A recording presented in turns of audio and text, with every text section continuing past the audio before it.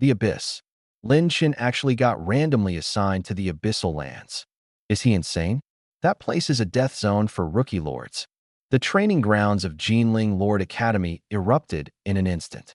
Thousands of rookie lords turned their eyes toward me, the figure standing at the center of the platform, drowning in their whispers. My name is Lin Shin.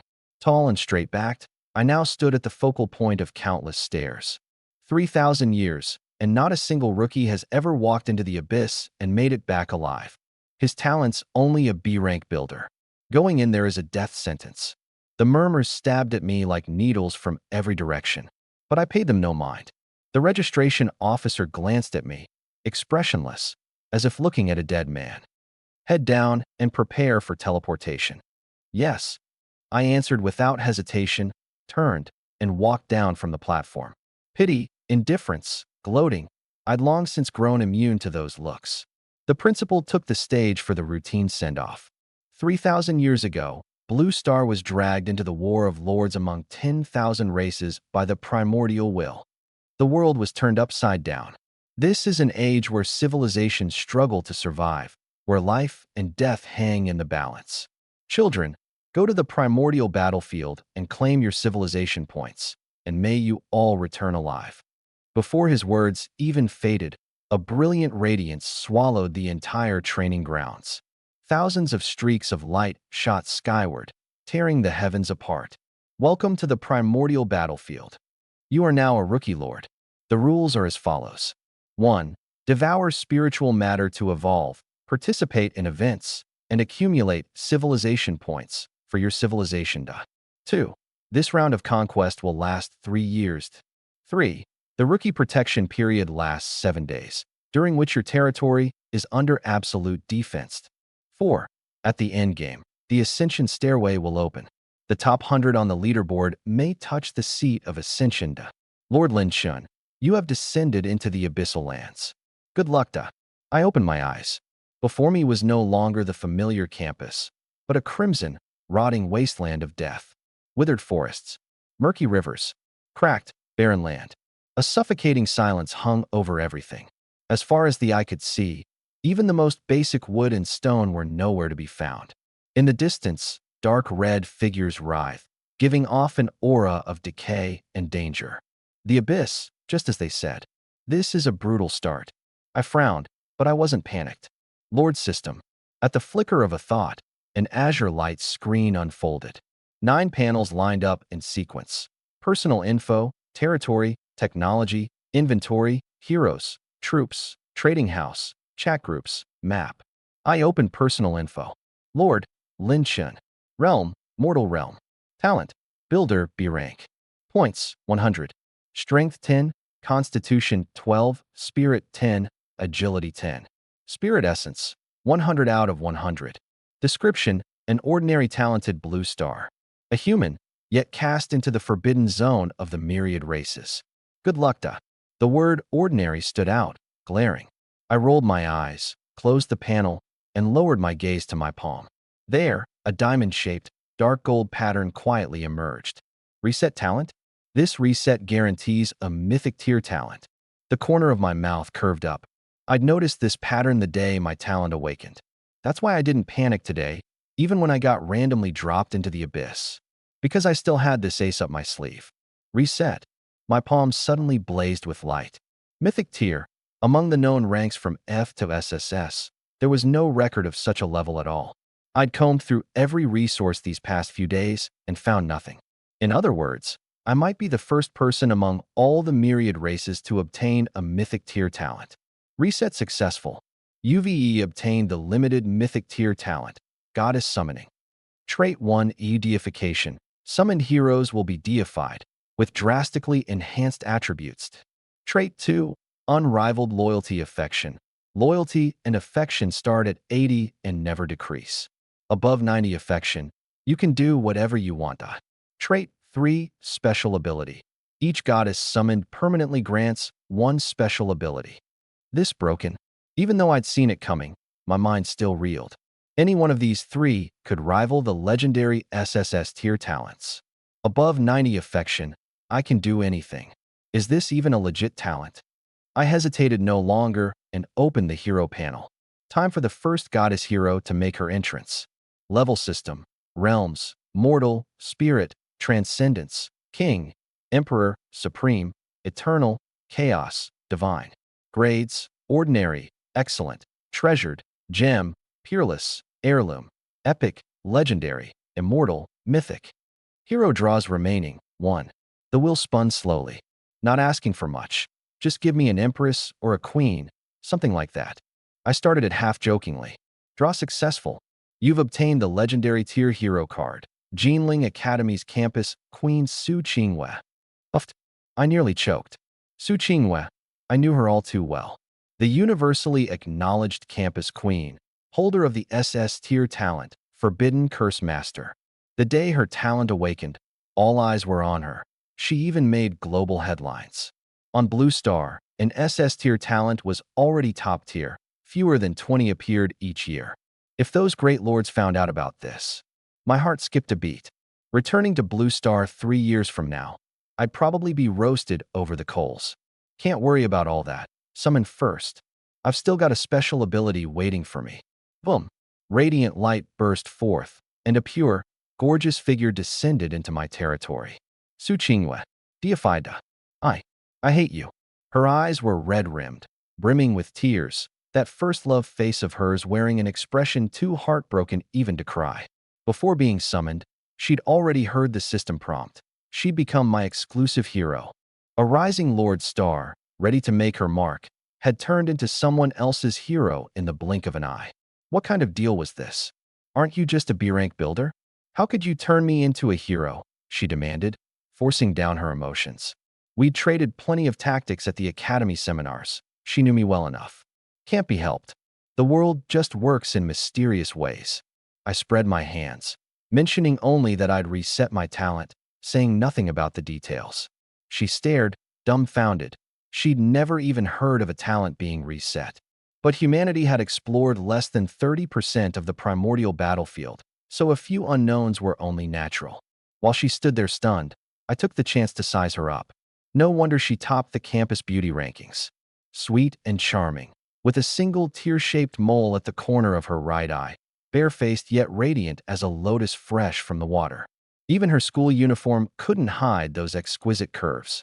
I pulled up her stats panel. Hero, Su Qingwei. Talent, Forbidden Spellcaster, SS rank. Strength, 27. Constitution, 30. Spirit, 45. Agility, 30. Spirit Essence, 450 out of 450. Skill, Forbidden Spell, Solar Meteor Blaze, LV1, Peerless tier. Consumes 100 Spirit Essence to summon a bombardment of solar meteors. The higher the spirit, the greater the powered. Loyalty, 80. Affection, 80. Her stats tripled outright. Her talent came as no surprise, but the threefold stat explosion after deification exceeded my expectations. This kind of boost was downright broken. Even some powerful otherworld lords didn't start out this strong. Below the panel was another entry. Goddess, Su Qingwei, legendary. Height 168, weight 54. Description: gentle by nature, drawn to strength, rich in the spirit of exploration. I nodded, satisfied, then suddenly remembered. What about my special ability? At the very bottom of the panel, a treasure chest icon glinted with golden light. You have obtained a permanent special ability, Supreme Lottery. Supreme Lottery, 3 draws per day. Yields spirit items, potions, equipment, codices, and more. 3 initial draws, with 1 guaranteed lucky critical. Supreme Lottery, isn't this a known SSS rank lord talent? My heart lurched. I'd assumed it would just be a skill or a stat boost. I never expected to be handed an entire talent ability outright. As long as I kept summoning goddesses, I could keep stacking SSS rank abilities. Forget the abyss right in front of me. Even that far-off, unreachable seed of ascension was something I now had the confidence to seize. My lord, what do we do now? Su Qingwei suddenly. She spoke, and the moment the words left her mouth she froze, her little face flushing red. How could I have called him something as embarrassing as my lord? I paused too, but quickly understood. Peerless loyalty was subtly influencing her. She was still her own person. It's just that, deep down, she'd unconsciously come to trust me more. I know you're anxious, but don't rush, I said. suppressing a smile. Go take a look around the territory, gather up any scattered resources. I'll study the system. She looked exasperated, but she went obediently anyway. The moment she turned around, though, she came face to face with the crimson wasteland surrounding the territory. Her red lips parted, revealing a pair of little fangs, and she stood there completely stunned. Her original starting territory had been a forested mountain, rich in wood and stone. But here, there was nothing but devastation. Buzz. I activated the Supreme Lottery. Icons spun across the wheel, equipment, codices, food, and plenty of symbols I didn't recognize. Lottery successful. Lucky critical hit. Obtained. Immortal City Codex. Lottery successful. Obtained. Flame Staff ×1. Lottery successful. Obtained. Survival Care Package. Immortal City? I looked at the item glowing with a rainbow of colors. Technology Codex. Immortal City. Immortal Grade. Once unlocked, you may start from Common Grade and eventually build the Immortal City. Common Grade Materials. 10,000 points, 1,000 wood, 500 stone, 200 refined iron, 50 spirit iron. An Immortal Grade Technology Codex. My breath caught. Something like this. You might not come across it even in the late stages of the war for supremacy. To survive in the abyss, powerful territory development was essential. This was my foundation. The magnificent silhouette of the final divine city was already taking shape in my mind. But these material requirements are brutal. Resources in the abyss were scarce. Gathering them all would be no easy task. No rush. One problem at a time. Draw the lottery every day, and I'll collect them bit by bit. Besides, there's still the exchange. I looked at the other two items. Flame Staff, Superior Grade Spirit +8, Agility +2, Fire Skill Power +10%.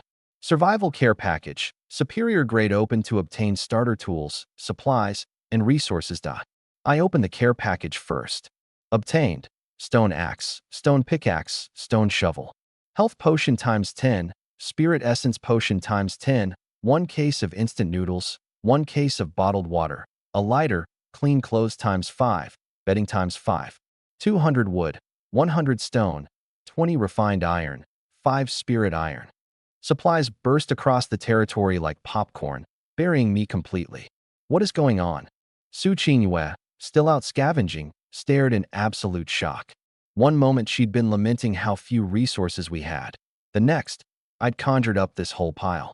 There was even instant ramen and bottled water. Su Qingyue no longer worries about early game resources. Loyalty +1. Su Qingyue thinks you're pretty impressive. Favorability +1. Oh, that's all it takes. I shot her a glance. 9 more points until do whatever I want. She stood there clutching an armful of lumber, sweat beading on her forehead, her figure slender and graceful. Turns out she could handle hard work.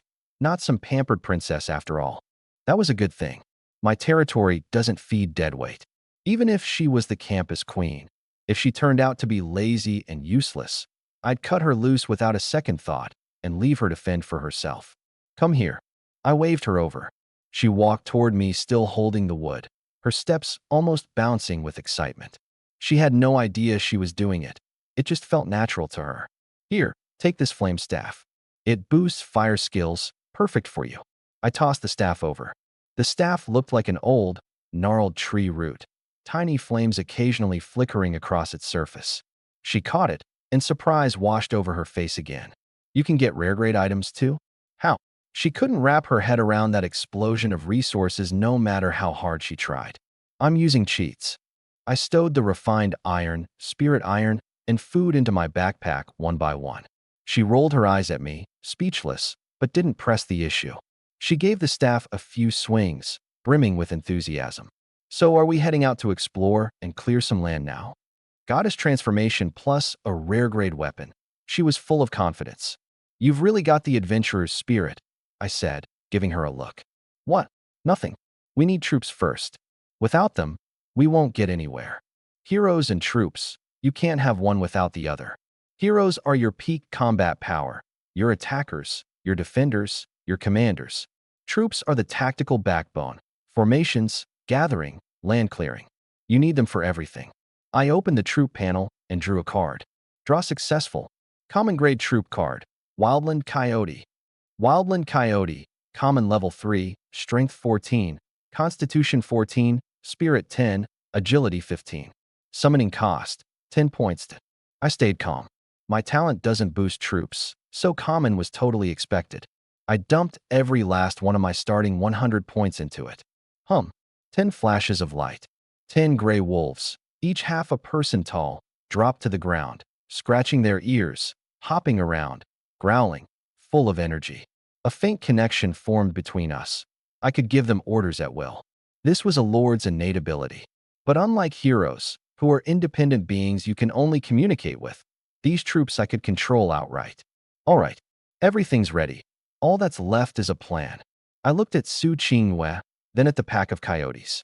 Plan first, act second. That's my golden rule.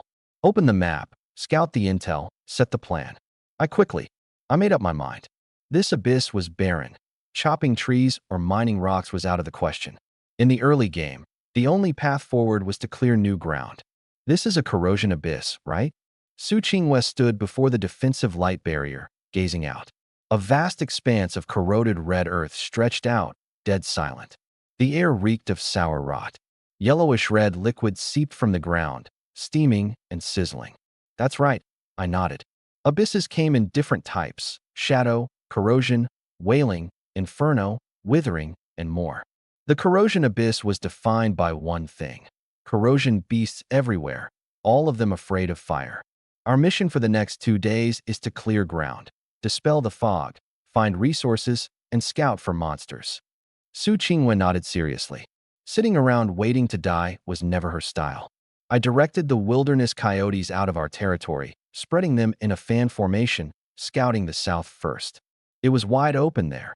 You could see all the way to the horizon, so any monster that surfaced would trigger an early warning. The red earth was hard and jagged underfoot. We'd barely gone 30 meters when, ugh ho ho, low growls erupted all around. Dark red matter surged up from the corrosive fluid, congealing into humanoid monsters. 30, 40 of them, appearing in the blink of an eye, and still multiplying. Corrosion Beast, Level 3. Strength 20, Constitution 20, Spirit 10, Agility 14. Skill, Corrosion Attack LV1. Body is difficult to destroy. Fears fired. Same level, yet their stats left the wilderness coyotes in the dust. I'd underestimated this abyss. I grabbed Su Qingwei and pulled her back, ordering the coyotes to retreat. The monsters lunged like rabid beasts, slamming into the light barrier. Splat! Splat! They burst into puddles of dark red slime, mixed with still wet flesh and shattered bone, nauseating. But the next instant, the slime reformed into monsters, prowling just outside the barrier, refusing to leave. Abyss beasts crave human flesh and blood. I see that now. Su Qingyue's face went pale. I frowned and glanced at my units. 10 coyotes were restless, growling, as if itching to charge out into the fray. You really can't tell when to hold back. I said nothing more and turned to her.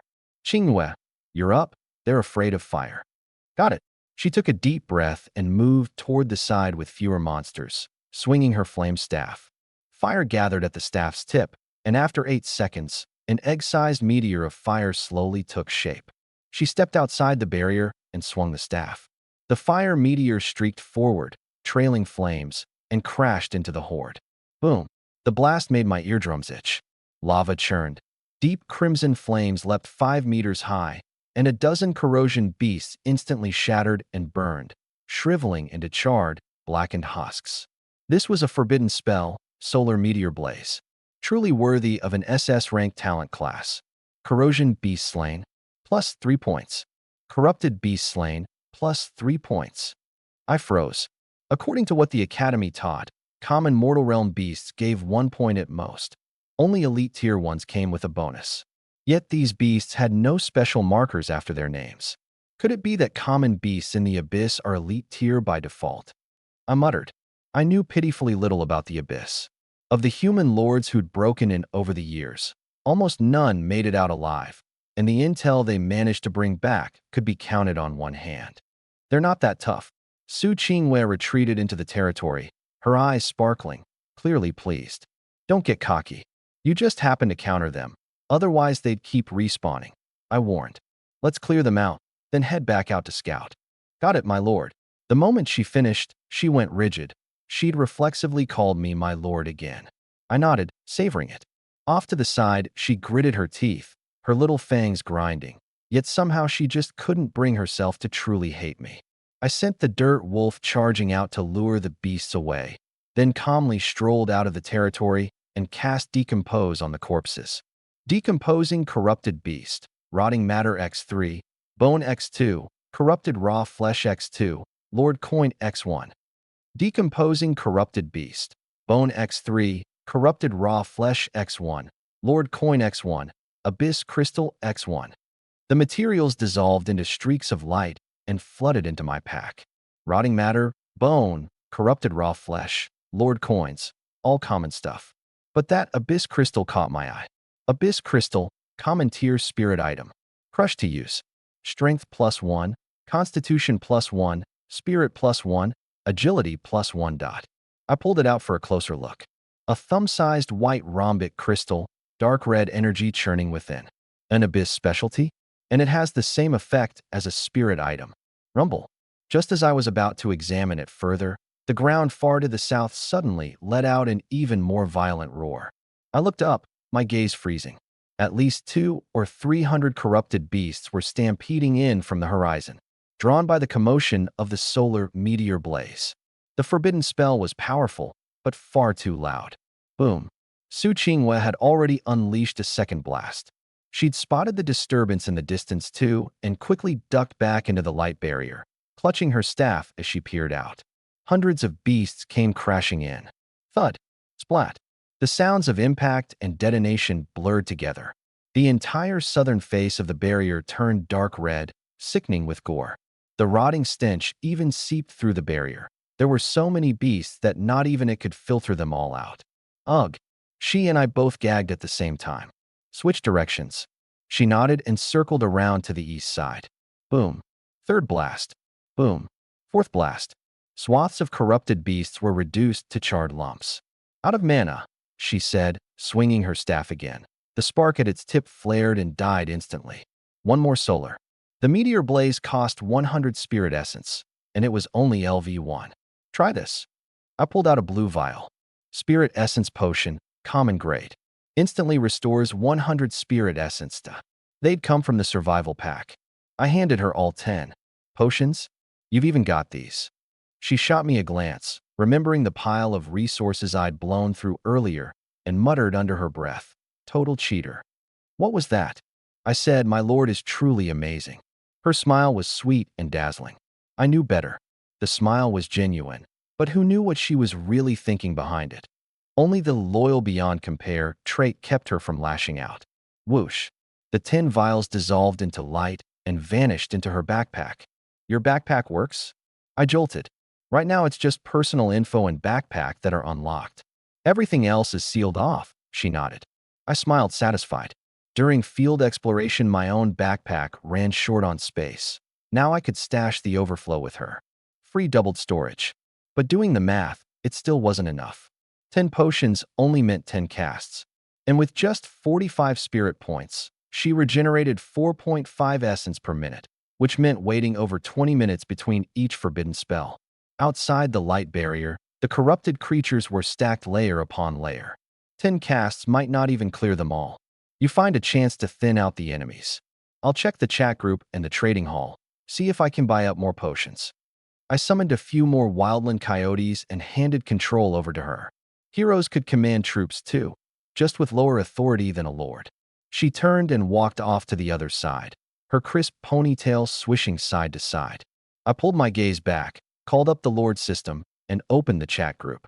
It split into 2 subpanels, human race and all races. Beside them was a system notice. Zone number 10010. Area, 1 million square kilometers. Total lords across all races, 100,000. Rule 1, 10 messages per day. Anything beyond that costs 100 lord coins. Rule 2, you may post anonymously, and you may also lift anonymity on any single message. I opened the human race group.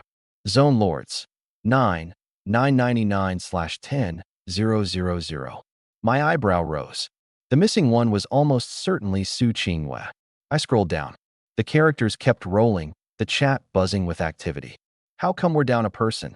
Everyone gets 7 days of absolute defense at the start. How is that even possible? My guess, it's Lin Shin from our school. Lin Shin? That tactical genius from Jinling Academy. He activated an anchor point right before the teleport. Got randomly dropped into the abyssal lands. Holy crap. The abyss. The most dangerous place there is. Then he's definitely a goner. Rotten luck. Even the top 10 races can barely make it out alive, let alone humans. Game over before it even began. What a shame. I had nothing to say. From the looks of it, Lin Shun went into the abyss was going to be a topic people gossiped about for a long time. Not that I could blame them. Going back 3,000 years, not a single lord had ever walked out of the abyss alive. But I wasn't the same person I'd been yesterday. A myth-tier talent. Summoning a goddess could even grant me permanent special abilities. I was absolutely certain I'd make it out alive. I kept scrolling. 10,000 people in our region. Besides Jinling, there's folks from Shanghai and Shandong too, right? That's how it's usually mapped out, yeah. Any SSS rank lords? Nope. The highest in Jinling is Su Qingwei at SS rank, plus 3 S ranks. Shanghai's got 2 SS ranks, Chen Xiao and Hua Jiu. Sanduan's got 1, Shui Yintian. No SSS rank talents. How the hell are we supposed to fight in the regional wars later? Not much we can do. The human race is weak, and we joined the war late. I've been asking around in the myriad races chat. Guess which races got placed in our region? Quit stalling and spit it out. Dragon race, insect race, celestial race, ancient god race, vast abyss race. 5 of the top 10, and all of them are in our region. Holy shit. Here's the scarier part. All 5 races have SSS ranked talent lords. Damn. So our archenemies, the vast abyss race, have an SSS rank too? Yep. We're screwed.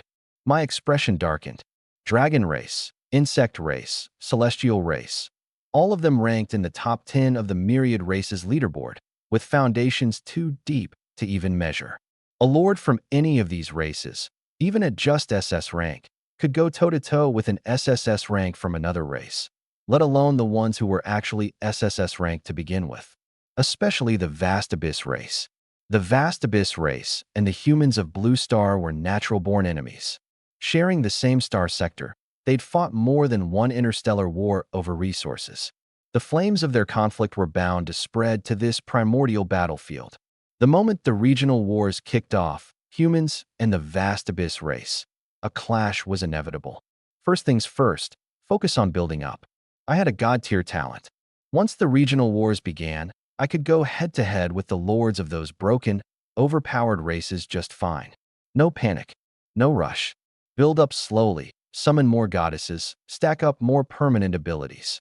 I posted anonymous messages in both the human chat and the myriad races chat at the same time. Lin Shun, buying unlimited spirit essence potions or any equipment or spirit items that restores spirit essence. The human chat barely stirred. The myriad races chat, though, it blew up. Anonymous, vast abyss race, unlimited, big talk for a puny human ant. Anonymous, dragon race, spirit essence potions? Those are pretty rare in the early game. Anonymous, tiger beast race, 1 spirit essence ring common, trading only for points or refined iron. Anonymous titan race, I've got spirit essence. Potions? Useless to us. Right price, will sell. Yao Qingxian celestial fey clan. I can craft spirit essence potions. Add me if you need any. Anonymous Shadow Clan. Holy crap, the celestial phase Fairy Yao is in our region. Gu Qianling, Bone Demon Clan. Fairy Yao, I love you. Yin Mo Inferno Clan, you're just a rack of bones. What would you know about love? My eyes locked onto Yao Qingxian's message. The celestial Fey Clan. Here too, in this region. I didn't hesitate. I sent a friend request straight away. The celestial Fae had never had any bad blood with humans, and a legitimate trade was something no lord would turn down. Legend had it that before their civilization ascended, the celestial Fae had once been human themselves, though that was only legend. She didn't accept right away, probably busy. So I turned and added the lords of the Titan clan and the Tiger Beast clan.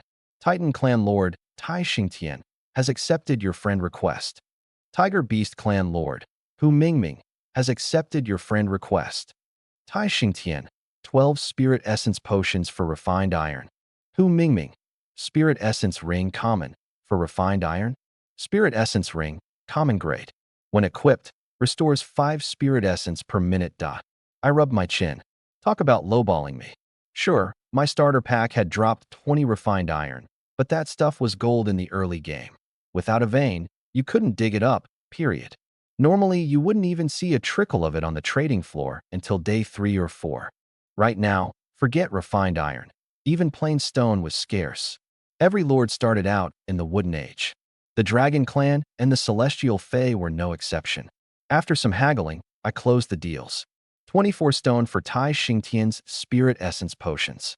25 for Hu Mingming's Spirit Essence Ring. Converted to points, it came out to maybe 100 or so. Worth it. One potion was enough for Su Qingwei to blast a dozen plus corruption beasts into dust. 2 or 3, and I'd have my costs back. Everything after that was pure profit. These foreign clan lords probably had no idea just how vicious my heroes were. And the 2 of them were quietly gloating too. Their races were special, with little need for spirit essence to begin with. Qingwei, come here. I waved her over. She stopped her scouting at once, hugged her staff, and jogged toward me, her steps as light and quick as a sparrow flitting back to its nest. In her eyes, a summons from the Lord was the most natural thing in the world. As she got close, all that youthful bounce set my blood stirring a little. I rubbed my nose. Okay, good, no nosebleed. I handed her the potions and the ring. You bought them already? Her eyes lit up. With points, there's nothing you can't buy. From here on, you clear the monsters, I break them down. We split the work. Most of the time, she was the one grinding away, while I dismantled the corruption beasts. Hardly any effort on my end. In the downtime, I kept making purchases through the system, something that restores spirit essence. After that, I'll mostly trade with points. I'm short on stone and timber too. In this barren abyss where not a blade of grass grows, even basic materials are worth their weight in gold. The Dragon Lord Long Kanglin has sent you a friend request. A notification popped up that afternoon. A Dragon Lord adding me?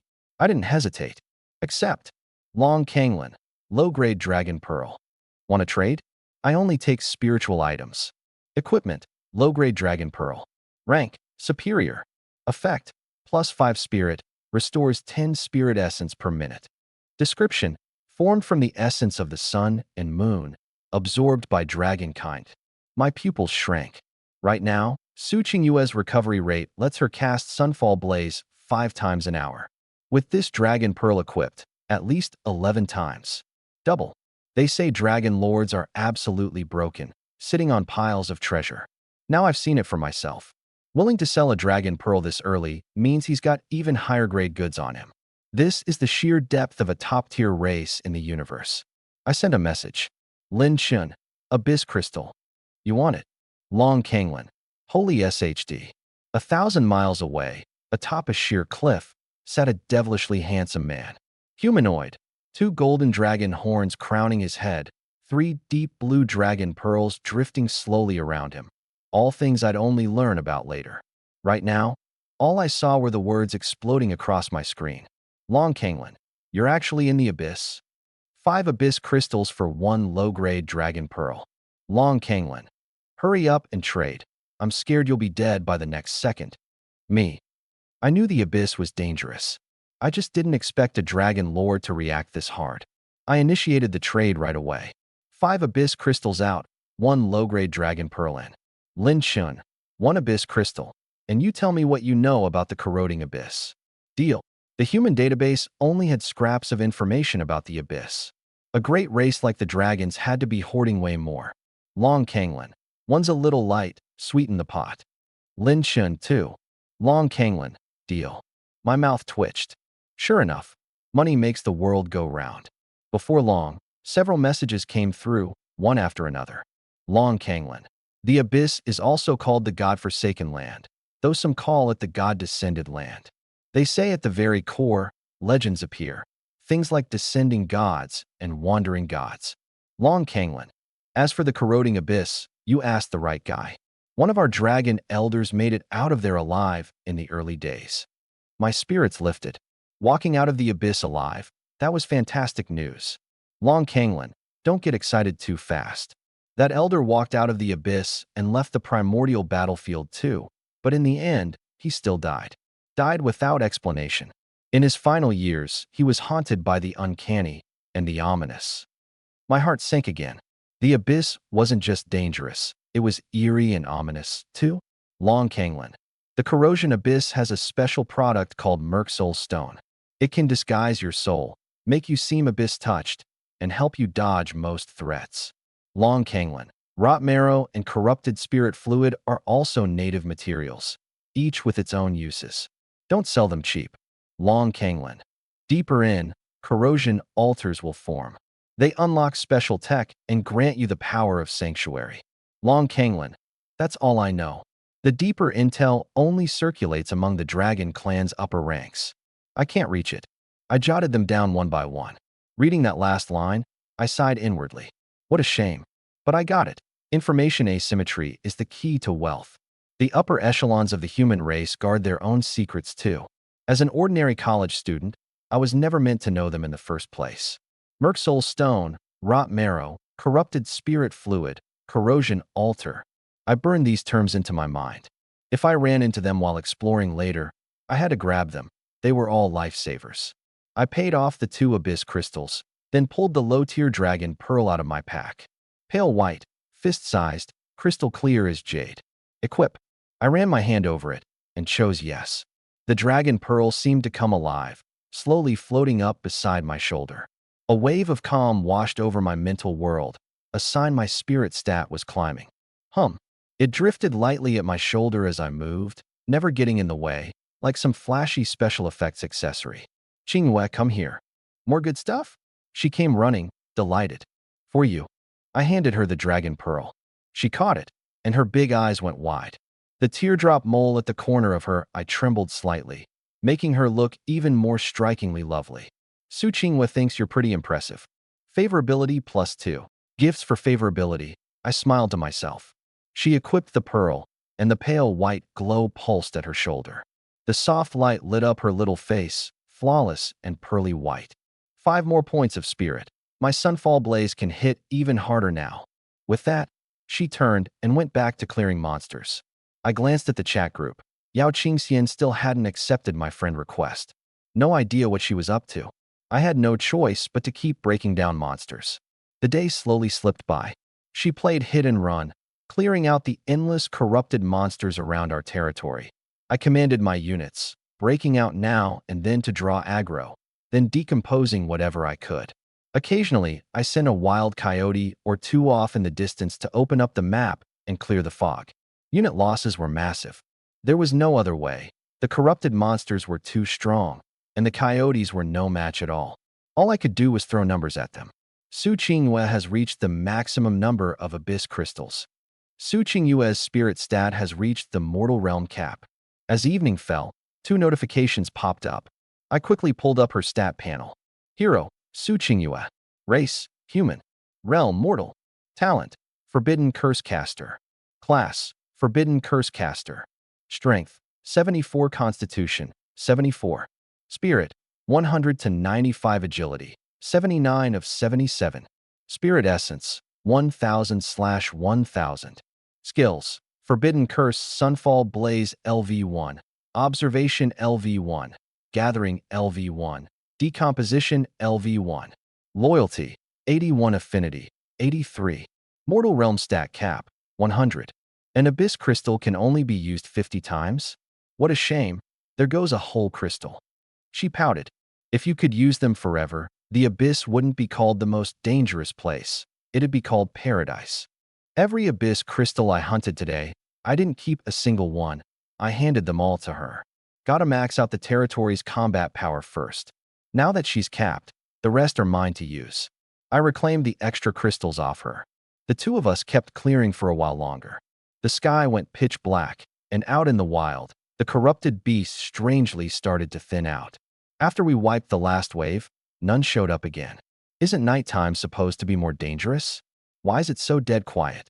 She stared into the distant darkness, utterly puzzled. No idea. The silence all around was unnatural. She tested it by hurling a sunfall blaze into the dark. The fire exploded, but it didn't draw a single beast. Perfect timing for a break. I'll go make some food. She nodded. After a bit of work, the two of us sat cross-legged by the campfire, ladling noodles from the pot into wooden bowls. Instant noodles, tomatoes, and hard-boiled eggs floated in the soup. Tomatoes are easy to get. The human trading house stocks them. Some lords have talents tied to farming, so they started selling on day one. As for the eggs, I snagged those from the Myriad Races trading house. They come from a race called the Spirit Fowl. Put simply, they're eggs laid by the Spirit Fowl Lord himself. Tomato Spirit Egg Noodles, common grade. After eating, Spirit Essence Recovery plus 5% for 1 hour, Constitution plus 1. The food had no effect on its own. It's all thanks to the Spirit Eggs working their magic. One costs 10 points a pop. Only someone loaded like me could pull this off. I wiped out several thousand corrupted beasts today, so I can afford to splurge. Any other lord wouldn't spend a single point on these. You know, I'm suddenly thinking being a hero isn't so bad. She slurped up a mouthful of noodles, her face glowing with contentment. Her affinity didn't even go up. I shook my head inwardly. Don't worry, the good life is still ahead of us. Why does that sound so off? She eyed me suspiciously. Eat your noodles. While we ate, I let my focus sink into the Lord's system and first pulled up my own stats. I scanned the panel. Lord, Lin Shun. Race, human. Realm, mortal. Talent, goddess summoner. Points, 5,760. Strength, 2. Constitution, 29/28. Spirit, 26. Agility, 26. Spirit Essence, 260/260. Skills, Observation LV1, Gathering LV1, Decomposition LV3. These were my stats after using the Abyss crystals. Today, I'd slaughtered 4,000 corrosion beasts. The crystals broke down into 83 cores. After trading and paying for intel, I still had 66 left. Su Qingwei used 50, and I used 16. There was so much material my inventory couldn't hold it all, so I just piled it up around the territory. The wilderness coyotes were too weak, no match for the corrosion beasts at all. Luckily, they could be broken down after death, and they even yielded edible raw meat. I could upgrade the territory to level 2 tonight, but should I? I glanced at the territory info. Territory, crude settlement. Durability, 100/100. Upgrade requirements, wood times 500, stone times 100, refined iron times 10, spirit iron times 1. Facilities, Lord's cabin times 1. After thinking it over, no upgrade. I needed to hoard my points, wait for prices to stabilize, sweep up resources, and build a common-grade immortal city in one shot. But I had to pull it off within 7 days. Once the 7 days were up, the defensive barrier would vanish. If I didn't have a city by then, I was as good as dead. The celestial fairy lord, Yao Qingxian, has accepted your friend request. The notification popped up out of nowhere. Yao Qingxian, I've been busy cultivating and just saw your message. You're the one buying spirit essence potions. My heart skipped. The celestial fairy clan's most unique ability was being able to cultivate directly on the primordial battlefield, slowly raising their stats. That was something we humans could only dream of. Lin Chen, that's me. Can you make spirit essence potions? Yao Qingxian, I can. But I only accept spiritual materials as payment. Lin Chen, 1 abyss crystal for 10 bottles, sound good? Yao Qingxian, works for me. You're in the abyss. Lin Chen, yeah. Yao Qingxian, keep an eye out for turbid soul stones and abyss dread cores for me. Lin Chen, what's an abyss dread core? Yao Qingxian, they come from abyss envoys. You'd need to reach the spirit realm to take one down. Trade me either of those two, and I'll supply you with 100 bottles of spirit essence potion every single day. Lin Chen, deal. I closed the chat, in great spirits. This celestial fairy wasn't nearly as cold as the rumors made her out to be. An SSS tier talent. Guess that counts as a goddess, right? If I could summon her over someday, that'd be pretty interesting. I muttered under my breath. Yao Qingxian, you mean that ultimate prodigy of the celestial fairy clan? Su Qingyue slurped up a mouthful of noodles, her eyes lighting up. I've actually crossed paths with her. I looked up, surprised. You've met her? Between humans and the celestial fairy clan. That was. It's across the entire star region. We're forum friends. We've swapped notes on being a lord. Her eyes lit up with admiration. She's incredible. And just like me, she's a total knockout. That last part? Way too full of yourself. None of your business. She glared at me. This Yao Qianxian, is she famous? You know about the myriad races rankings, right? I nodded.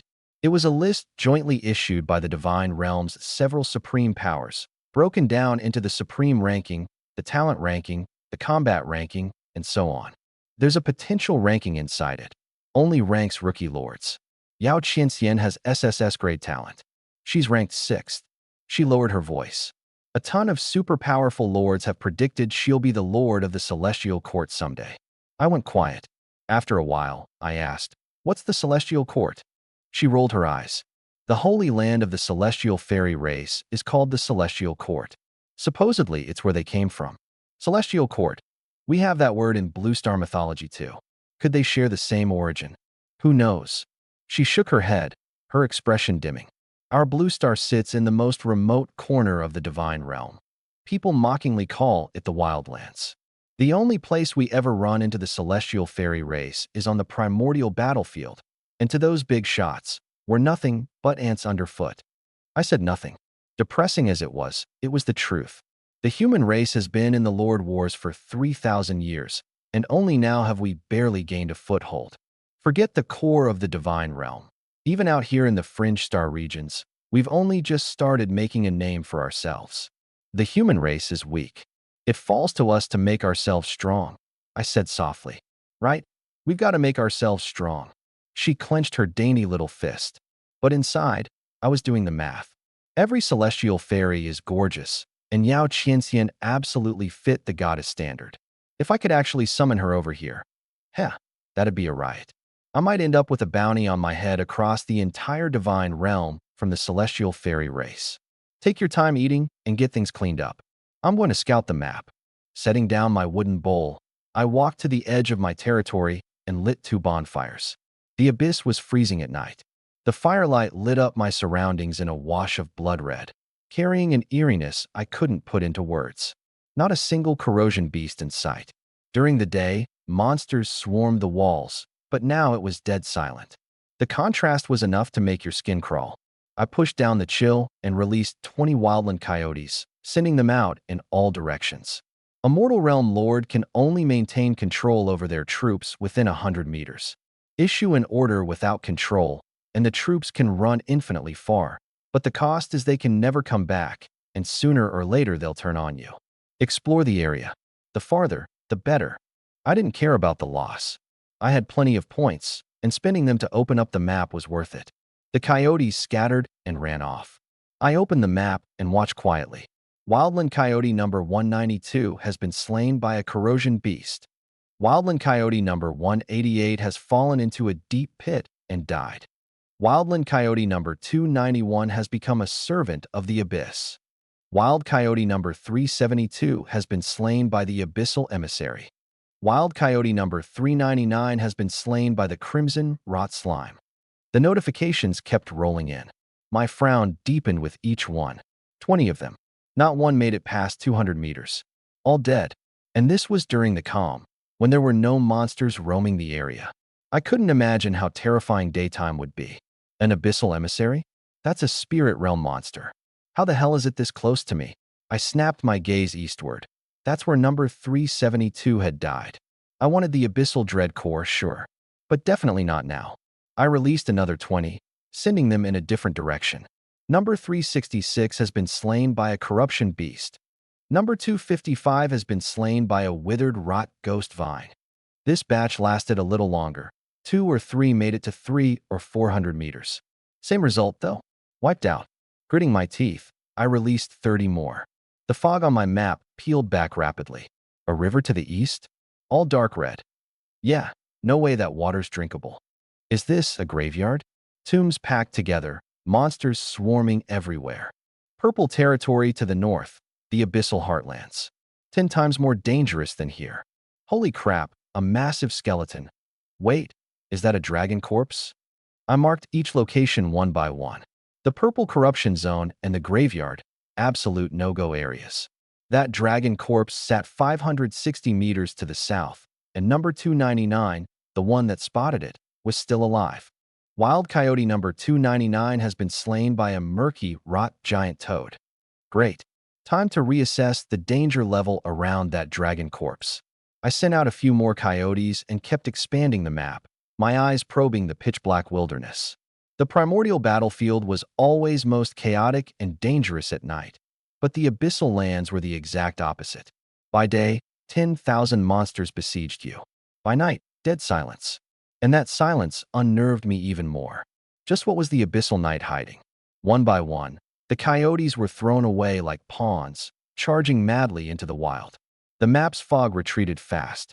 While I had a moment, I opened the chat group to see how the other lords were developing. Anyone pull a treasured tier hero yet? It's barely the start. No way anyone's pulling treasured tier. I saw an insectoid lord over in the myriad races group who actually summoned a treasured tier. Their talents gotta be insane. The discussion was heating up. I glanced over at Su Qingwei in the distance. According to the system's evaluation, she was a legendary tier hero, second only to a mortal tier. Feeling a bit mischievous, I posted anonymously. Lin Chun, I pulled a legendary tier hero. Bro, you drinking bootleg liquor? If you said heirloom tier, I'd half believe you. If you can summon a legendary tier, I'll do a handstand while taking a dump. I'll do a handstand and eat what the guy above me drops. Sure enough, the group blew up. Not a single person believed me. I wasn't bothered. Grinning, I kept scrolling. There really was no shortage of characters here. Shui Intian, Azure. Cloak, rare grade, 500 points. First come, first served. Holy crap, rare grade gear. 500's way too expensive. You have no idea how rare grade stuff is this early on. An acquaintance. A celebrity at Sandun Lord Academy, one of the region's SS tier talents. I clicked to check it out. Azure Cloak, rare grade, Spirit +5, Constitution +2, Mana Regen +5%. Better than nothing. I'll take it. I sent a friend request. Shui Intian, it's you? That lord who got teleported into the abyss. I was a little speechless. Yeah, it's me. Let's trade. Shui Intian. Since you want it, I'll knock off 50. 450 works. Good luck out there in the abyss. I raised an eyebrow. This guy's actually pretty decent. Trade complete. At Linshin. Holy crap, it actually let me tag him. That means he's still alive. Who's Lin Chun? The guy who got teleported into the abyss. From Jinling Academy. Still alive after a whole day, nice. 7 days of absolute protection at the start. Just turtle up. Isn't he dead for sure after 7 days though? Someone else counting down to my death. I was getting sick of it. Lin Chun, relax, everyone. Not only am I alive, I'll be alive at the very end. This time I didn't go anonymous. 1 stone, 1,000 ripples. You got this. Make it out alive. Fellow human here. Let me send you some resources. Add me as a friend. I'll hook you up with wood and stone. Turned out there were plenty of friendly folks. But I wasn't so desperate that I needed free handouts. Besides, I was doing better than most. Of course, there were plenty of trolls too. At Linshin, call me daddy and I'll gift you a chunk of refined iron. Alive at the end? Don't make me laugh. Wake up, dude. You've got a garbage tier talent. Shui Intian, we're all human. Why the hostility? This region's dangerous. We should be sticking together. Shui Intian was standing up for me. What a stand-up guy. I thanked him and closed the chat. Everyone was anonymous anyway. No point saying more. Tom would tell. Next, I opened up the trading hall. Barely any rare grade gear. Refined iron, 200 apiece. Spirit iron, 3,000. These people are insane. Who put their underwear up for sale? What a legend. I bought a few common grade items, 20 bottles of mana potion, and some food, dropping 1,200 points. No rush on wood and stone. I'd wait for prices to settle and buy in bulk later. Those snowfield lords are seriously generous. 1 point for as much packed snow as you want. I pulled a head-sized block of packed snow out of my pack. This kind of snow wasn't safe to drink long-term once it melted, but it was perfect for boiling, washing up, and taking a bath. Qingwei, come here. She was practicing Taiji Bahuang Fist, supposedly derived from some ruins somewhere on Blue Star. Training hard on the primordial battlefield gives you a chance to convert it into a skill. But in all of history, only 3 people have ever succeeded. Here we go. She pulled back her fists, looking refreshed and invigorated. I handed her the gear. The azure cape was the real showstopper, made of blue silk, smooth to the touch. The other 3 pieces were coarse spider silk items: a top, bottoms, and shoes. Pretty ordinary in design, but together they added 3 strength, 3 constitution, and 3% spirit essence recovery. This cape is amazing. She couldn't put it down. Su Qinghua thinks you're pretty generous. Favorability +1. I raised an eyebrow, already at 84. Keep it coming. A woo. A sudden chorus of terrified howls erupted in the distance, cutting off my train of thought. Wild Coyote number 382 has been killed by Bizarre Foot. Wild Coyote number 387 has been killed by Bizarre Foot. Wild Coyote number 296 has been killed by Bizarre Foot. Boom, boom. Amid the screams, more than a dozen of my coyotes died in an instant. There's something in the dark. Su Qinghua couldn't hear the system alerts, but her eyes were locked on the southern wilderness. Boom, boom. The earth trembled. I looked up. Under the dim moonlight, a giant foot over 50 meters long came crashing down from the sky, slamming into the ground with brutal force. It looked utterly grotesque. One of its 5 toes was broken off, the stump oozing dark purple blood with a sizzling hiss. The entire foot was covered in savage wounds, as if it had just escaped a bloody war. Above the ankle, a rift in space-time still shimmered and tore. It had stepped down from another world. Boom. With every step it took, corrosive fluid, corrosion beasts, rocks, dead trees, all were ground into dust. My coyotes were reduced to puddles of pulverized flesh. The giant foot finally landed not far from the territory. It seemed to sense the territory's presence and deliberately avoided it, its toes even consciously scratching against one another. Bizarre beyond belief. Su Qinghua and I held our breath at the same time. I cast observation on it. Monster, Bizarre Foot. Level. Skill. Description: part of the body of some powerful being, teleported here through the power of space-time. If you encounter it, just prepare to die.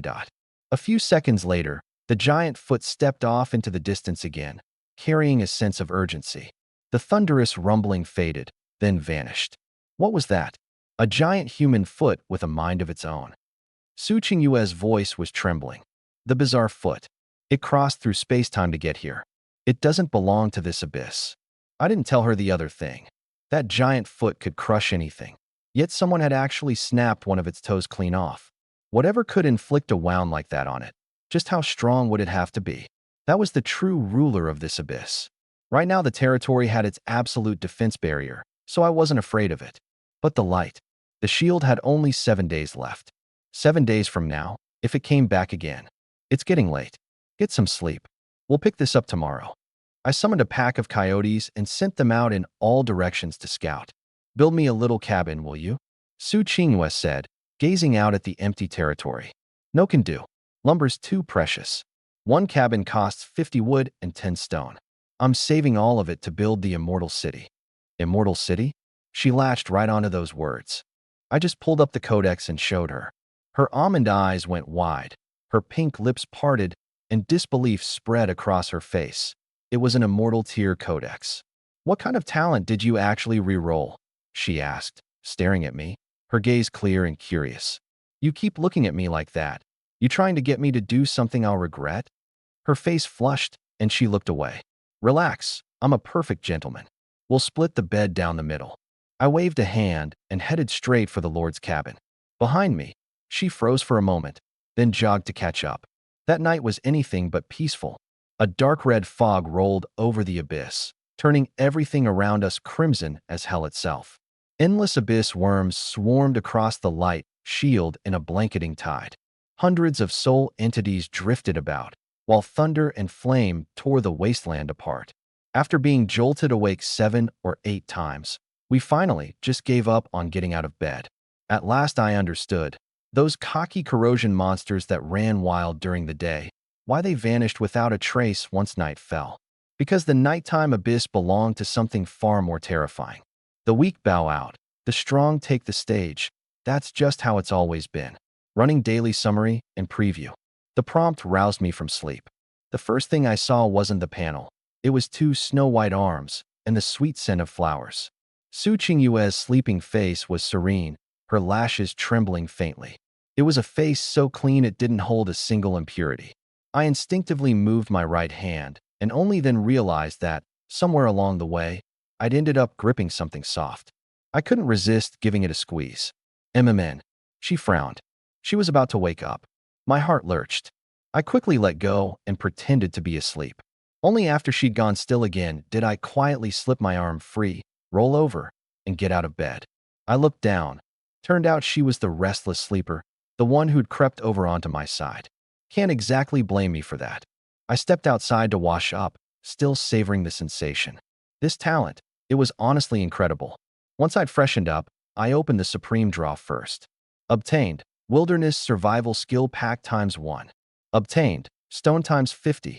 Obtained, Lumber ×200. No crit this time, but the skill pack was the real prize. Gathering, disassembly, observation, mining, fire starting, a whole set. I used them one by one, and my observation skill shot up by 1,000 proficiency points on the spot. Then I opened the panel to check yesterday's summary. Yesterday's summary. No lords died. One lord explored over 8 kilometers. Reward. Azure Cloud Boots ×1. A certain lord's permanent stats increased by 64 points total. Reward. Heavenly Origin Fruit ×1. A certain lord drew a legendary tier hero. Reward. Sky Feather Bow ×1. Announcements. Absolute Defense Barrier will vanish in 6 days. Civilization Leaderboard opens in 3 days. A Beast Tide will erupt in 6 days. Prepare yourselves. At the bottom of the panel, a gift icon shimmered. I tapped it, and a fruit and an exquisite bow tumbled out of thin air. I sucked in a sharp breath. Both rewards. I'd claim them both. The human race chat group instantly blew up. Someone actually pulled a legendary hero? The human race is on the rise. With a legendary hero, we've got a shot at regional overlord. Whoever you are, step up and say something. Also, who gained 64 stat points in a single day? Chen Xiao. I nearly worked myself to death and only managed 40. Hua Shiyu. Azure Cloud Boots. Anyone want these? I'm selling. Where's the big shot Su Qinghua? Why can't I add her anymore? The one who dropped off the board. It couldn't be Su Qinghua, could it? But the system says nobody died. Watching these messages roll in, I couldn't stop the corner of my mouth from lifting. Who doesn't love being praised? Except, if I dropped legendary hero Su Qingyue into the group chat, the entire Jinling Lord Academy would probably lose their minds. Might even slap a kill order on me on the spot.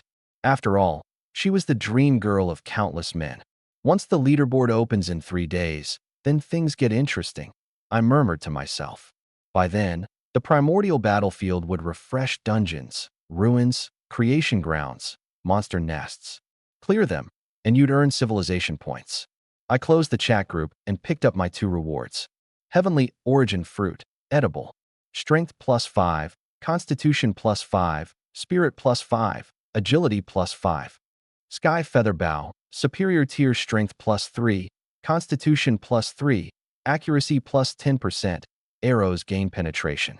Forged from the bone feathers of a sky bird. Light, yet devastating. Both are good stuff, I said, my eyes lighting up. The fruit first. Fragrant. It melted the instant it touched my tongue, sweet beyond words. A surge of energy coursed through me like an electric current. Every meridian, every organ, all of it being tempered and strengthened. Yesterday, each abyss crystal had only netted me 4 points at a time. Now a single fruit was worth 20. This was explosive transformation. You got the summary reward? And a superior tier bow. Su Qinghua walked over, rubbing her eyes. The moment she spotted the sky feather bow on the ground, she examined it, and her face filled with shock. Yeah. I nodded, not mentioning that I'd only gotten the bow because of her. If I told her, she'd blow a fuse for sure. Keep clearing monsters today. If you run low on potions, just let me know. I'll buy it from Yao Qingxian. She nodded while washing up, then glanced around. The corruption beasts were back, over 100 of them circling the territory. Gripping the sky feather bow, I walked over to the cabin opened my tech system, and built a workbench first. The workbench could craft arrows. A few quick operations later, 100 stone arrows went into my pack, ready whenever I needed them. To the north, Su Qingwei had already started her hit-and-run tactics. The blast from her solar flare drew most of the corruption beasts her way. Bow in hand, I directed my dire wolf to turn and head south of the territory. The real hunting grounds were there. Map exploration at 30%. Dispersing fog. Congratulations, host. New map unlocked. Corrupted wasteland. The notification chimed, and my eyes lit up. The map south of my territory had finally opened. I pulled it up immediately. 7 or 8 kilometers to the south, the fog had cleared completely, and the terrain was laid out in perfect detail. Zooming in for a closer look, a description surfaced. Terrain, corrupted wasteland. Danger level, Tier 3. Description, the outer rim of the corruption abyss, thick with corrupting energy. Creatures below the spirit realm who dwell here too long will gradually mutate into corruption beasts. Prolonged exposure causes mutation. I frowned. Boosting stats wasn't hard. The hard part was breaking through from the mortal realm to the second tier, the spirit realm. Breaking through required a breakthrough item, a spirit object, or something equally rare. Every lord knew this. But breakthrough items were scarce, and whoever got one kept it for themselves. Could a place this barren really hold a breakthrough item? One step at a time. I zoomed in on the map and searched inch by inch. Let's see what this wasteland is hiding. All the special locations were clearly marked. Tangled deadwood forests, abandoned structures, corruption beast nests.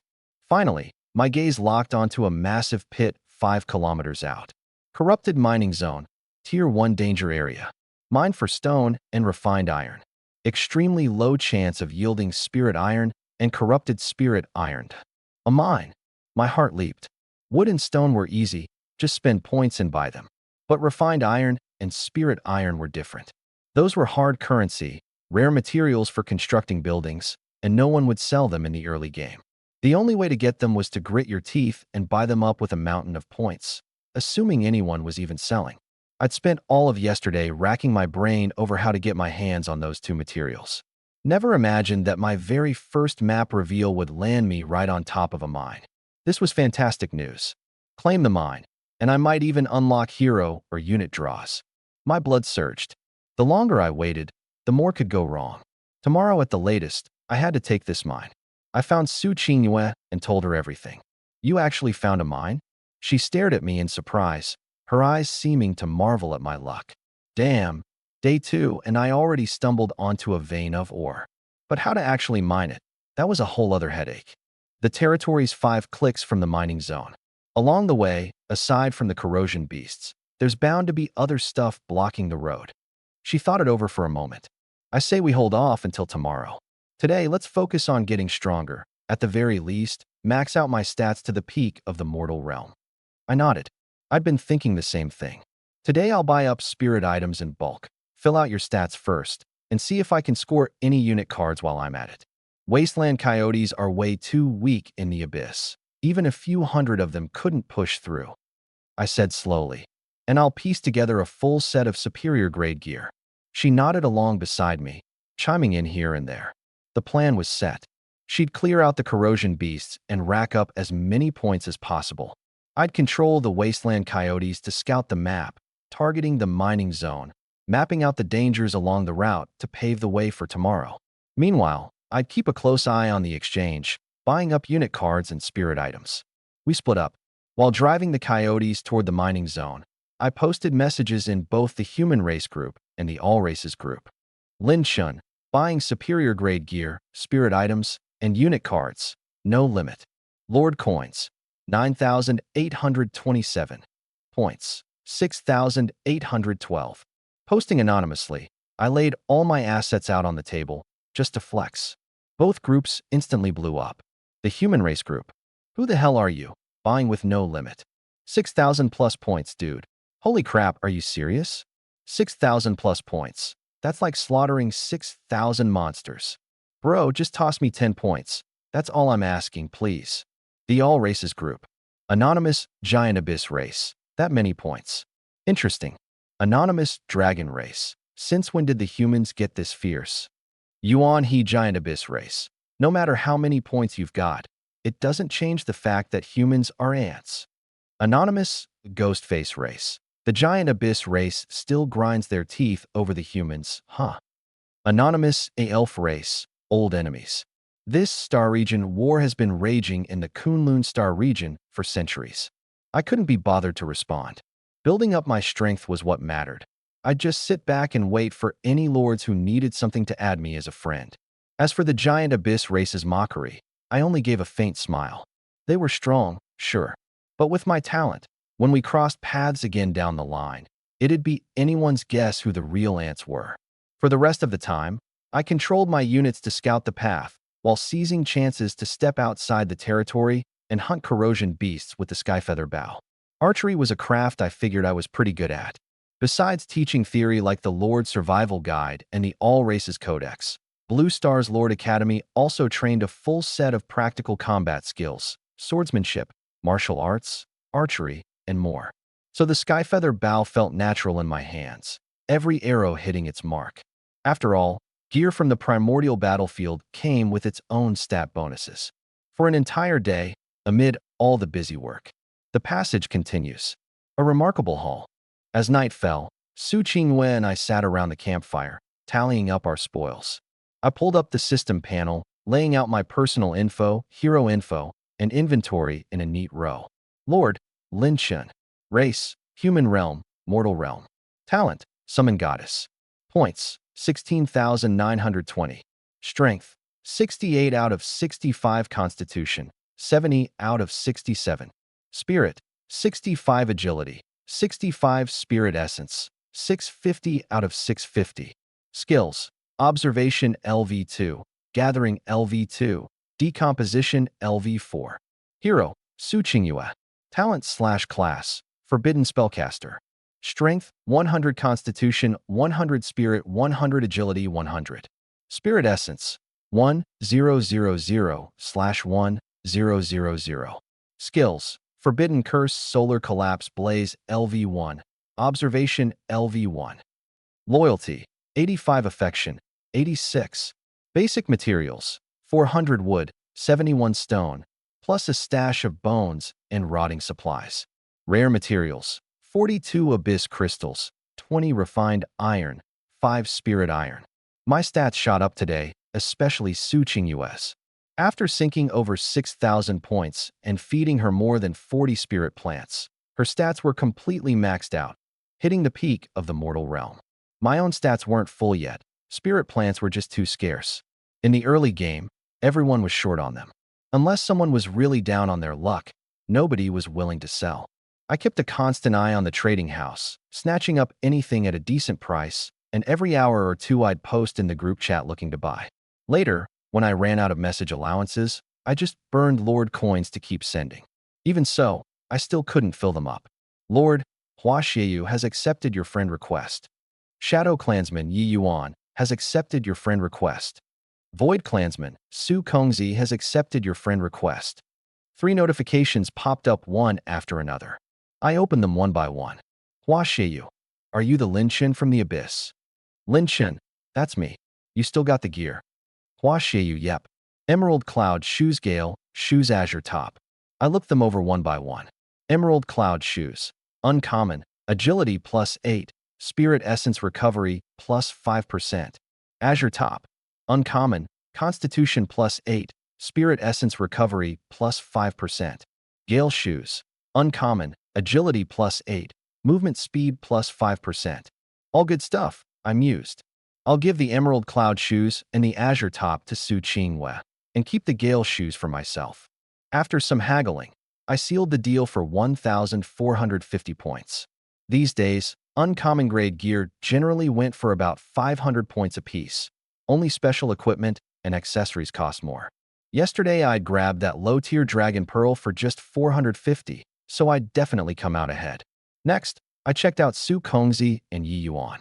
Su Kongzi, Wind Spirit Grass times 3 Clear Spirit Flower, times 3 Spirit Stream Fish times 1. Yi Yuan, Shadow Battle Armor Set Wind Cleaver Sword. Wind Spirit Grass, Agility +2 Clear Mind Flower, Spirit +2 Spirit Stream Fish, Strength +1, Constitution +1. Shadow Battle Armor set superior grade. Effects: Strength +16, Constitution +16, Melee Power +10%, Spiritual Energy Recovery -5%. Description: Forged by the hands of a Shadow Clan blacksmith. Includes top, inner armor, bottoms, and cloaked. A set. My eyes lit up. This was the first time I'd seen matching gear as a complete set. Those azure pieces I'd bought for Su Qingwei shared the same name and material, but they didn't count as a set. Otherwise, the system would have flagged it.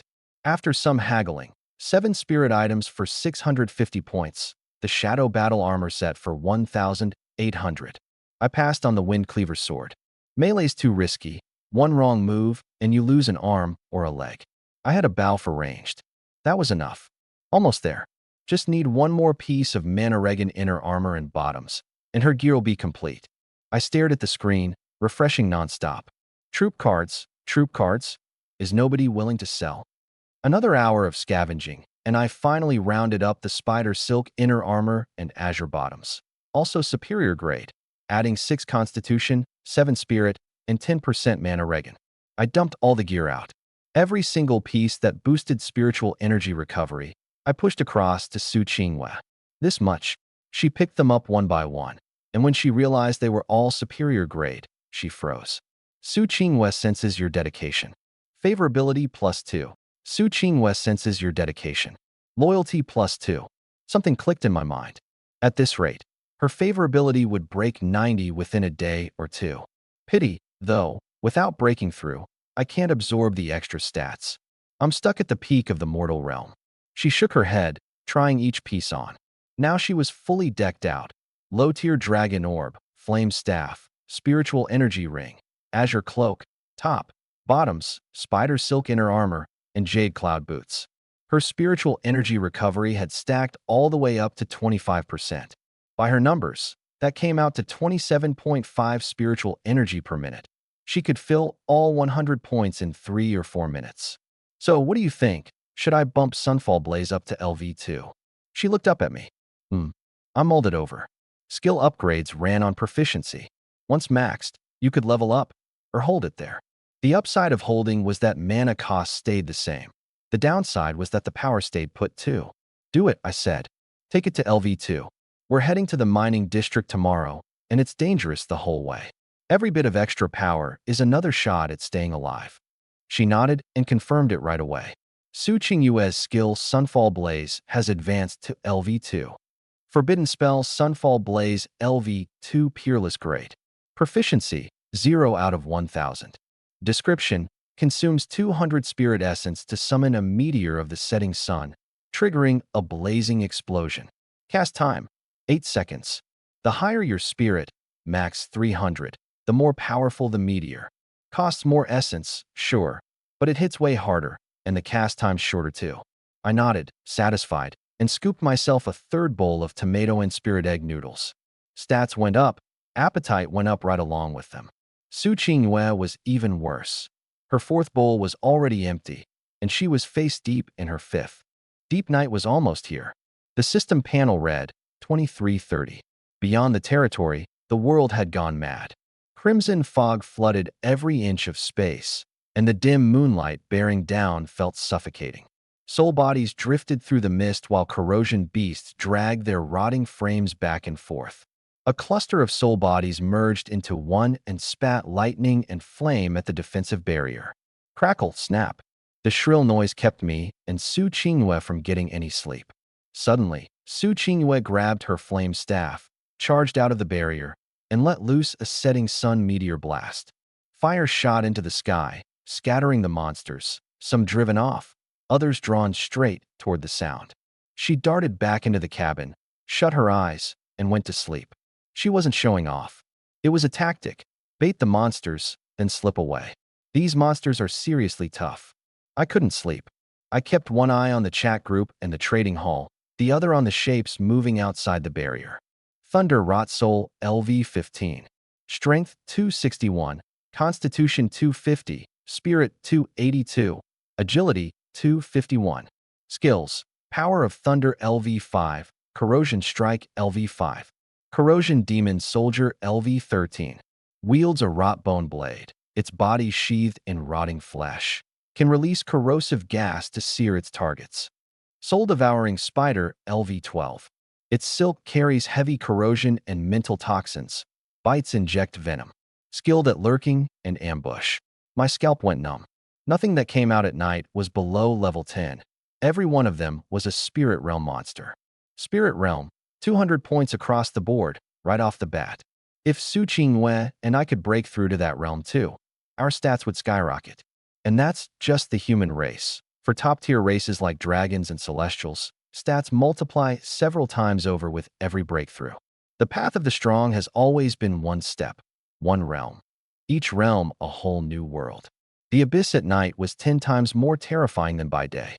Aside from someone as bold as Su Qingwei, who'd dare step even a foot outside the barrier at a time like this, I dumped all the monster intel I gathered straight into the human race chat group and threw in an ad while I was at it. Lin Chun, Thunder Rot Soul, Soul Devouring Spider, Corrosion Demon Soldier. Anyone got unit cards? Urgent, DM me. I didn't go anonymous this time. One look at these monsters, and even an idiot would know it was me. Of all the known lords, I'm the only one in the abyss. Holy crap, Lin Chun, you actually got a solid foothold in the abyss. Just looking at these monsters is enough to make me. Holy crap, you're still alive? Feng Daoran. Wait, Lin Chun, you're seriously not dead. Lin Chun, if you can't talk right, shut up. Feng Daoran. Sorry, boss, I meant you're absolutely insane. In a good way. Was that you buying up unlimited resources today? Did Lin Chun actually pull off a comeback in the abyss? No way. A guy with average talent, stuck in the abyss. Where'd he get that many points? By killing abyss monsters, obviously. The more dangerous they are, the better the rewards. The chatter was lively, but I was only waiting for one useful message. Wang Ming at Lin Chun, I don't have any unit cards, but I've got a draw ticket. You want it? Got it as a special drop from breaking down a monster. I added him without a second thought. Lord, Wang Ming, has accepted your request. Wang Ming, Primordial Stone, Common Grade. Boss, 2,000 points. I paused for a moment and frowned. Lin Chun, 500. That's my offer. Wang Ming. Come on, you had over 6,000 points this morning. 2 grand is pocket change to you. Lin Chun, 500. Take it or leave it. Wang Ming. You don't need to nickel and dime, boss. 1,800. Wang Ming. 1,500. Final offer. We go to the same school. Show a little heart, yeah? I smirked. Not a single word about actual value. Just guilt-tripping the whole way. These points of mine came from hunting monsters, one strike at a time, soaked in blood and sweat. Someone else's charity means nothing. Your own strength is the only real backbone. I closed the chat group and went to sleep. Later in the night, the danger outside grew even worse. But with the previous night's experience, I let the chaos rage on. I'd wake, then drift back to sleep. At 6 the next morning, I woke up. The sky was faintly light. Things had calmed down considerably, and the corrosion monsters were starting to stir. The moment I woke, my palm was pressed against something soft again. No surprise there. Su Qingwei was lying right beside me, pinning down my hand as she slept. The difference was, today she woke up too. Lin Chun. She bolted upright, clutching her chest, her face flushing bright red. You woke me up, I said, sitting up unhurriedly. You, where do you think you're putting your hand? She bit her lip and glared at me, but the look had zero threat to it. If anything, it came off as pouting. You crossed the line and slept on my arm all night. It's still sore. I haven't even started settling that score with you. I pointed at the wooden bed. She glanced over and instantly lost her nerve. She'd nearly shoved me clean off the bed. Relax. I'm reserving the right to hold you accountable. Now get up. We're heading to the mining zone. I hopped off the bed briskly, leaving her with nothing but my back. I heard her muttering something quietly behind me, but I didn't turn around. By the time Su Qingwei came out, I'd already washed up and was staring at the lottery wheel. Draw successful. Obtained 5,000 points. Draw successful. Obtained stone material times 100. Lucky critical hit. Obtained Thunder Dragon meat times 100. A critical hit? What's Sky Thunder Dragon meat? I flipped open my backpack immediately. Sky Thunder Dragon meat superior grade.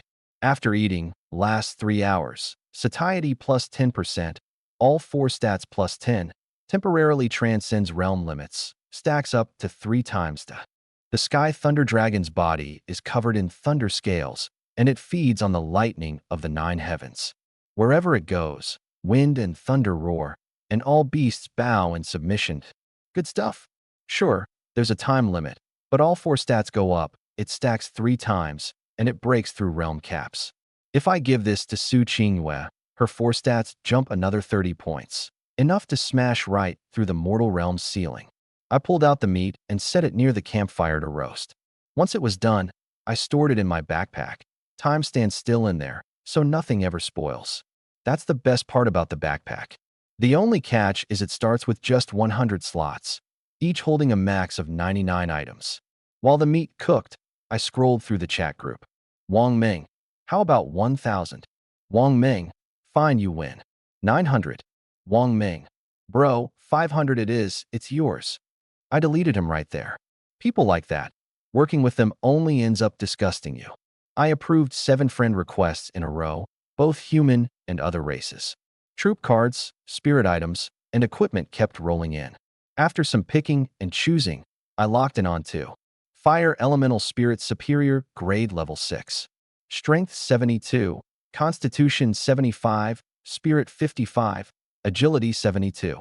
Skills, Flame Hammer LV2, Fireball LV3. Summon, 66 points food, 2 stone/day. Purple Spirit Fruit Superior Grade, Strength plus 3, Constitution plus 5, Agility plus 3. I bought both, spending 4,500 points plus 300 Lord coins. Gulp. I swallowed the purple spirit fruit in one bite, and my stats shot up instantly. Then I took out the Sky Feather Bow and Shadow Battle Armor, putting them on one by one. Lord, Lin Chun Human Mortal Realm. Talent, Summon Goddess. Strength 8866, Constitution 9068, Spirit 71, Agility 71. Spirit Essence 710/710. Skills, Observation LV2, Gathering LV2, Decomposition LV4. With the Shadow set equipped, my stats climbed noticeably. Not as high as Su Qingyue's, but among the lords of my own race, I was already top tier. I opened the troop menu and summoned a fire elemental spirit. The void shuddered. A 5-foot-tall figure of fire and stone stepped out. It was pieced together from rocks of all sizes, its entire body wreathed in crimson flames. I reached out and touched it. The flames were illusory, with no burning heat at all. Lords are naturally immune to damage from their own troops, unless the troop betrays them. I summoned 100 of them in one go. The fire elemental spirits lined up in several rows, filling most of the corner. I appointed the officers for a moment, then still felt it wasn't enough. I added 50 more. That left me with only 3,620 points. Time to head out. I walked to the edge of the territory and scanned the surroundings. Morning. The nightmarish monsters of the night had retreated, and the corrosion beasts were just starting to appear. This window only lasted an hour or two. After that, they'd swarm in thick. For now, there were only a few dozen, lazily batting at the light barrier. Qingyue, come here, get ready to move out. She was on the other side, clearing monsters with Sunfall Blaze. Coming. She walked over, then caught sight of the fire army behind me. Her expression froze. A new unit type? These stats. Superior grade. Bought the card for 3,200 points. Fire element. Counters the corrosion beasts. My heart was still bleeding, but the money had to be spent. Relying on that pack of wasteland coyotes, I couldn't even push forward 1,000 meters. With these fire elementals, the road to the mining district finally had a fighting chance. Their feeding demands. Can you actually sustain them? Who cares? If I make it back tonight with 20 of them alive, that's a win. 150 seemed like a lot, but the losses on the road would be brutal. By the time we came back tonight, it'd be a miracle if a handful survived. In the abyss, points tripled, and so did the drain. Units kept dying, kept getting summoned. That alone ate up more than half my points. True. Those coyotes of yours didn't even last a day, she nodded. Move out. I glanced at the time, 7 o'clock sharp. At full speed, we'd reach the mining district in half an hour. The real danger was running into a beast tide on the way, or some powerful monsters standing guard. Resource points usually had vicious creatures lurking nearby, but danger was everywhere. There was no dodging it. If I wanted the immortal city, I had to tear this road back from the monster's jaws with my own hands. Before setting out, I took out the Thunder Dragon meat and handed Su Qinghua 20 portions.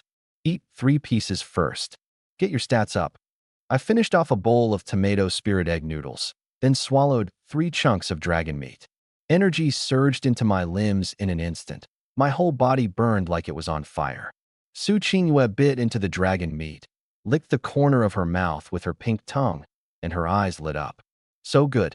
You cheated to get this too, didn't you? She wanted more, but held herself back, turning instead to wolf down 2 bowls of egg noodles. You can really put it away, I said, glancing at her. This is normal eating. If I don't eat spirit items, my body has to refuel on this stuff. She puffed out her cheeks. Don't get fat, I said, my eyes sweeping over the sliver of slim waist beneath her mage robe. I work out every day. I've got abs. They probably feel pretty nice then.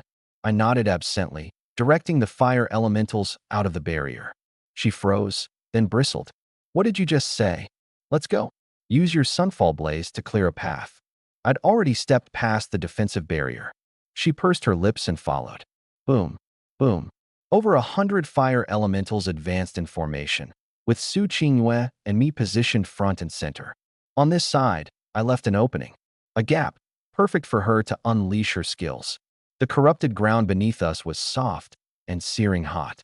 Ahead, pools of green corrosive fluid had congealed into stagnant ponds. We had to go around them. The corruption beasts kept multiplying.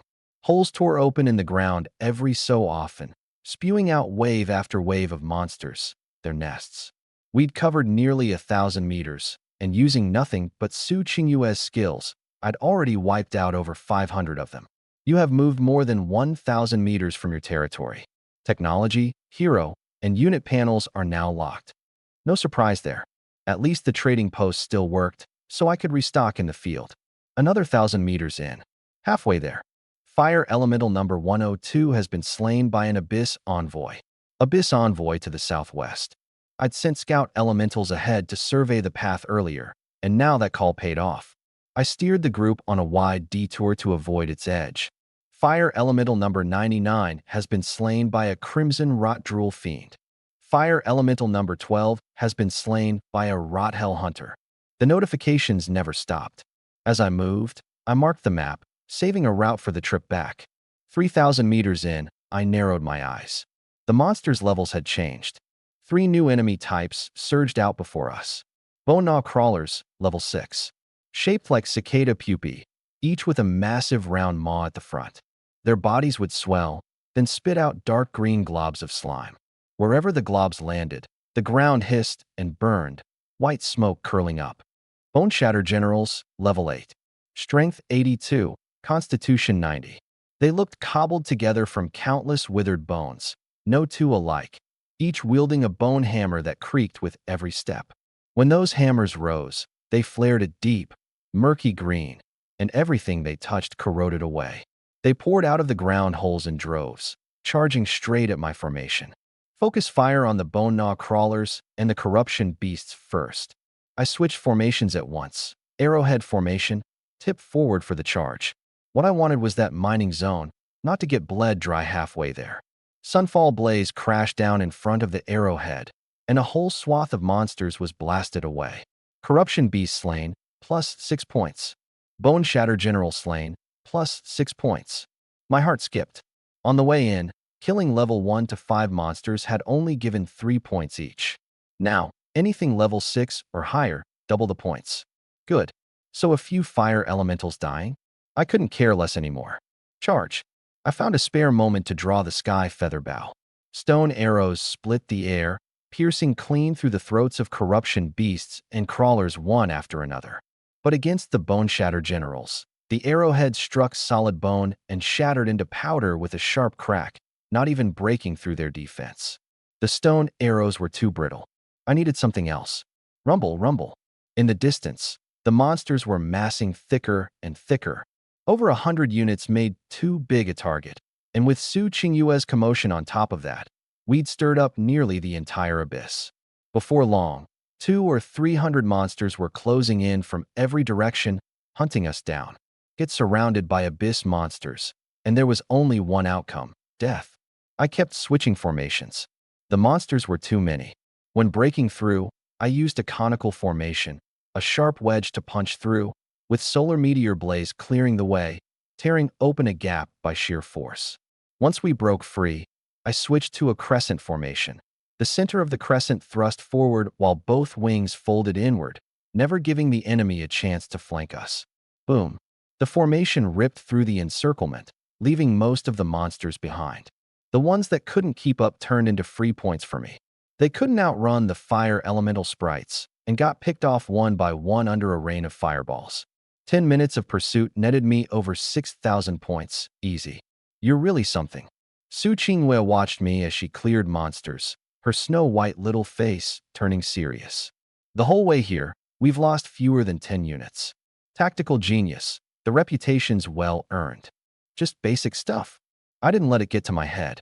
While everyone else was gaming and dating, I was grinding tactics in the Lord's Simulator, modern tactics, ancient warfare, anything useful. I'd run every one of them thousands of times in real combat. 1 second on stage, 10 years off it. Almost there. She pointed ahead at a stretch of rolling terrain. Whip. I put an arrow clean through a corrosion monster's throat, saying nothing. The monsters seemed to be thinning out. She frowned. The closer we got to the mining zone, the less we had to fight. When something's off, there's always a catch. Stay sharp. I switched back to a square formation and pushed forward cautiously. The mining zone was a crescent-shaped area, wrapped by natural barriers on all sides. Several massive mine shafts gaped black in the center, but strangely, there wasn't a single monster here. I felt a flicker of relief, but grew even more wary. I stopped at a safe spot on the outskirts and sent 10 fire elemental sprites charging mindlessly into the mine shafts to scout. The fog of war peeled back, bit by bit. Fire elemental sprite number 82 has been slain by a corroded skeleton. Fire elemental sprite number 72 has been slain by an eroded iron monster. In just 3 minutes, all 10 were wiped out. 30 meters underground and below, that's where the level 8 plus monsters are. I stared at the map. A massive tunnel sloping downward lit up, and above it stretched a crisscrossing web of passages, connected in every direction. This mining zone was far more complicated than I'd imagined. I sent out another 10 and kept scouting, now processing daily summary and preview. Controlling my units with one hand, I pulled up the panel. Yesterday's summary. Yesterday, 12 lords perished, forever buried in the primordial battlefield. One lord gained a total of 160 permanent attribute points, ranking first. Reward: Heaven Origin Fruit ×1. One lord's unit kill count exceeded 800. Reward: Title Unyielding Will. Preview: Absolute Safety Barrier vanishes, 5 days. Civilization Points Leaderboard opens, 2 days. In 5 days, a beast tide will erupt across the primordial battlefield. Prepare accordingly. The Shadow Abyss and Corrosion Abyss are in turmoil. In 2 days, a beast tide will erupt ahead of schedule, and afterward, a random wilderness dungeon will open. I froze. Corrosion Abyss, an early beast tide, plus a wilderness dungeon. Hard to say if it was good or bad. A beast tide, the very phrase that made every lord's face go pale. One misstep, and your territory got flattened. But I had a defensive barrier. Not only did I have nothing to fear, I could ride this early beast tide to harvest a massive haul of points. As for the wilderness dungeon, that was a space-time rift torn open at random out in the wild, assimilated by the rules of the primordial battlefield into a small, explorable world. A lord could bring in a limited number of troops, but it was all up to luck. The rift appeared in unpredictable locations and lasted only a fleeting moment. I synced the news over to Su Qingwei. Your luck is honestly a little unfair, she sighed. We were thinking the same thing. With the barrier up, the beast tide wasn't a disaster. It was a gold mine. Let's see what those 2 title rewards are first. I couldn't spare time to chat and reached out to claim them. The lord with the highest attribute growth and the most troop kills yesterday. That was me. The Tianyuan fruit melted the moment it touched my tongue, and each of my 4 core attributes jumped by 5 points. Right after, I pulled a pristine white crystal orb from my pack. Title: Unyielding Will. Grade: Common. Effect: When equipped, troop 4-dimensional attributes +10, capable of surpassing realm limits. Description: A title is the starting point of your legend across the 8 wilds. Once equipped, others will see the special title effect when they observe you. My first title came faster than I'd expected. Even a common grade title was extremely rare and could fetch a high price. And mine could boost troop attributes on top of that, a real lifesaver in the early game. Without hesitation, I silently issued the equip command. The white orb dissolved into a streak of flowing light and sank into my body. Lucky dog. Su Qingwei watched for a good while before grudgingly squeezing out those 2 words. In her eyes, a hazy white mist now wreathed my body, and the words Lin Chun on my attribute panel had doubled in boldness, glowing with a faint radiance. That was the built-in effect of the title. Jealous. I quirked the corner of my mouth. I swept my gaze across the area. The flames around all 70 fire elemental spirits burned even fiercer now. Each one's 4 core attributes had risen by 10 points, effectively gaining a full level out of thin air. Troop levels were normally fixed. Whatever level you rolled was the level you got. Forcibly boosting them was possible only because of this title. Map exploration has reached 30%. Dispelling the fog. Congratulations, you've unlocked the map. Abyss Mine, upper level. The instant the prompt popped up, my attention locked onto the map. The fog parted, revealing a crisscrossing network of mine tunnels before my eyes. 3 areas. Here's the English translation. The domain was covered in red dots, swarming like a colony of ants. All 3 of these are mining sites. Monsters everywhere, I said, sharing the map with Su Qingwei. The 2 of us mapped out a route, deciding to scout the mining site 30 meters underground first. I sent in 3 waves of fire elemental sprites to infiltrate the mine, then followed up with my main force. At the top of the mining zone, 2 figures, black as ink, gazed down at me as I descended into the mine shaft. They had the silhouettes of men, but their bodies looked forged from black crystal, faintly glimmering with an eerie light. A single crystal gemstone was embedded in each of their foreheads. Well, if it isn't a lowly human lord. Yuanhe, finish him off. I haven't tasted human flesh in ages. The one hefting a battle axe licked his lips, the gemstone on his forehead pulsing white. Agreed. The one named Yuanhe turned his crystal blue eyes. The abyss's resources have run dry. In a few more days, we'll be buried in this place. Before we die, we might as well hunt some game. Among the great abyss race, the color of the forehead gemstone indicated one's talent. Yuanhe's deep blue far outranked Yuantu's white. So how do we do this? Yuantu asked. No rush. Yuanhe opened the map and said coldly, let him scout the path for us. Let the monsters in the mine wear down his forces first. This afternoon, we'll go in, seal him inside, and harvest him piece by piece. The mantis stalks the cicada, but the oriole waits behind. Yuantu roared with laughter. I can't wait to see the look on this human's face when he's surrounded. He was completely confident. Yuanhe possessed an S-rank lord talent. On the primordial battlefield, that meant apocalyptic, crushing dominance over any human. Behind the 2 figures, a dark mass of troops lay hidden throughout the mountains, silent as death. Deep within the mine, I directed the fire elemental sprites to descend level by level, searching for the ore veins. The cave was dark and damp, its rock walls washed in gray light, the air thick with the metallic tang of minerals and a faint whiff of decay. The fire elemental sprites formed a cone-shaped formation, 30 in the vanguard clearing the way, flames flickering, illuminating a dozen meters ahead. Su Qingwei and I stayed in the center, shielded by 70 sprites arranged in tight layers. Monsters ahead. At around 20 meters down, the alerts came firing off one after another. Fire elemental sprite number 91 has been slain by a corrupted skeleton. Fire elemental sprite number 93 has been slain by an eroded iron fiend. My expression tightened. Su Qingwen noticed, her whole body snapping taut. Tighten the cone formation.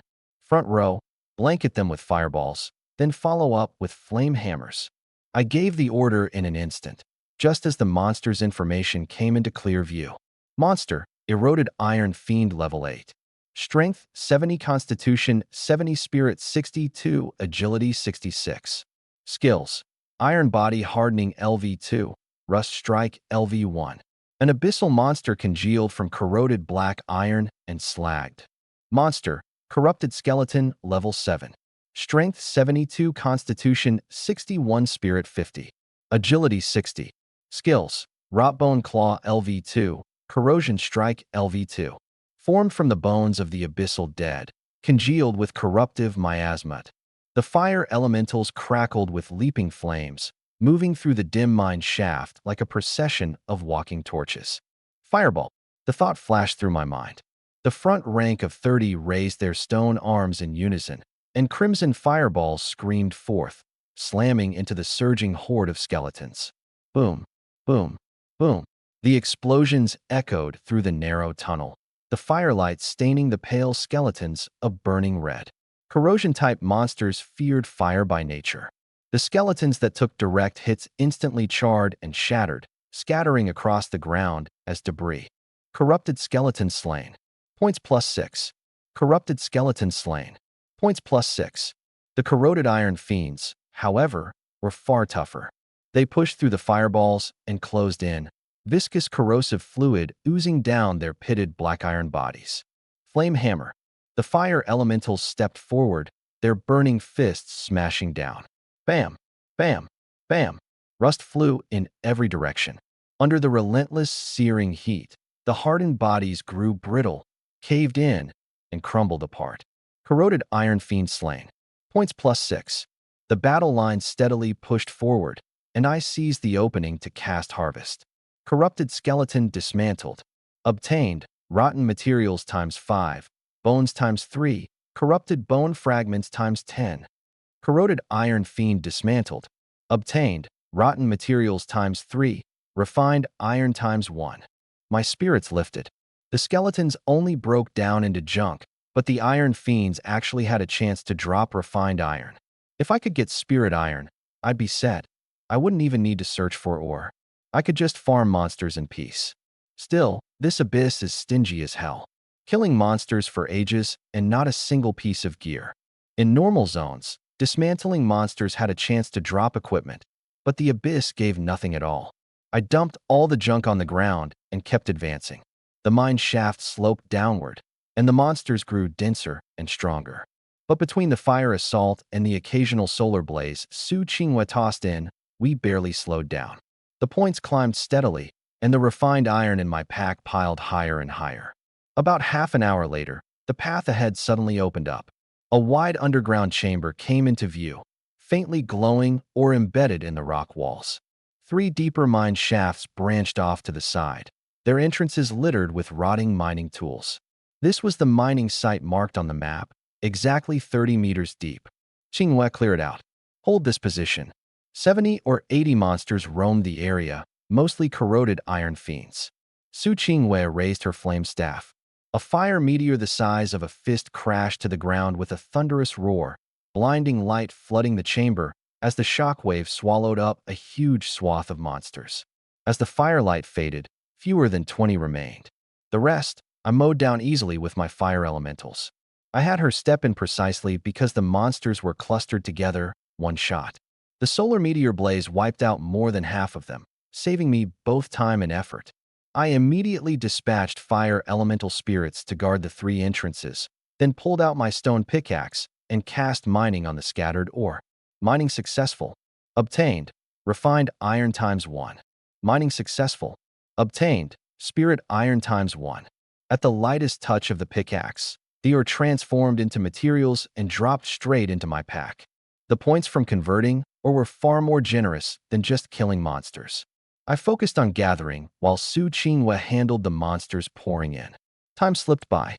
Refined iron broke past 120, and spirit iron climbed to 20. Looking at my inventory, I was fired up. Outside the mine, at the top of the crescent-shaped mining zone, Yuan he closed the map, the corner of his crystalline mouth curling into a cold arc, just about time. His forces are worn down to almost nothing down there.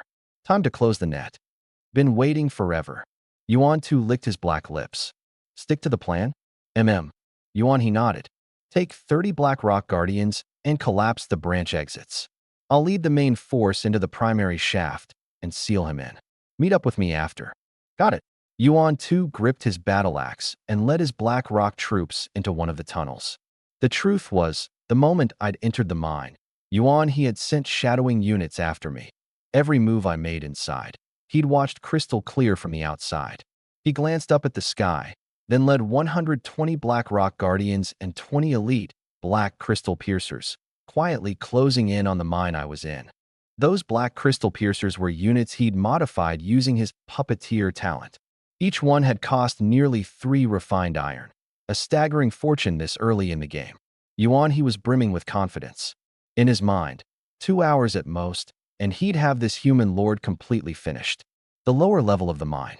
I'd just tucked a chunk of spirit iron into my pack. Refined iron at 450, spirit iron at 62. My gaze suddenly darkened. On the map, the green dots representing my fire elemental spirits were winking out one by one. But the system hadn't sent me any death notifications for them. We've got a situation.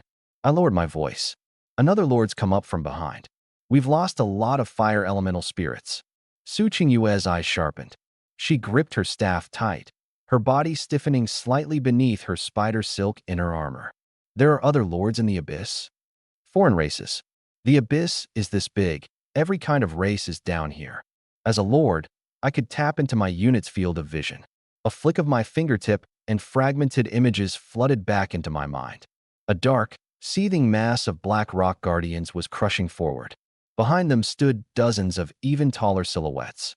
Black Rock Guardian Superior Grade LV 8. Strength 80, Constitution 78, Spirit 65, Agility 68. It's slightly higher than my enhanced fire elemental spirits, but at most it's just numerical superiority. What really made my pupils shrink was that race name, the Abyssal Clan, humanity's mortal enemy. We share the Kunlun Star region, so I know all too well how ruthless they are. In interstellar warfare, the Abyssal Clan never takes prisoners. Capture a human, and there are only 2 paths: tortured to death or melted into crystal at high heat, stockpiled as emergency rations. It's actually them. Su Qingyue's voice carried a slight tremor, her eyes churning with bone-deep hatred. I glanced at her again. There's no hatred in this world without a cause. Seems she had a blood debt with the Abyssal Clan. They collapsed the branch exit, trying to trap us in here, or force us into a showdown in the main shaft. My mind raced, discarding option after option, until one clear and vicious tactic surfaced. Qingyue, listen to me. She heard me out, raised an eyebrow, then nodded. I arranged my fire elemental spirits into a scattered formation, concealing her in the rear, while I led a squad toward the approaching enemies. Before long, 2 figures crashed into view. Behind dozens of Black Rock Guardians, 2 Abyssal Clan lords regarded me coldly. Oh, decent stats, and you've even got a title. One of them grinned, his voice like grinding stone. All that gear, TSK. You humans just love relying on your little trinkets. I understood him. It was the common tongue of the myriad races, and I spoke it too. The other one scanned behind me, and seeing no other unit types, his expression turned instantly certain.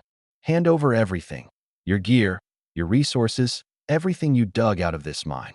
Do that, and I'll let you die quickly. His eyes were cold as metal, as if granting me a swift death were some tremendous mercy. I didn't answer. I quietly cast observation. Lord, Yuan he Abyssal Clan Mortal Realm. Strength 98, Constitution 100, Spirit 80, Agility 92. Lord Yuan Tu. Strength 85, Constitution 92, Spirit 79, Agility 85. Yuan he's 4 attributes were nearly at the mortal realm's limit. Head on, I couldn't win. If you want to fight, then fight. Cut the crap, I said flatly. Both lords froze. This human wasn't trembling with fear. Courting death. A mere ant, and it dares to yap. Yuan Tu roared. But Yuan he's face only grew colder. He spat out 2 words. Crush it. The battle erupted. The Black Rock Guardians surged forward like a black tide. Without hesitation, my fire elemental spirits abruptly shifted formation, a cone, charging.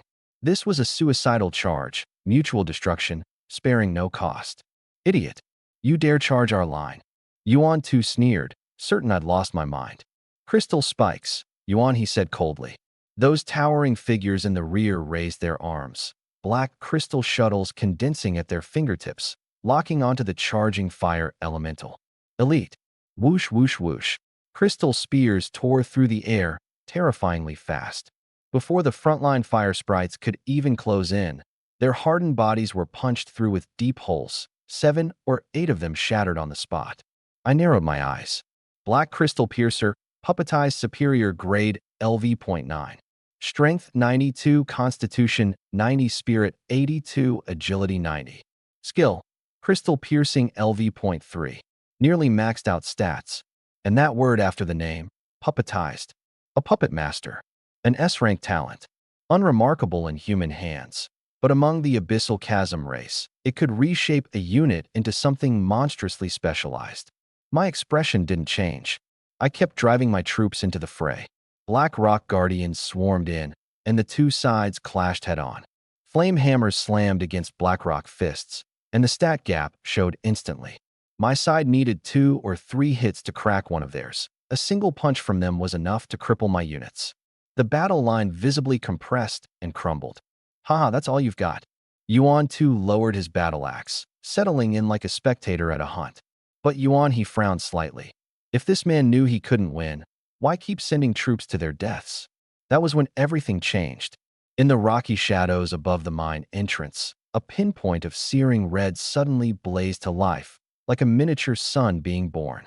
The next instant, it plunged down trailing fire, like a falling meteor, slipping through a gap in the Black Rock Guardians and slamming straight into the densest cluster of black crystal piercers. Damn it. Yuan, he moved to stop it. Too late. Boom, boom, boom. The blazing white orb swelled and detonated again and again. Shockwaves, molten rock, roaring flame, churning into a sea of fire. Black crystal piercer slain. Points +1. Times 18. When the smoke cleared, only 2 broken piercers remained on that scorched earth. The rest had been reduced to rubble and glittering shards. What? The composure on Yuan, his face froze in an instant. That elite puppet army, forged from 60 blocks of refined iron, reshaped by his own S-rank talent, had been all but wiped out in a single exchange. Mediocre. A cool, ethereal woman's voice rang out, speaking the common tongue of the myriad races. The fire sprites parted, and Su Qingwei stepped forward. Her azure cloak snapped and billowed in the aftershock, her breathtaking face cold as frost. Atop the flame staff in her hand, a second meteor was already gathering. That's his hero, Yuan Tu blurted. Only then did the two lords understand. When I'd sent the fire sprites charging to their deaths, I'd been forcing the puppet army to reveal itself and expose an opening. Boom. The second meteor crashed into the other flank, and more than 30 Black Rock Guardians were shredded to pieces in an instant. Damned human vermin. Yuan Tu ground his teeth. A trace of pallor spread across Yuan, his ink-black face. He looked at me, standing unmoved in the midst of it all, and something deeply complicated flickered in his eyes. From start to finish, this man seemed to have foreseen every bit of it. And worse still, atop that woman's staff, the third meteor. The stars lit up again. Run. That was the only thought left in Yuanhe's mind. He'd hit a brick wall, a red-hot one. The stat gap was just too massive. Even if he threw his heroes at it and charged head-on, he wouldn't last more than a few minutes, long enough to die several times over. Yuan Tu, fall back. Split up, he roared, the blue crystal on his forehead flaring with light as he issued a death order to his remaining troops. Intercept them at all costs. Yuan Tu let out a shriek and bolted in the opposite direction, running for his life. Trying to run? I scoffed. Qingwei, take out the heroes and the Lord first. Leave the units to me. Got it. She flickered into motion, her agility far beyond anything human, and shot after Yuan Tu first. The fire elemental sprites had already cleared the way. The Black Rock Guardians defending their master were pinned down, unable to slow her by even a fraction. Yuan Tu pushed his speed to the limit, but his agility was no match for hers in the end. Her figure closed in like a phantom. Boom. A meteor struck first. The savage Treant and skeletal general blocking her path were blasted into dust on the spot. No chance to even resist, leaving only 2 hero cards hovering silently in the air. Su Qingwei didn't even spare them a glance. Flames were already gathering at the tip of her staff again. Yuan Tu glanced back, and his soul nearly left his body. 2 heroes dead in an instant, and that woman had already caught up. Boom! A meteor crashed down beside him. The wave of heat forced him to halt and dodge to the side. Yet even so, half his body was blown apart. Damn it! Knowing there was no escape, Yuan Tu whirled around, his black crystal face twisted with ferocity and grim resolve. Humans, you win this round. But someday, the godchild of my race will avenge me. Before he could finish, the white crystal on his forehead erupted with a blinding light. His entire body convulsed violently, an unstable energy humming from within. Boom! The area seemed to collapse in on itself, space and time buckling as dark energy engulfed everything. Yuan Tu's body crumbled inch by inch like weathered stone, and along with his lord's insignia, dissolved into a heap of lifeless black powder. You have slain the Abyssal Race Lord. Yuan Tuesday Civilization Points plus 300. Su Qingyue swept past gracefully, giving the black powder on the ground a cold glance before continuing her pursuit down the main mining tunnel. Before long, she spotted Yuan He's retreating figure. Hearing the commotion, he spun around sharply, his face a mask of despair. What tier of hero is this? How could anything be this powerful? As the last Black Rock Guardian in the mining zone crashed to the ground, 3 notifications rang in my ears. Human Race Chat Announcement. Congratulations to Lord Linshin for slaying 2 Abyssal Race Lords. Reward, Tianyuan Fruit X2. A server-wide announcement, putting me right in the spotlight. I smiled. In truth, the notifications for killing Yuan He and Yuan Tu had reached me before the announcement ever went out, so none of this came as a surprise. The chat had already exploded. Holy crap, Linshin? Isn't he in the Abyss? Here? How could they kill a Grand Abyss clan lord? Payback time for that rock race that treated us like food. Lin Chen's a total badass. Shui Tian. Abyss terrain plus the Grand Abyss clan. A double-hell difficulty stage cleared just like that? I bowed down. Hua Jiu, impressive. I ignored the noise, hands never stopping as I began breaking down the wreckage of enemy units scattered across the battlefield. Dismantled Black Rock Guardian. Obtained. Stone X3. Dismantled Black Crystal Impaler. Obtained. Stone X5. Refined Iron X2. The Black Crystal Impalers actually yielded refined iron, traces of Yuanhe reinforcing them with the stuff. I picked up the pace. In the end, 362 stone and 38 refined iron. The haul from dismantling units alone was enough to cover the losses from my fallen fire elemental sprites. On the map, a figure in red was walking toward me. Su Qingyue had returned, and she traded me everything she'd gotten from taking down the 2 lords. Obtained. 9,276 points. Lord Core X2, Backpack Fragment X2, Refined Iron X71, Spirit Iron X6.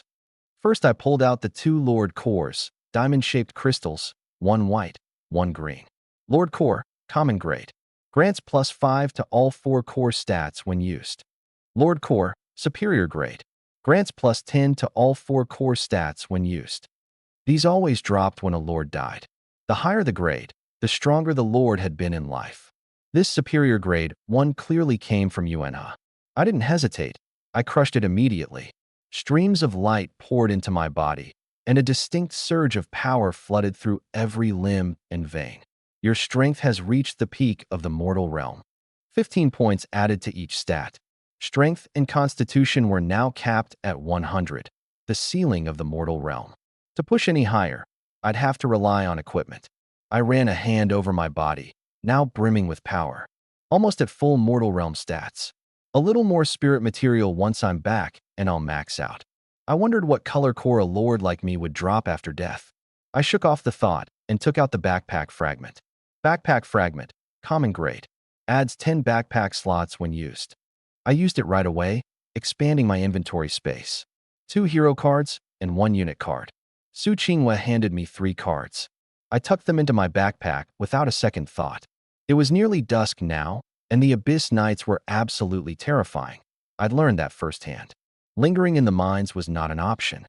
Deep in the mine, the fire elemental sprites had cleared out 2 more ore veins. Su Qingwei and I split the work.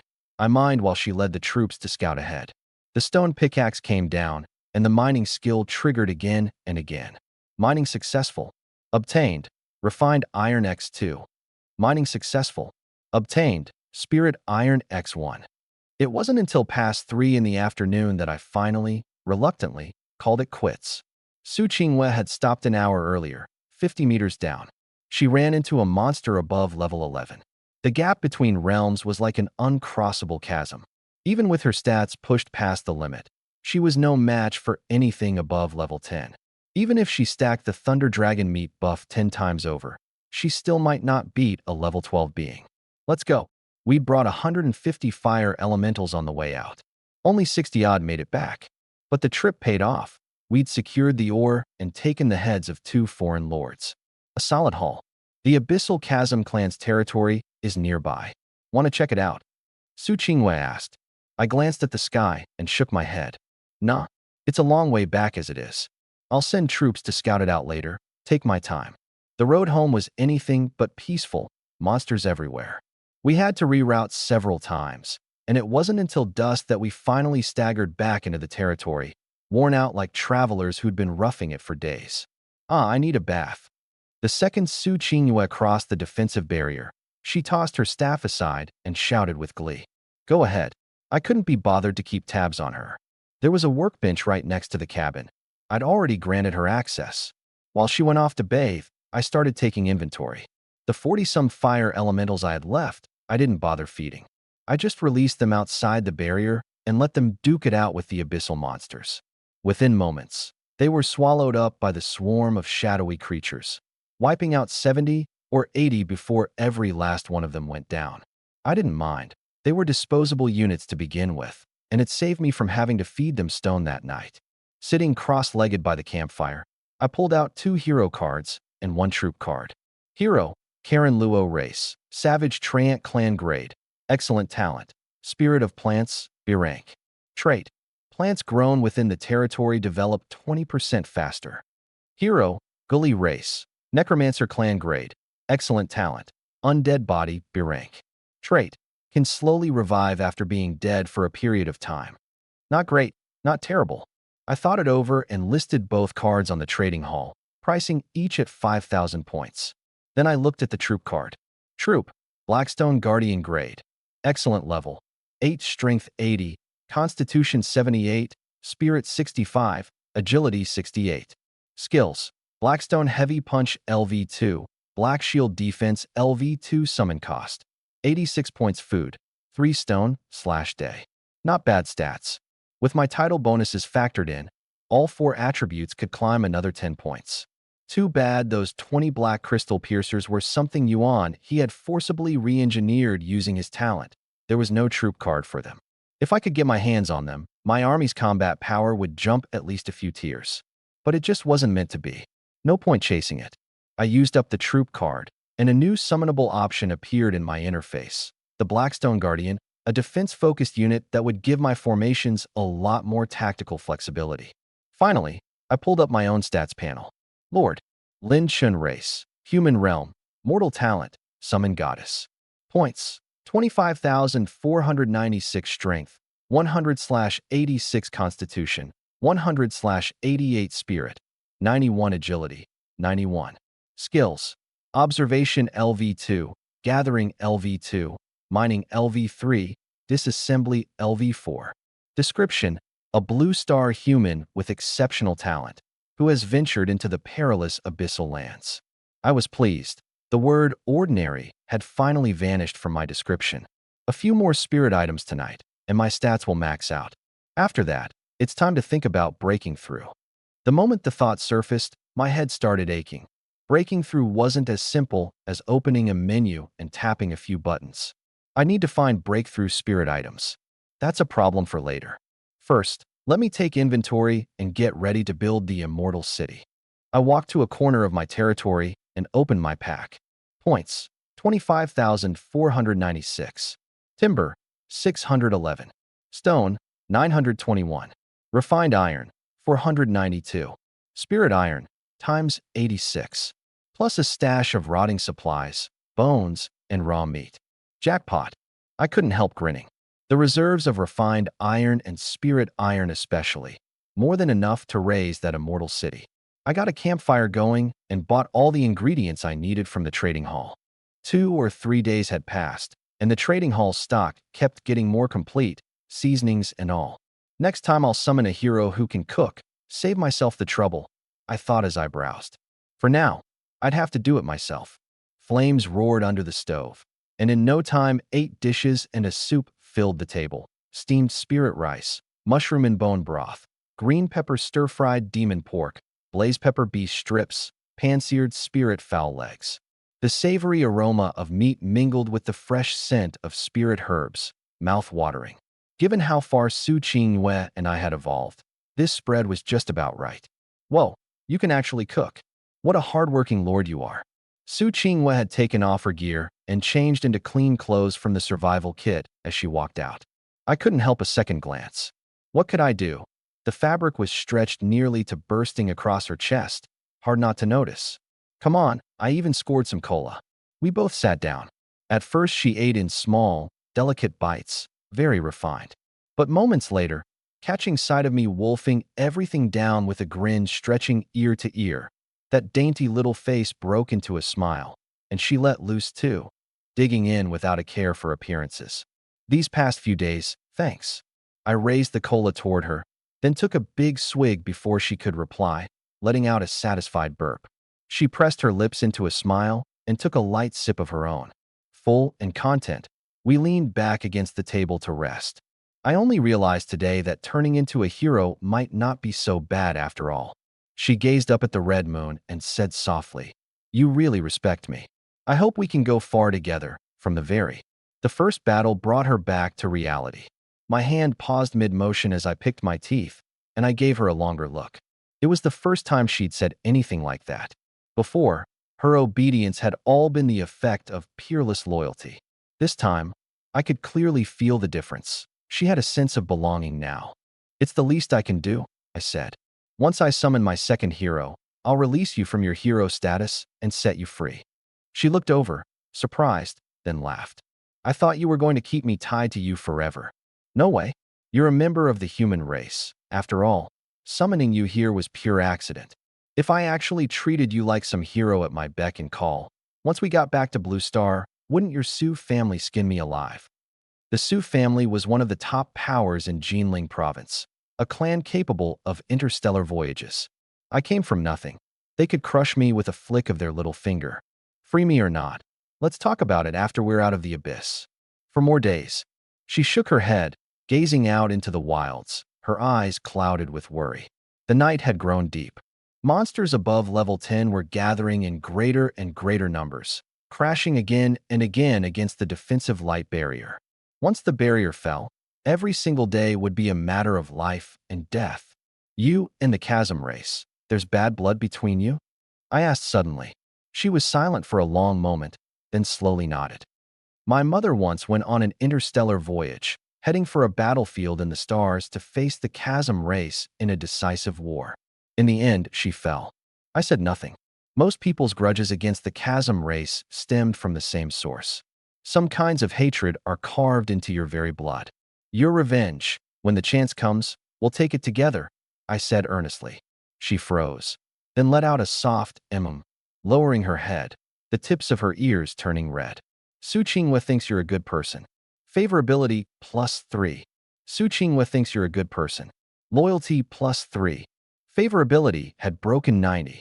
I looked over at her and saw a faint light drifting off her body. She seemed unaware of it. Her clear eyes just went hazy for an instant, then returned to normal. "What is it?" she asked, looking at me curiously. "Nothing." I shook my head. She didn't seem any different. Could it be that I really could do whatever I wanted? The campfire flickered, light and shadow interweaving, and a charged, ambiguous tension quietly stirred in the air. She sat there, looking especially beautiful.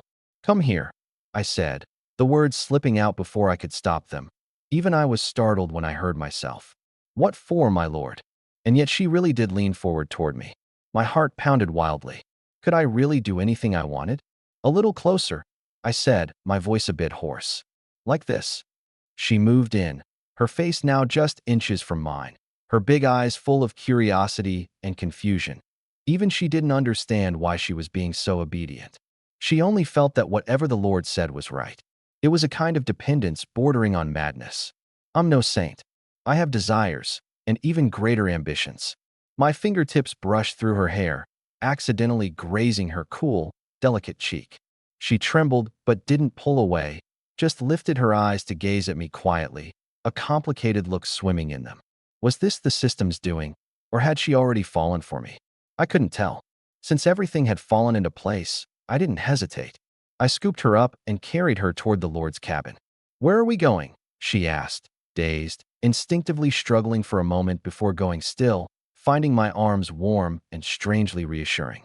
"Time for your shot," I said with a smirk. "Ah." She froze. Even someone as socially clueless as her caught the meaning. But in that moment, resistance was the last thing on her mind. Let nature take its course. At 8 the next morning, the system chime pulled me slowly awake. Beside me, Su Qinghue was still fast asleep, her face peaceful. I couldn't help but smile. This was the life a lord was meant to live. I got up feeling refreshed, without a trace of fatigue. After the attribute boost, this kind of thing could actually go on for a very long time. Draw first. I stepped outside and pulled up the panel. Draw successful. Obtained. Stone times 80. Draw successful. Obtained. Refined iron times 50. Draw successful. Lucky critical hit. Obtained. Realm-breaking fruit times 1. My hand froze mid-wash. A realm-breaking fruit? Spirit item. Realm-breaking fruit. Grade. Superior. Effect. Shatters the limits of the mortal realm, boosting all physical stats to reach the spirit realm directly. Now this is good stuff. Just last night, I'd been racking my brain over how to help Qinghue break through, and the system delivered right on cue. When luck's on your side, there's no stopping it. I'll save this for her. I put the realm-breaking fruit away and glanced at the daily summary. 2 Heaven Origin fruits had arrived. I claimed them and swallowed them down. Each of my 4 core stats jumped by 10 points. Strength, 100/96. Constitution, 100/98. Spirit, 100. Agility, 100. Only the 4th day, and both my hero and I had already maxed out our stats. The moment Qinghue woke up, she'd be able to step straight into the spirit realm. My confidence in surviving grew a little stronger. Inside the cabin, what was I thinking last night? Letting this guy get me into his bed. That was the first thought to hit Su Qinghue the moment she woke. She shot a glance at the wooden bed, her expression flickering, though something entirely different stirred inside her. It was actually pretty nice. She murmured, then smacked her own forehead. Ugh, what am I even thinking? But once she started dwelling on the night before, she couldn't stop, and to her surprise, she found herself thinking it wasn't bad at all. She dawdled for a good while before finally getting up to wash. "Morning," I said, smiling at her. She rolled her eyes and walked past, one hand on her hip, clearly in no mood to deal with me. Seeing her like that, I suddenly remembered the flower I kept on the balcony, delicate and vivid, absolutely enchanting in full bloom. And me? Last night, I'd been like a hard-working little bee. I turned my attention back to the system panel, opened the trading hall, and searched for lumber. 1 point for 5 units of wood. I burned through 160 points in one go, snagging 800 units of lumber. Better to stock up, just in case. Next, I pulled out the Immortal City blueprint. The moment I used it, the technology unlocked. Building, Immortal City. Grade, Common. Construction requirements. 10,000 points, 1,000 lumber, 500 stone, 200 refined iron, 50 spirit iron. Begin construction? Build it, I said without a shred of hesitation. Beginning construction of Immortal City, Common Grade. Estimated time, 24 hours. Notice, with the construction skill bonus, common grade buildings take only 10 seconds to complete. I'd seen this coming. My starting builder talent came with the construction LV1 skill. Even after my talent changed, the skill hadn't disappeared, basically a free ability I got to keep. Boom. The entire territory erupted in a dazzling white light. The ground trembled as lumber, stone, and metal rapidly broke apart and reassembled in the glow. Fields opened up, black stone walls shot skyward, and sturdy houses rose one after another. What's going on? Su Qinghua stared, dumbfounded. As the dust settled, a rustic, imposing little castle stood before us. The walls gleamed with a gray-black, metallic sheen, radiating an aura of pure, unbreakable strength. Above the southern main gate hovered the faint, glowing phantom of an emblem. Common grade Immortal City complete. Territory, Immortal City/grade. Common/durability. 3, 500/3, 500. Existing buildings. Core Formation Stone. Lord Stone House. Resident Stone Houses ×5. Bathhouse. Training Grounds. Shooting Range. Refined Workbench. Equipment Stand. Small Warehouse. Farmland ×100. Quite a bit more stuff now. I felt satisfied. Only now did it truly hit me. My journey through the primordial battlefield was perhaps only just beginning. I took a lap around the territory.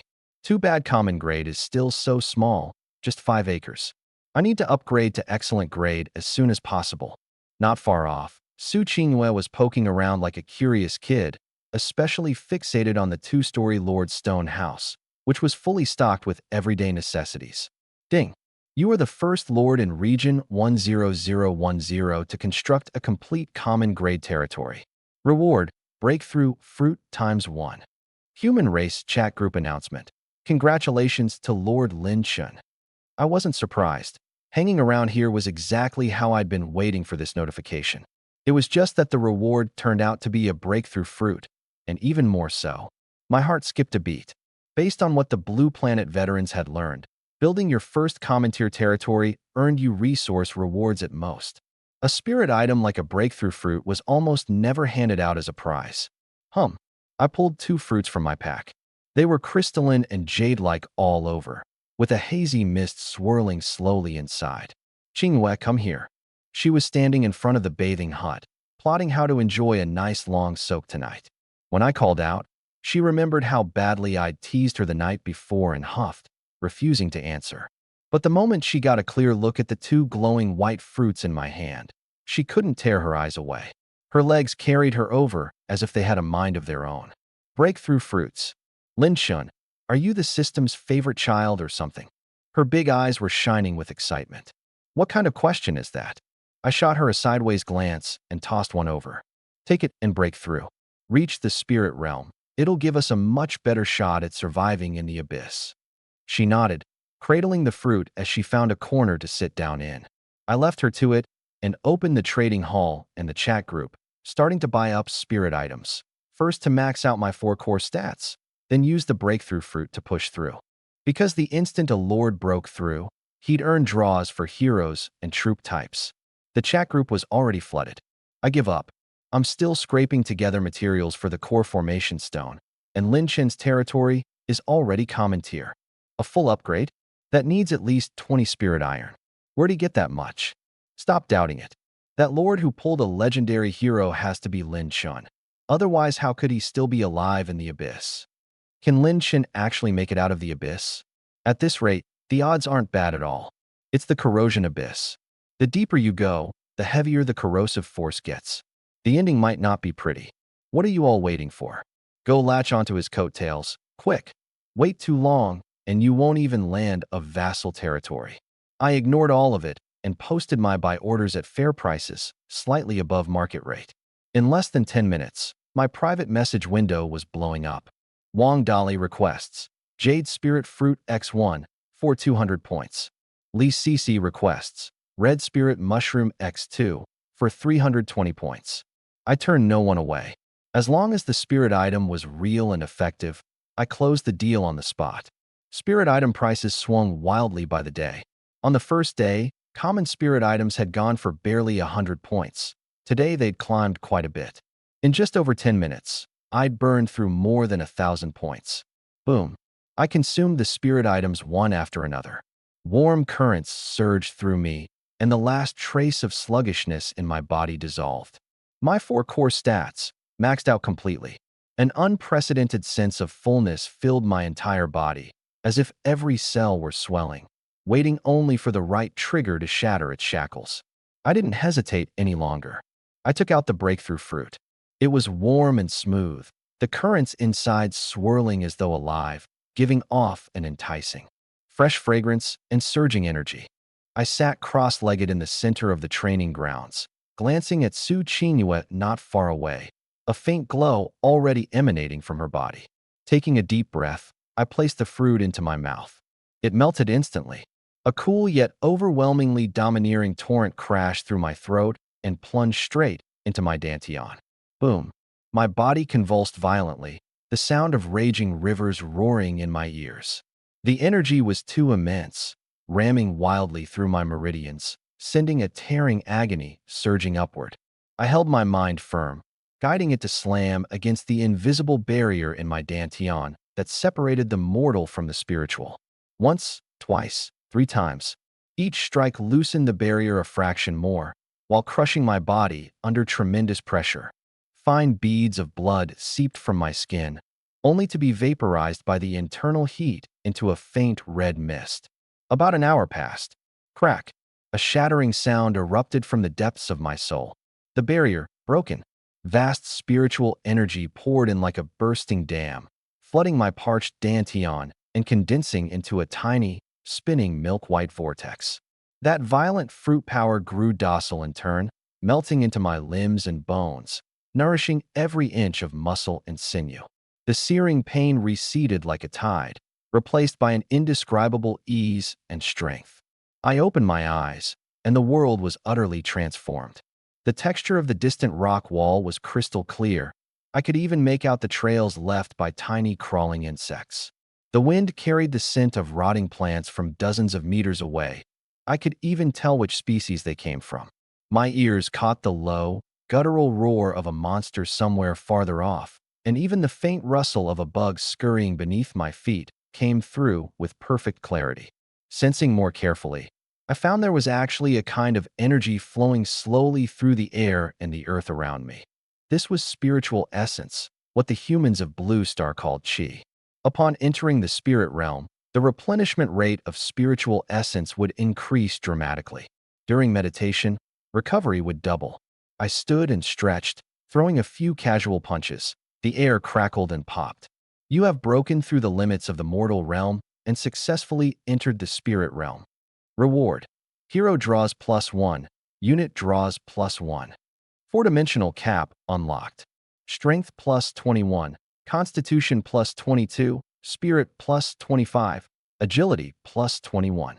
Spirit realm trait acquired. Nascent spiritual essence. Excellent grade. Spiritual essence recovery +100%. Meditation comprehension +300%.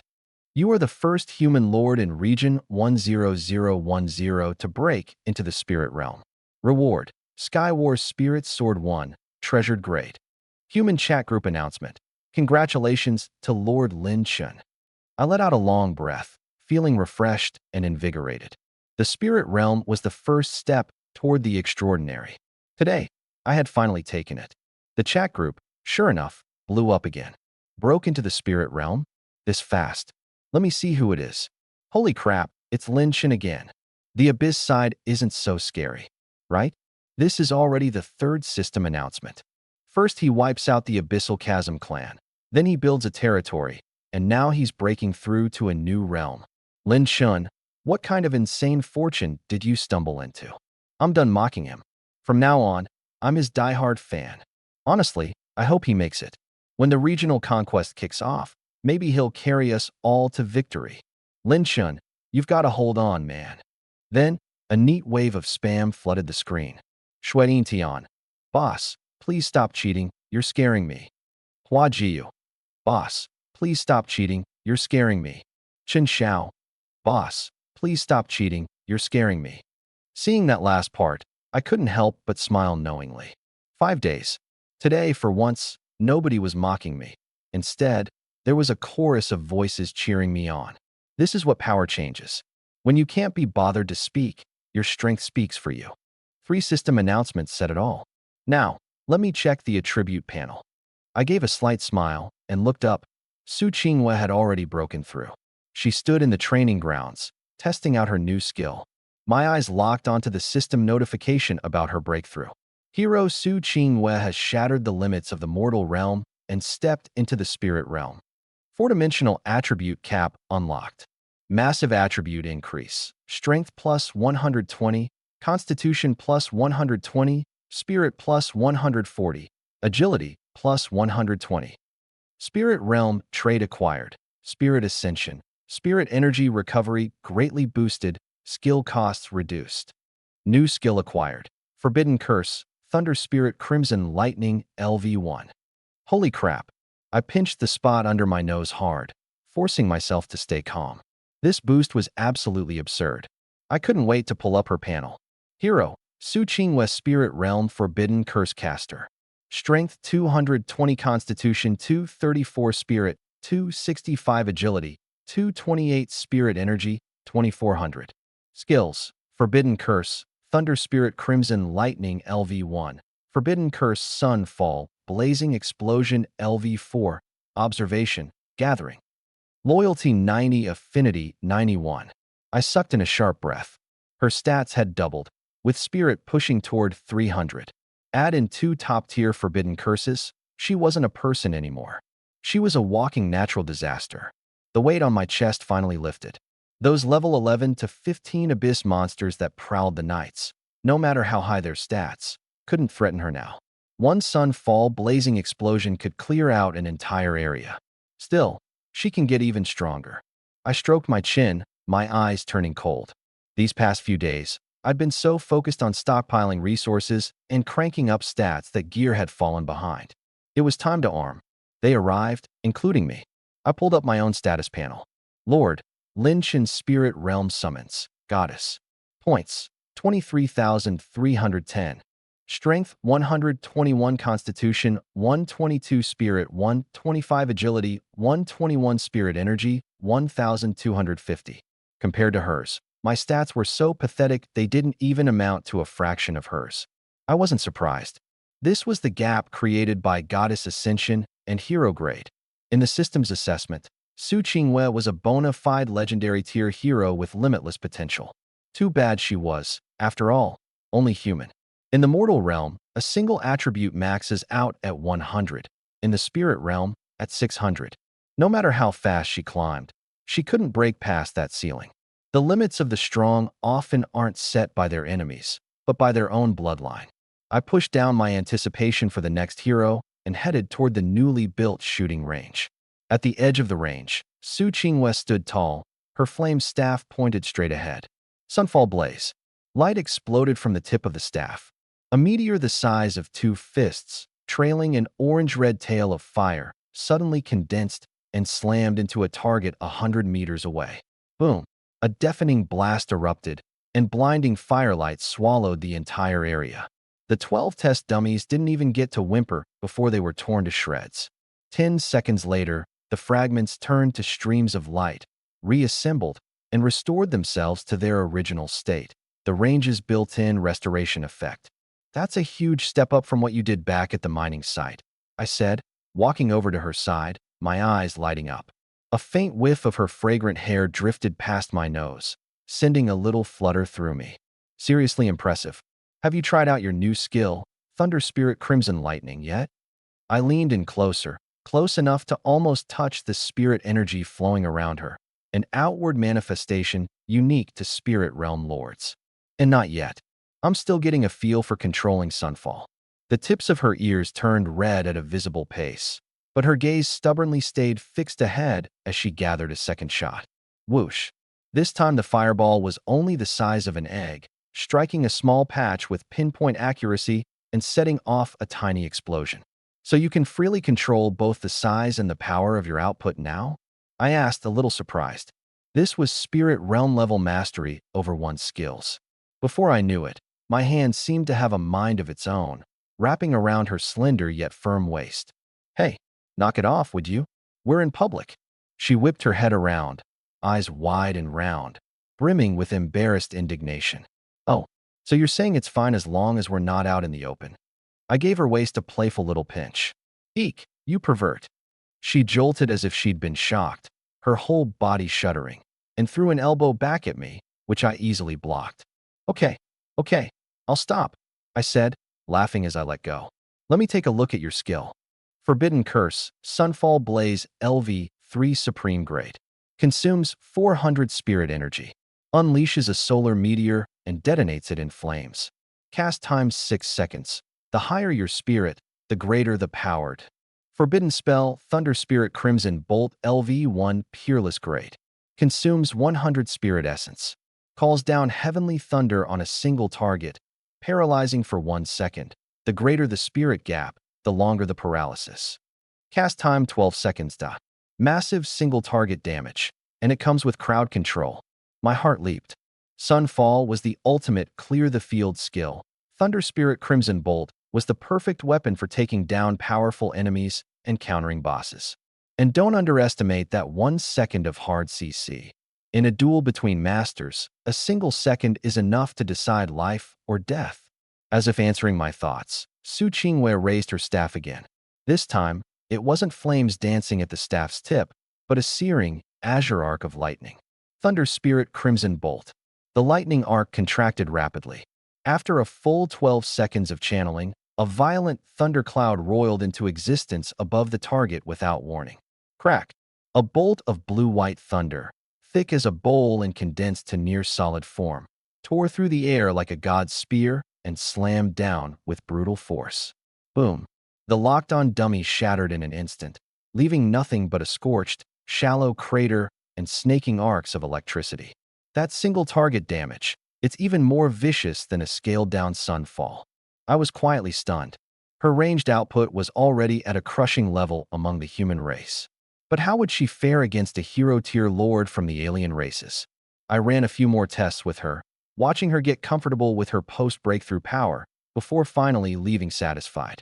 It's time.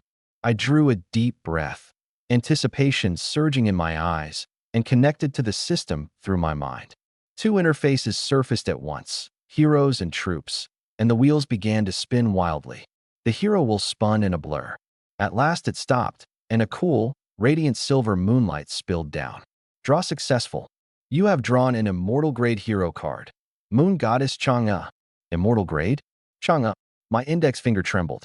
The second draw, and it was actually Chang'e. In the myths of Blue Star, she was the daughter of Emperor Ku and the wife of Yi, the peerless beauty who swallowed the elixir of immortality and ascended to the Moon Palace. Was this Chang'e that Chang'e? Could my talent forcibly max out her affection and loyalty? The more I dwelled on it, the more twisted the thought became, so I simply stopped thinking about it. With a flicker of intent, I summoned her. On the grounds not far away, moonlight poured down like liquid silver, slowly tracing out a stunningly beautiful figure. She looked as though she had stepped out of an ancient scroll, clad in a flowing, wide-sleeved immortal's dress of moonlit white, its hem dotted with starlight that shimmered and shifted with the moonglow. Her raven hair cascaded like a waterfall, loosely gathered with a single jade hairpin. Her features were exquisite beyond compare, her skin whiter than snow, her aura cold and otherworldly. In her arms she cradled a jade rabbit, snow-white from head to toe, its eyes like red rubies. She simply stood there, and the very air around her seemed to fall silent, carrying a natural sense of aloofness and nobility. Chang'e has undergone goddess transformation. I looked at her, dazed for a moment. Her gaze was so pure.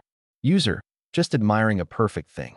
After days soaking in Su Qingyue's beauty, my standards had shot through the roof. I pulled up her stats. Hero, Chang'e Immortal Race, Ethereal Realm Law of the Moon. Strength, 200 Constitution, 200 Spirit, 600 Agility, 600 Spiritual Essence, 6,000. Skills, Lunar Cascade LV1, Cold Palace Ice Chamber LV1, Descent of the Moon Goddess LV9. Loyalty, 80 Favorability, 80. Talent, Law of the Moon SSS rank. Trait 1, Lunar Cascade. Lord and all hero units gain Moonlight Blessing, plus 20% damaged. Trait 2, Cold Palace Ice Chamber. Unlocks special tech, serves as Chang'e's residence. Once built, territory defense and durability, plus 1000%. Trait 3, Descent of the Moon Goddess, single use only. Briefly grants the Lord Divine immortal power to reign supreme, After reading it, I couldn't even put my feelings into words. So this is just how broken my talent is? My second hero, and she's already this kind of existence. Lunar Cascade, a buff for the whole territory. Cold Palace Ice Chamber, defense skyrocketing tenfold. Descent of the Moon Goddess, the trump card I'd never play until the very last moment. I looked at her and smiled. Hello, welcome to the primordial battlefield. I'm the Lord here. The moonlight filling the sky drew inward. Chang'e opened those eyes that seemed to hold endless cold stars and swept a calm gaze over me. That keep your distance coldness was still there, as if she hadn't been affected by unrivaled loyalty and favor at all. A chill ran through me. Could it be that my talent can't control her? Hello, Lord. She gave a slight nod, her voice clear and crisp, yet utterly without warmth, like an exquisite machine. Even after becoming a goddess, she still felt worlds away from me. Her attitude wasn't that of someone come to pledge loyalty, more like someone just passing through. She quietly stroked her jade rabbit, an aura of stay away, naturally radiating from her, completely different from Su Qingwei, cold outside but warm within. I raised an eyebrow but didn't say much, gesturing toward the territory and the graceful figure in the distance as I warmly explained, "This is the Immortal City. It's still in its early stages. That woman at the shooting range is Su Qingwei, another partner of my territory. Going forward, when we clear out monsters, I may have to ask for your help." "I understand," she said lightly. "If there's nothing else, I need to cultivate in solitude. Until I've familiarized myself with the laws of this world, I won't take action." I felt a little awkward, like I'd leaned in for a warm welcome and gotten the cold shoulder. "Suit yourself. Take any empty stone house you like. I'll find the resources to build the Cold Palace Ice Chamber for you." My expression didn't change. She nodded faintly and drifted away, literally treading on mist and clouds as she floated off. Well, so even you get shut down sometimes. Chong. The moment Chang'e left, Su Qingwei sidled over, eyes bright with curiosity. She'd clearly been watching the whole time. She just hadn't dared come close until that cold-faced fairy was gone. People with real talent tend to have an attitude. "It's normal," I said flatly, though a flash of sharpness crossed my eyes. That woman didn't take me seriously at all. Her gaze was that of an immortal looking down on an ant. Frustrating. But right now, there was genuinely nothing I could do about her. Heroes aren't like regular units. You can't just order them around. Still, thinking about the mechanics of loyalty affection, a wicked smile tugged at the corner of my mouth. So what if she was some high and mighty fairy? Now that she deigned to set foot in my territory, she could just sit tight and stew. With my talent backing me, I'd conquer her bit by bit, and then grip her firmly in my palm. On this primordial battlefield, what I wanted was a partner who'd stand with me through life and death, not some clay idol to be worshipped on an altar. True submission never comes from kneeling. It comes after surviving one brush with death after another, and then choosing, willingly, to stand at your side. I pulled my gaze away and turned back to the info panel in front of me, opening up Chang'e's goddess details. Goddess, Chang'e. Height, 172 centimeters. Measurements, 95/62/90. Charge count, 0. Description, robed in white, condensing moonlight, a lone immortal dwelling in the cold moon palace. Charge count. I rubbed my chin and said nothing. No idea if this was some bonus info that came with the goddess transformation. But I really wanted to say one thing to the system. You sure know how to keep things interesting. At the very bottom of the interface, a gift icon was bouncing like crazy. My eyes swept over it. The icon burst open, scattering golden light everywhere. You have obtained a permanent special ability, Lucky Crit. Lucky Crit. When gathering, drawing lots, or claiming rewards, your yield has a chance to multiply, anywhere from 1x to 100x. My eyebrow twitched, and my heartbeat suddenly kicked into overdrive. A single gathering, multiplied up to 100 times? If I dug up bloodweep red gold, one swing of the pickaxe could unearth 100 chunks? Only two words echoed in my mind, game-breaking. I flipped through the new tech Chang'e had brought with her. A new blue and white palace had appeared in the Immortal Tier Building tab, carved entirely as if from cold ice crystal, flowing with the ethereal aura of moonlight. Tech, Cold Moon Ice Palace. Grade, Immortal Tier. Effect, Increases territory defense and durability by 1000%. Materials: 500k points, 1000 spirit iron, 500 god burial black gold, 100 world ending divine gold, 1 moon goddess laurel. I sucked in a sharp breath. God burial black gold, world ending divine gold, all top tier materials. Don't even dream about them this early on. I shook my head and switched to the unit interface to start drawing. The wheel spun. Draw successful. Special rare tier unit card. Crystal. Light crossbow guard abyss. Level 11 loyalty 100. Attributes: strength 250, constitution 180, spirit 150, agility 250. Skills: crystal light armor piercing arrow LV1, rapid fire arrow LV1. Summon cost 330 points. Food: common grade abyss crystal times 2/day. A special unit with the abyss suffix. Its stats could crush a level 13 monster. Total jackpot. The only catch was the terrifying upkeep. It devoured abyss crystals daily, and summoning just one cost 330 points, enough for half a piece of fine-grade equipment. Let me summon 3 first to test them out. 3 crystal light crossbow guards dropped to the ground. They looked bizarre, metallic spheres about half a person's height, mounted with black repeating crossbows, with 2 round eyes set beside each weapon. Click, click. They rolled around in place, eyes bulging one moment and glaring the next, like a bunch of hyperactive kids. Armor-piercing arrow. Their gazes sharpened, arrows locked and loaded. WHSH. The instant the ordinary stone arrows fired, they swelled several times in size, their shafts wreathed in pure white light. THWP. THWP. THWP. I stared, dumbstruck. A single arrow punched clean through 5 or 6 magic dummies.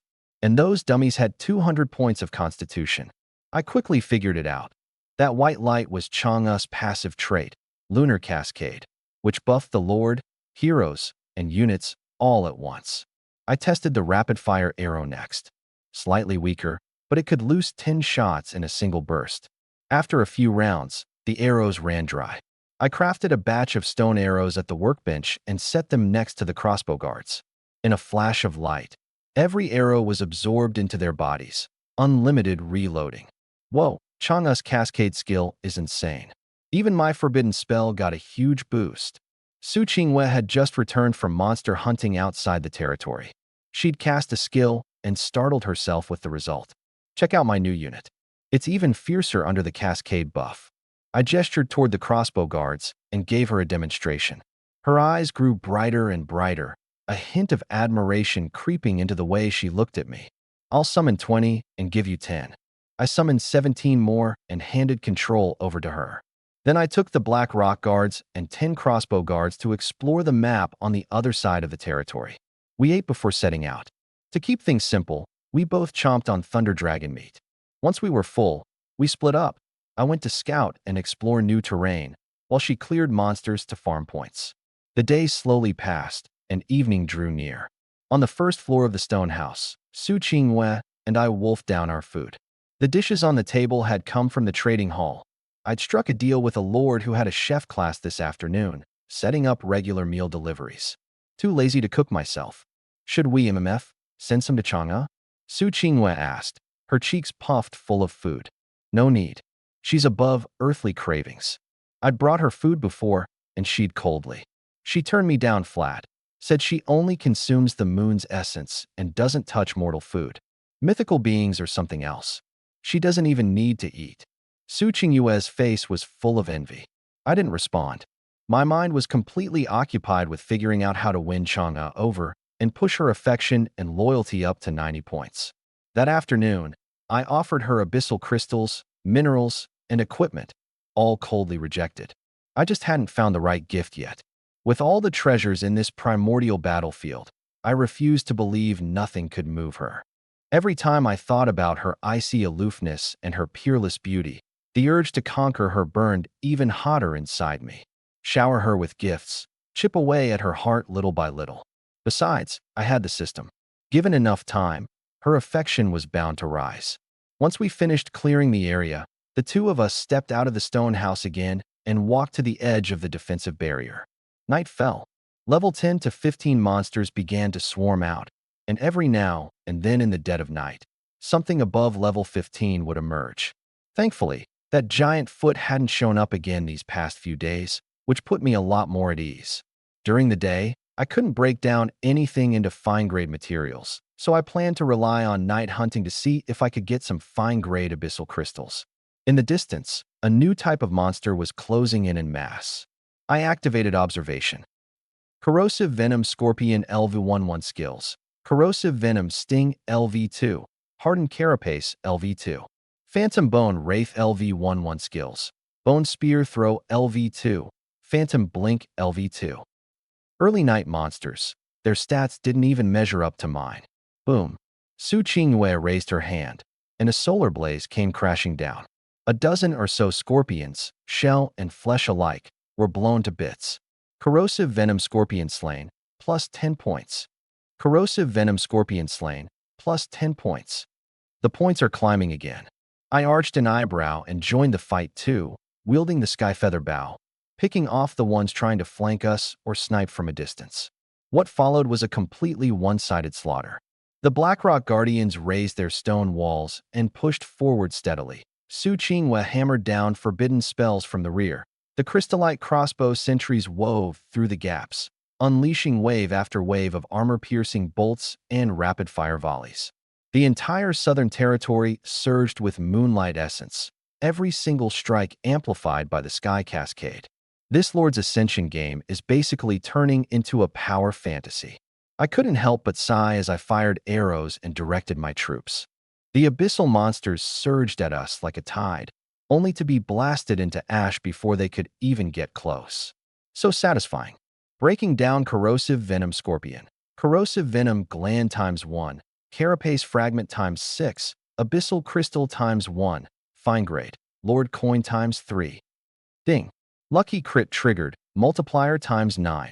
Abyssal Crystal ×9, Fine Grade. You've got to be kidding me. I nearly cursed out loud. A single breakdown had just churned out 9 fine-grade abyssal crystals. Abyssal Crystal, fine-grade crush to use. Plus 5 to all 4 stats. The effect rivaled a Skyorigen fruit. Right then and there I crushed one, and a warm current surged through me. All 4 attributes rose by 5 points, permanently. I wondered if it also had a cap of 50. If so, a single stat could gain up to 250. I handed the remaining 8 to Su Qingyue, focusing on building up her combat power first. The night deepened, but the fighting never stopped. The two of us kept honing our new post-breakthrough powers while wiping out the surging waves of monsters. Lucky crits triggered a few more times, though sadly no more crystals dropped. I wasn't in a rush. My expectations weren't high. I just needed to move forward, one steady step at a time. By 2 in the morning, most of the monsters outside had climbed to level 15, some with stats even fiercer than Su Qingyue's. To play it safe, we pulled back to the territory. We were both dead tired, yet our faces were full of satisfaction. The night's haul was several times what we could gather by day. Come on, let's take a shower. I grabbed her hand and pulled her toward the bathhouse. She wanted to refuse, but her face flushed crimson and the words died on her lips. Recalling the scene from last night, a faint flicker of desire even rose in her eyes. Inside, the bathroom was thick with steam, 2 figures blurring in and out of view. Her wet hair hung loose as she leaned into my arms, her little face bright red, whether from the heat or something else, I couldn't tell. She wiped the corner of her mouth and huffed, pouting, "You pervert." I didn't answer, just grinned. Once we'd had our fill, I contentedly pulled up the system panel to tally the day's gains. First, my own. Lord, Lin Shen Realm, Spirit Realm Talent, Summon Goddess. Points, 38,310. Strength, 146. Constitution, 152. Spirit, 155. Agility, 151. Spirit Essence, 1, 550/1, 550. Skills, Observation LV5, Gathering LV2, Mining LV3, Decomposition LV5. My stats didn't rise much today.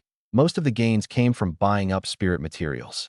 I kept only 1 abyss crystal for myself and gave all the rest to Su Qingyue. But my points climbed steadily. a net gain of over 20,000 today, even after losing troops and spending plenty on spirit materials and food. Hero, Su Qingyue talent, Forbidden Curse Master. Strength 360, Constitution 374, Spirit 405, Agility 368. Spirit Essence 4050/4050. Skills: Forbidden Curse, Thunder Spirit, Crimson Lightning LV3, Forbidden Curse, Sunfall, Blazing Flame LV3. Loyalty 90, Affection 91.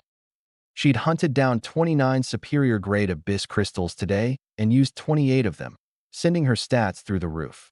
I flipped open the warehouse again. Timber 432, Stone 212, Refined Iron 321, Spirit Iron 36. Upgrading the Immortal City had eaten up a good chunk of refined iron and spirit iron. To push the Immortal City to superior grade, I'd need blood-weeping red gold. I figured I'd develop for another day or two, then head to the mining district to try my luck. Going to sleep, I switched off the panel. Soon a rhythmic thumping came from the second floor of the stone house. Like a diligent farmer, I toiled away, tilling the soil. The stone house next door. Chang'e sat cross-legged on her bed, moonlight swirling around her. As she listened to the sounds coming from over there, her body suddenly went rigid. 7 or 8 in the morning. I woke up. Su Qingyue had already gone out. Outside, meteor explosions boomed one after another. She'd started her work. Once you reached the spirit realm, your need for sleep dropped sharply. The higher your spirit, the less you slept. After washing up, I did my usual lottery draws. Day 6 today. My 6th supreme draw. Draw successful. Lucky crit. Blood weeping red, gold times 1. Ding. Lucky crit triggered, multiplier 10. Blood weeping red, gold times 10. Draw successful. Refined iron times 21. Draw successful. Concealment ring times 1. Ding. Lucky crit triggered, multiplier 12. Concealment ring times 12. Huh. My hand froze. I was a little stunned. What kind of insane luck did I hit today?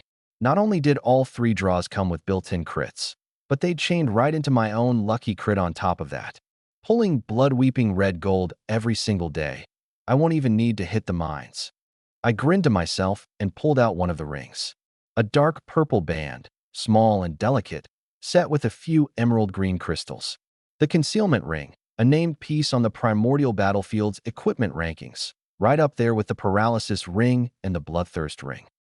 Concealment ring, collector grade, special. Effect: conceals the wearer's information.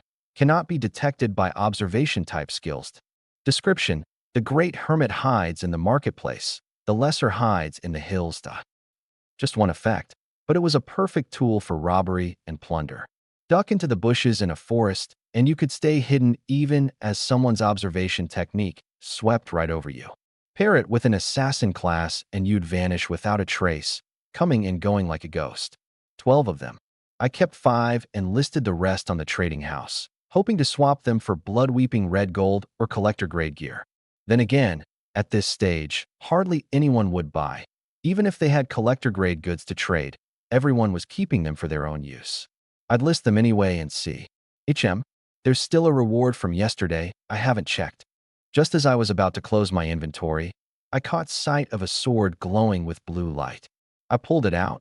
This was the reward the system had given me last night when I broke into the spirit realm. A collector-grade piece of equipment, the Warheaven Spirit Sword. Equipment: Warheaven Spirit Sword. Grade: collector grade. Effect: strength plus 30, constitution plus 30. Channel Warheaven Sword Chi for an additional plus 50 strength for 10 seconds. Description: 4 feet long, its edge restrained within. Can slay demons and cleave evil. I stared at the sword and shook my head. A fine blade, but a shame it was melee. I preferred ranged: bows, crossbows, staves. Reaping from a distance was my style. Qingyue's staff, on the other hand. The staff's just excellent grade. Time for an upgrade. I closed the panel and walked toward the edge of the defensive light shield, meeting up with Su Qingyue. I casually handed her a concealment ring, and the two of us started leveling up together. At 8 o'clock sharp, the system notifications flooded the screen right on schedule. Daily summary: 451 lords fell yesterday, forever buried in the primordial battlefield. A lord obtained an immortal grade hero. Reward: Bloodthirst War Robe X1, collector grade. A lord gained 100 permanent attribute points, ranking first. Reward: Heavenly Origin Fruit X1. A lord killed over 1,000 monsters. Reward: Backpack Fragment X1. Preview: Absolute Safety Defensive Light Shield will vanish in 2 days. Civilization Points leaderboard opens today at noon. Psychic energy is surging across the primordial battlefield. The beast tide arrives in 2 days. Prepare yourselves.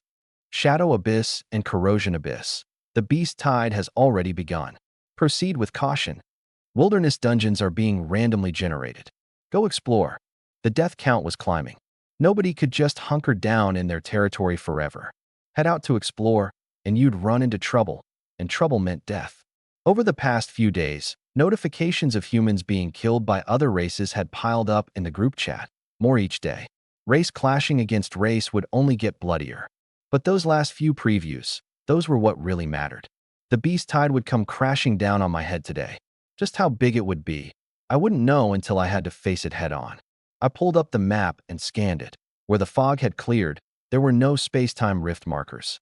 No wilderness dungeons nearby. BZZT. I claimed all 3 rewards at once. First, the Heavenly Origin Fruit. Heavenly Origin Fruit usage has reached its limit.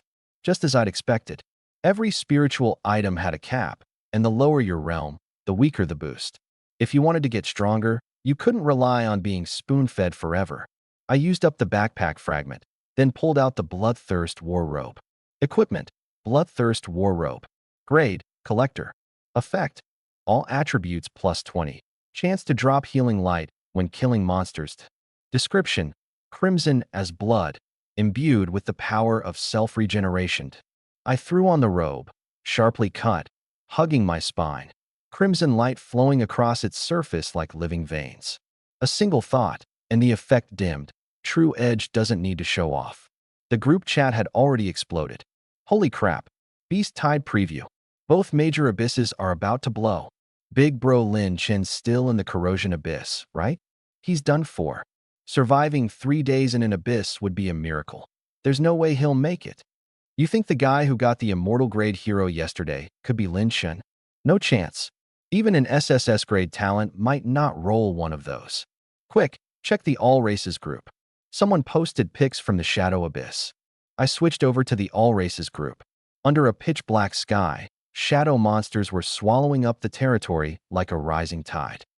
Coiling shadow pythons, mistbone skeletons, twisted and grotesque, levels 1 through 12. Nightblade Shadow Clan. Can't hold on. My whole army's wiped out. Bone Thousand Spirit, Bone Demon Clan. Help. I'll give up all my resources. Somebody save me. Voidling Void Clan. The Corruption Abyss is even worse. It's all corruption monsters, and my units are getting hard countered. Abyss Fiend Great Abyss Clan.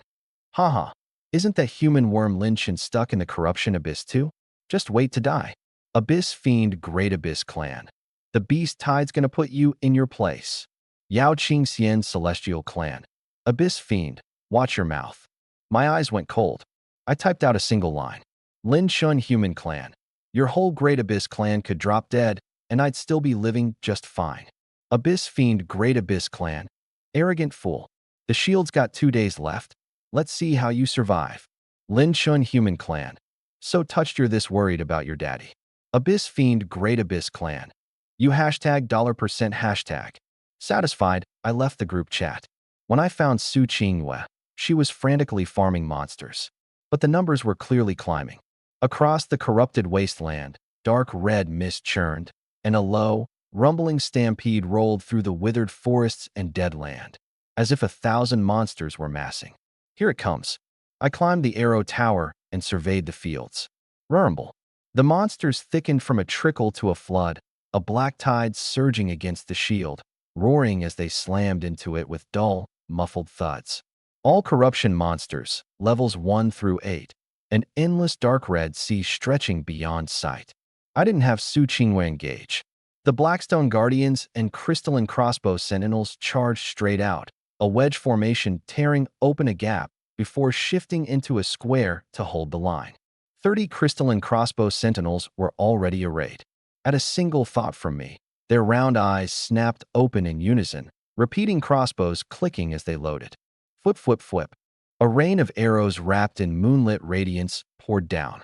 One shot punched through 5 or 6 corruption monsters, pinning them dead to the ground. The Blackstone Guardians raised their shields at the front, a wall of stone. Against a horde this low level, it was a one-sided slaughter. Corruption monster slain. Points +3. Corruption monster slain. Points +6. Slain. The notifications flooded the screen. Sweet, so sweet. Just like mowing grass. Now and then Su Qinghua would step forward, swing her staff, and Sunfall Blaze detonated one after another.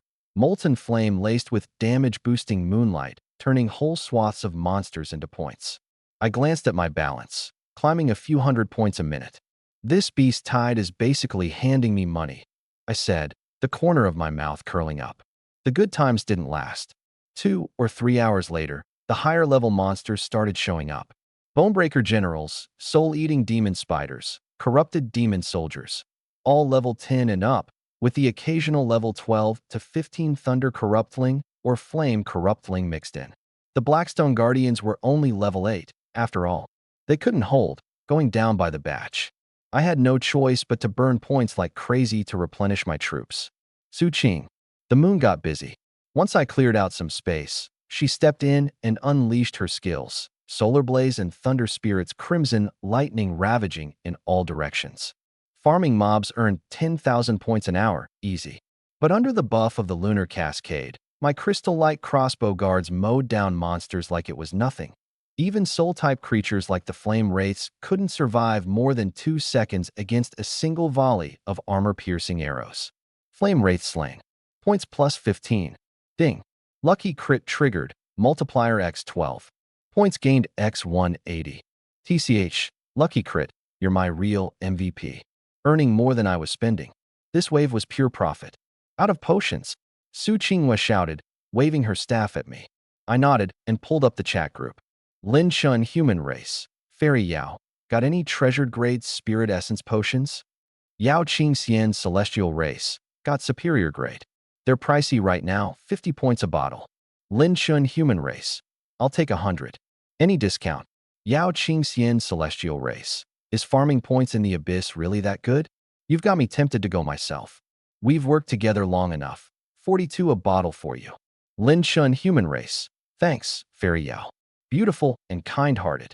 Yao Qing Xian Celestial Race. Such a smooth talker. 3 bottles on the house. 4,200 points. I dropped it without blinking.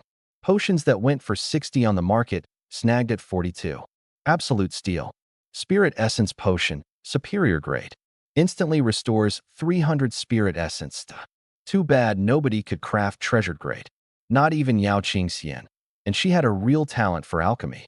The potions arrived, and I stayed up on the tower, keeping the whole battlefield in check. By afternoon, the beast tide surged again.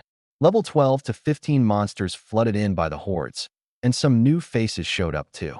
Through the dark red mist, several massive figures came stomping forward, each step shaking the ground. Monster, Rotstone Giant LV, 15. Strength, 280. Constitution, 320. Spirit, 220. Agility, 200. Skills, Rotstone Throw LV.3. Earth Stomp LV.2. Formed from corroded, congealed rock. Extremely high defense, but slow-moving. They started hurling boulders from dozens of meters out, slamming into the light barrier with deafening booms and rippling shockwaves. Unable to break through, they turned on my troop formations instead. 1 boulder and 4 or 5 Black Rock Guardians shattered on the spot. And in the distance, there were even more. Monster, Void Gloom Spider LV, 18. Strength, 450. Constitution, 300. Spirit, 200. Agility, 300. Skills, Gloom Silk Bind LV.3. Toxic Murk Breath LV.2. Spins dark, murky webs. Those it touches slowly waste away. They just keep getting stronger. This won't hold up. I frowned. If it was already this intense in the afternoon, I wouldn't be surprised to see level 20 monsters by nightfall. The Abyss, it really lived up to its name. I need to get the Immortal City upgraded to superior grade as soon as possible. Gee, my mind's made up, I said. By evening, the beast tide surged right on schedule. This time there were fewer of them, but the quality was terrifyingly high. Nearly every monster that showed up was level 15 or above. Roar, hiss. To the south, out in the wasteland, two especially vicious silhouettes suddenly appeared. On the left, a massive scorpion, pitch black from head to tail. Instead of a stinger, its tail ended in a hideous eyeball dripping corrosive fluid. On the right stood a 5-meter skeletal giant, its bones plated with dark red crystal, gripping a huge axe cobbled together from vertebrae. I cast Observe. My pupils shrank. Monster, Soul Eater Scorpion, Elite, LV18. SDR 300, Con 480, SPI 510, AGI 480. Skills, Soul Eater Gaze LV4, Corrosive Poison Storm LV3, Carapace Hardening LV4. The Soul Eater eye on its tail strikes directly at the soul. The Corrosive Poison Storm covers a wide area. Monster, Blood Crystal Bone Demon, Elite, LV18. SDR 500, Con 490, SPI 200, AGI 300.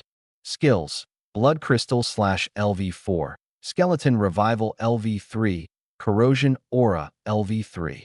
Can resurrect slain skeletons. Radiates a corrosion aura in all directions. Elite tier. I drew in a deep breath. First time running into one. Stats and skills all boosted across the board. The pressure hit me from way off. The scorpion's tail eye rotated slowly, locking onto Su Qinghua, who'd just stepped out. She felt a wave of dizziness. Luckily, her spirit was high enough to tough it out. Not daring to linger, she loosed her skill and immediately fell back behind the shield dome. The bone demon raised its axe and roared, leading a pack of monsters in a savage push. Qinghua, focus fire the scorpion first. Psychic attacks were the worst kind of trouble. We couldn't let it stay on the field, or our clear speed would get choked out.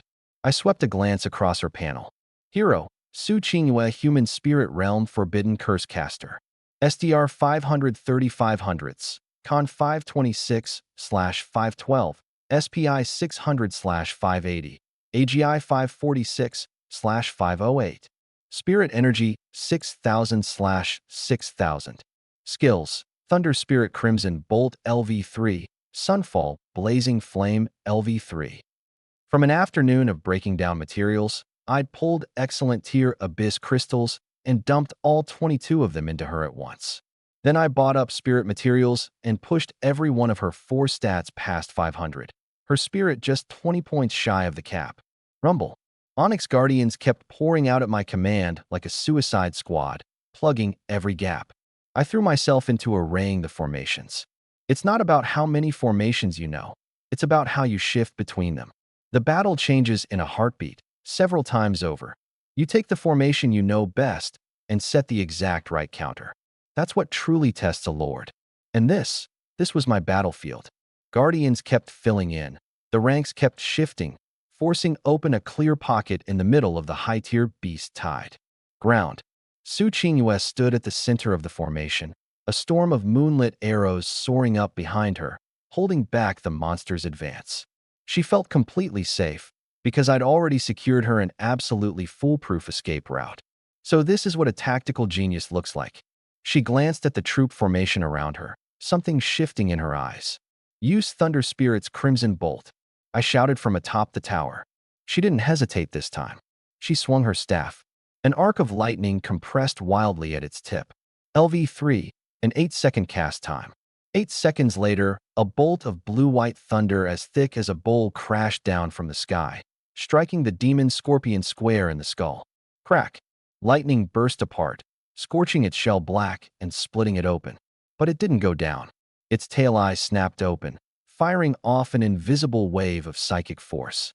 Su Qinghua grunted and staggered back, her face going pale. There was no dodging a mental attack, not without psychic defense gear. But Abyss monsters almost never dropped equipment, and I hadn't received a single piece these past few days. Arrowhead formation. The Blackrock Guardians tore open a breach. The paralysis lasted only a second, but that was enough for the Crystallite crossbowmen to unleash a full volley of armor-piercing bolts. Arrows fell like a sudden downpour, blazing with moonlight, burying themselves into the demon scorpion's joints and eye sockets. Fighting through the agony, Su Qingyue channeled the lightning once more. The second bolt of thunder came crashing down, striking the exact same spot. The shell shattered completely, and lightning poured into its skull. The demon scorpion's massive body convulsed violently before it collapsed to the ground with a thunderous boom.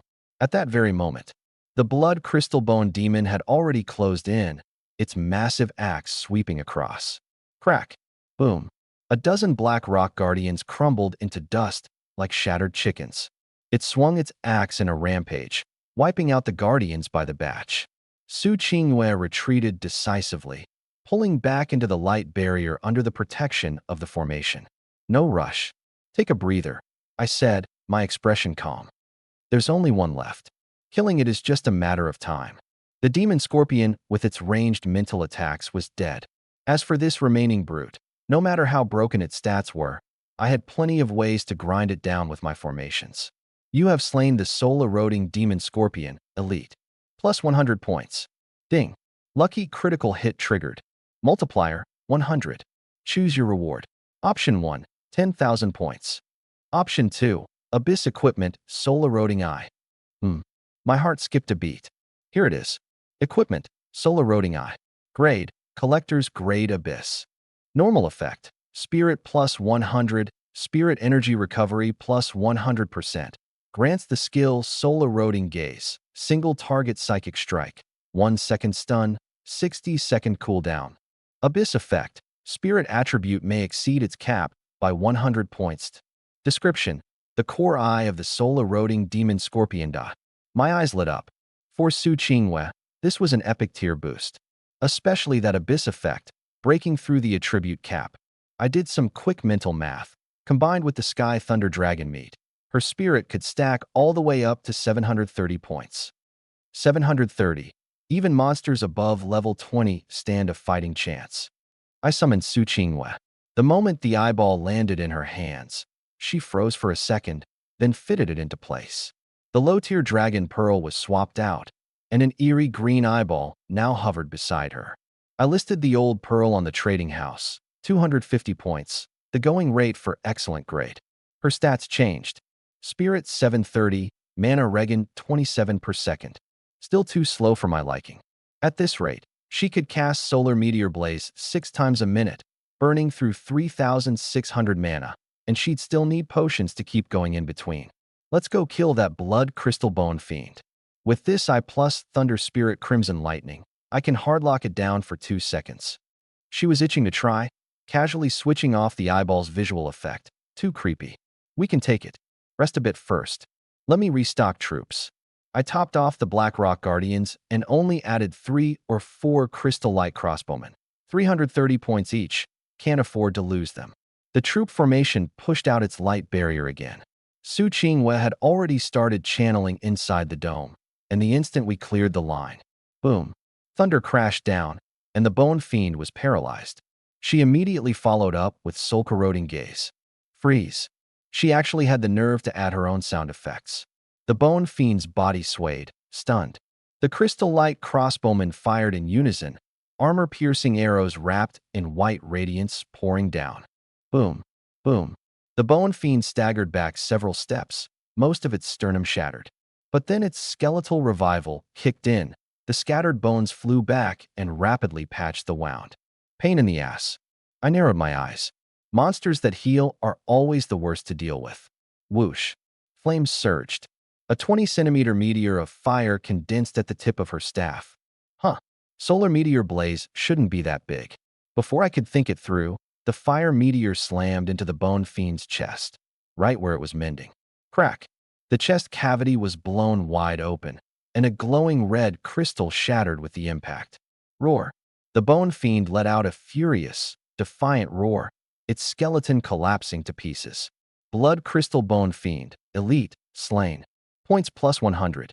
I glanced at her stats. Solar Meteor Blaze, LV4. Just leveled up. If it were still fist-sized, it might not have finished the job in one hit. I let out a long breath and scanned the area. No more elites appeared. Looked like there were only those two. But the beast tide was far from over. Monsters kept slamming against the light barrier in an endless wave. Too bad. No crit. I stared at the two corpses, wanting to get closer and break them down. I was curious what an elite would drop. Under the cover of the troop formation, I moved up to the corpses and cast Dismantle. Dismantle Soul-Corroding Demon Scorpion. Soul-Corroding Crystal X1. Demon Scorpion Carapace X15. Abyssal Crystal, excellent. X2, Lord Coin X50. Dismantle Blood Crystal Bone Fiend. Blood Crystal X1. Bone Essence X10. Blood Crystal Longbow. Abyss. X1. Lord Coin X50. Abyss Gear? And a bow. My heart pounded. I quickly pulled back bent down and pulled out the bow. Whoa! Su Qinghua let out a low gasp.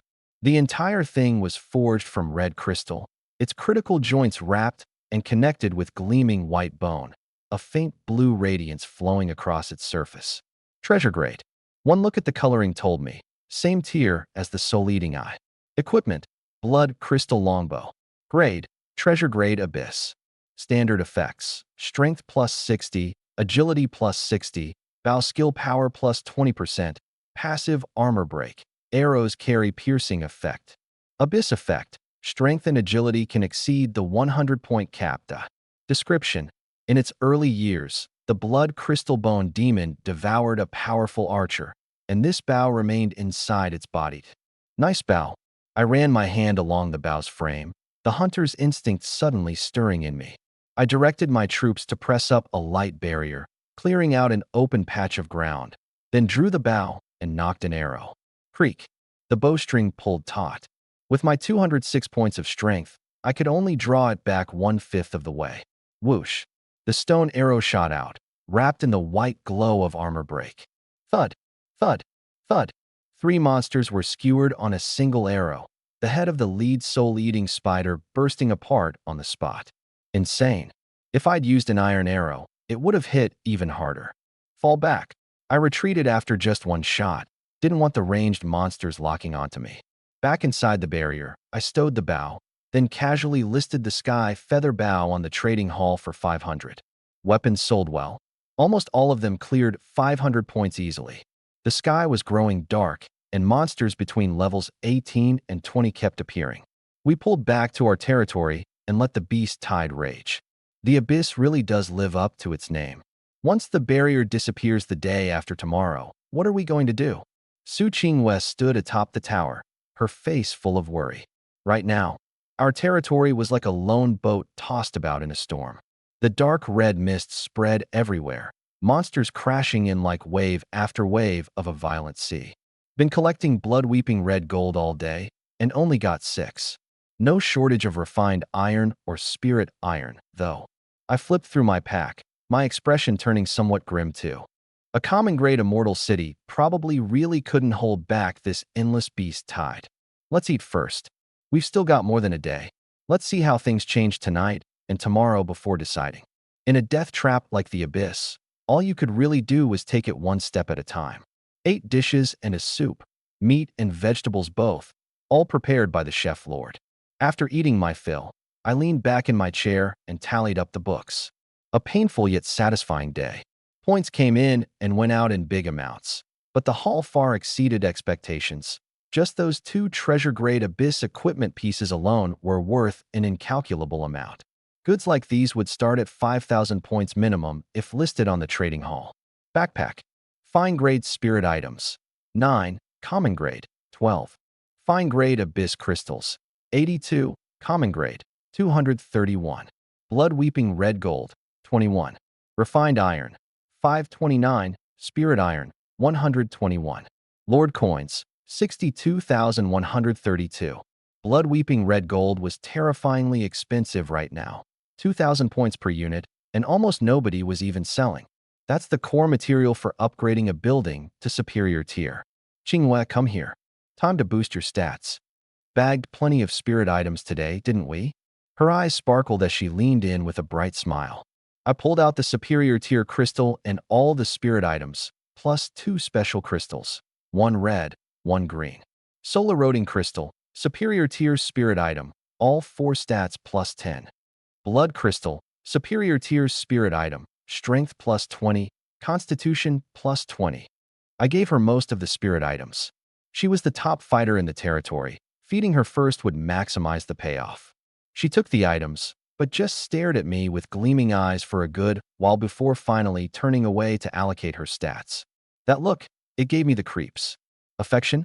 This girl wasn't planning to max out her stats and then pin me down in bed, was she? Heh. I couldn't be bothered to overthink it. I grabbed my own crystals and started leveling up too. Half an hour later, I finished first. Lord, Lin Chen, Human Spirit Realm Goddess Summoner. Points, 53,921. Strength, 542/446. Constitution, 462/426. Spirit, for 25/405. Agility, 530/450. Spirit Energy, 4, 254ths, 250. All four stats broke 400, with strength and agility over 500. Thanks in part to my gear bonuses, of course. My lord, I feel like I could beat you into the ground right now. Su Qinghua shook her little pink fist at me. I raised an eyebrow and pulled up her panel. Hero, Su Qinghua, Human Spirit Realm Forbidden Curse Caster. Strength, 500. Constitution, 514/500. Spirit, 730/600. Agility, 588/580. Spirit Energy, 7, 307ths, 300. Spirit at 730. She'd shattered the Spirit Realm cap. All thanks to the soul-eroding eye and the Sky Thunder Dragon meat. Her other stats were nearly maxed too. A few more spirit items tomorrow, and I could push her to the peak of the Spirit Realm. After that, it'd be time to hunt down realm breakthrough items. With her combat power, once her stats were maxed, she'd be able to handle monsters above level 20. Come on, let's go hunt for a bit more. Our need for sleep was minimal now. 4 hours was plenty, with just 2 hours of deep sleep. At night, we always had to find something to do. Aside from fooling around in bed, killing monsters was far more satisfying. We climbed the city wall. Under the dark red moonlight, the abyssal land felt even more oppressive at night as the beast tide surged. Their numbers had plummeted while their quality had soared. A quick glance showed they were all around level 20. Even the weakest, the Gloom Void Demon Spiders, were level 18. New monsters had emerged. I cast Observation, and my pupils shrank. Monster, Abyss Envoy level 20. Strength, 450. Constitution, 450. Spirit, 620. Agility, 500. Skill, Abyssal Low. Language, LV4. Corrosive Flame, LV4. Monster, Rockgorge Dragon Lizard level 20. Strength, 580. Constitution, 600. Spirit, 350. Agility, 500. Skills, Rockgorge Breath LV4. Scale Hardening LV4. A mutant of the corroding abyss, carrying a faint trace of dragon blood. Now infected. Monster, Dark Erosion Soul Lord level 20. Strength 480. Constitution 410. Spirit 590. Agility 510. Can empower nearby abyss monsters. Abyss Envoys.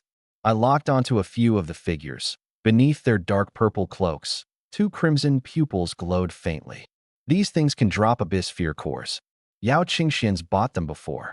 Back then she'd laid out the terms, trade her the fear cores, and every day she'd hand me 100 common grade potions for free, worth about 10 superior grade. Not a lot, but solid, guaranteed points. Qinghua, keep going. I ordered my troops to push the light barrier forward, and she cast her skills from beyond it. The two of us grew more and more in sync. By the end, we could clear a field fast without saying a word. But the night's beast tide was far more vicious. My troop casualties were terrifyingly high. The Black Rock guards needed constant reinforcing, and even the Crystal Light crossbowmen started dying in droves. Too many ranged monsters. 2 hours later, I glanced at my points. 50,000 something in, 50,000 something out, barely breaking even.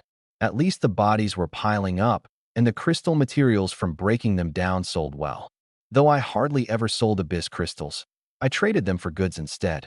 They're spiritual items in their own right, more useful than any ordinary loot. Abyss Envoy Slang. Points plus 20. Ding. Lucky critical triggered, multiplier x 100. Please select a reward. Option 1. Abyss Equipment Elemental Staff. Option 2. Abyss equipment, the elemental robe. Holy crap, the same critical hit prompt as when I'd killed the soul-eroding demon scorpion. Only this time, both options were Abyss equipment. Both treasured grade, both mage gear. This is way too hard to pick. I want them all. My eyes were practically glowing green. After gritting my teeth for a good while, I reluctantly tapped the staff. Equipment, elemental staff. Grade, treasured abyss. Common effect, spirit plus 100, range skill power plus 50%, spirit energy recovery plus 50%. Comes with elemental affinity, 5-element range skill damage plus 50% extra. Abyss effect, spirit stat can exceed its cap by 100 points. Description, forged from 5-element stones, granting the wielder ultimate elemental affinity. Insane. This lets her stack spirit all the way to 830. The staff was about a meter long, cast from 5-colored metal with a deep blue sheen. A clear white gem set at the tip, 5-colored light swirling within. Qinghue. I raised my staff toward the base of the city wall. Her eyes lit up. She sprinted up the wall and threw herself at me, brimming with excitement. Whoa, even the biggest cheaters aren't as strong as you. Big Brother Lord really is amazing.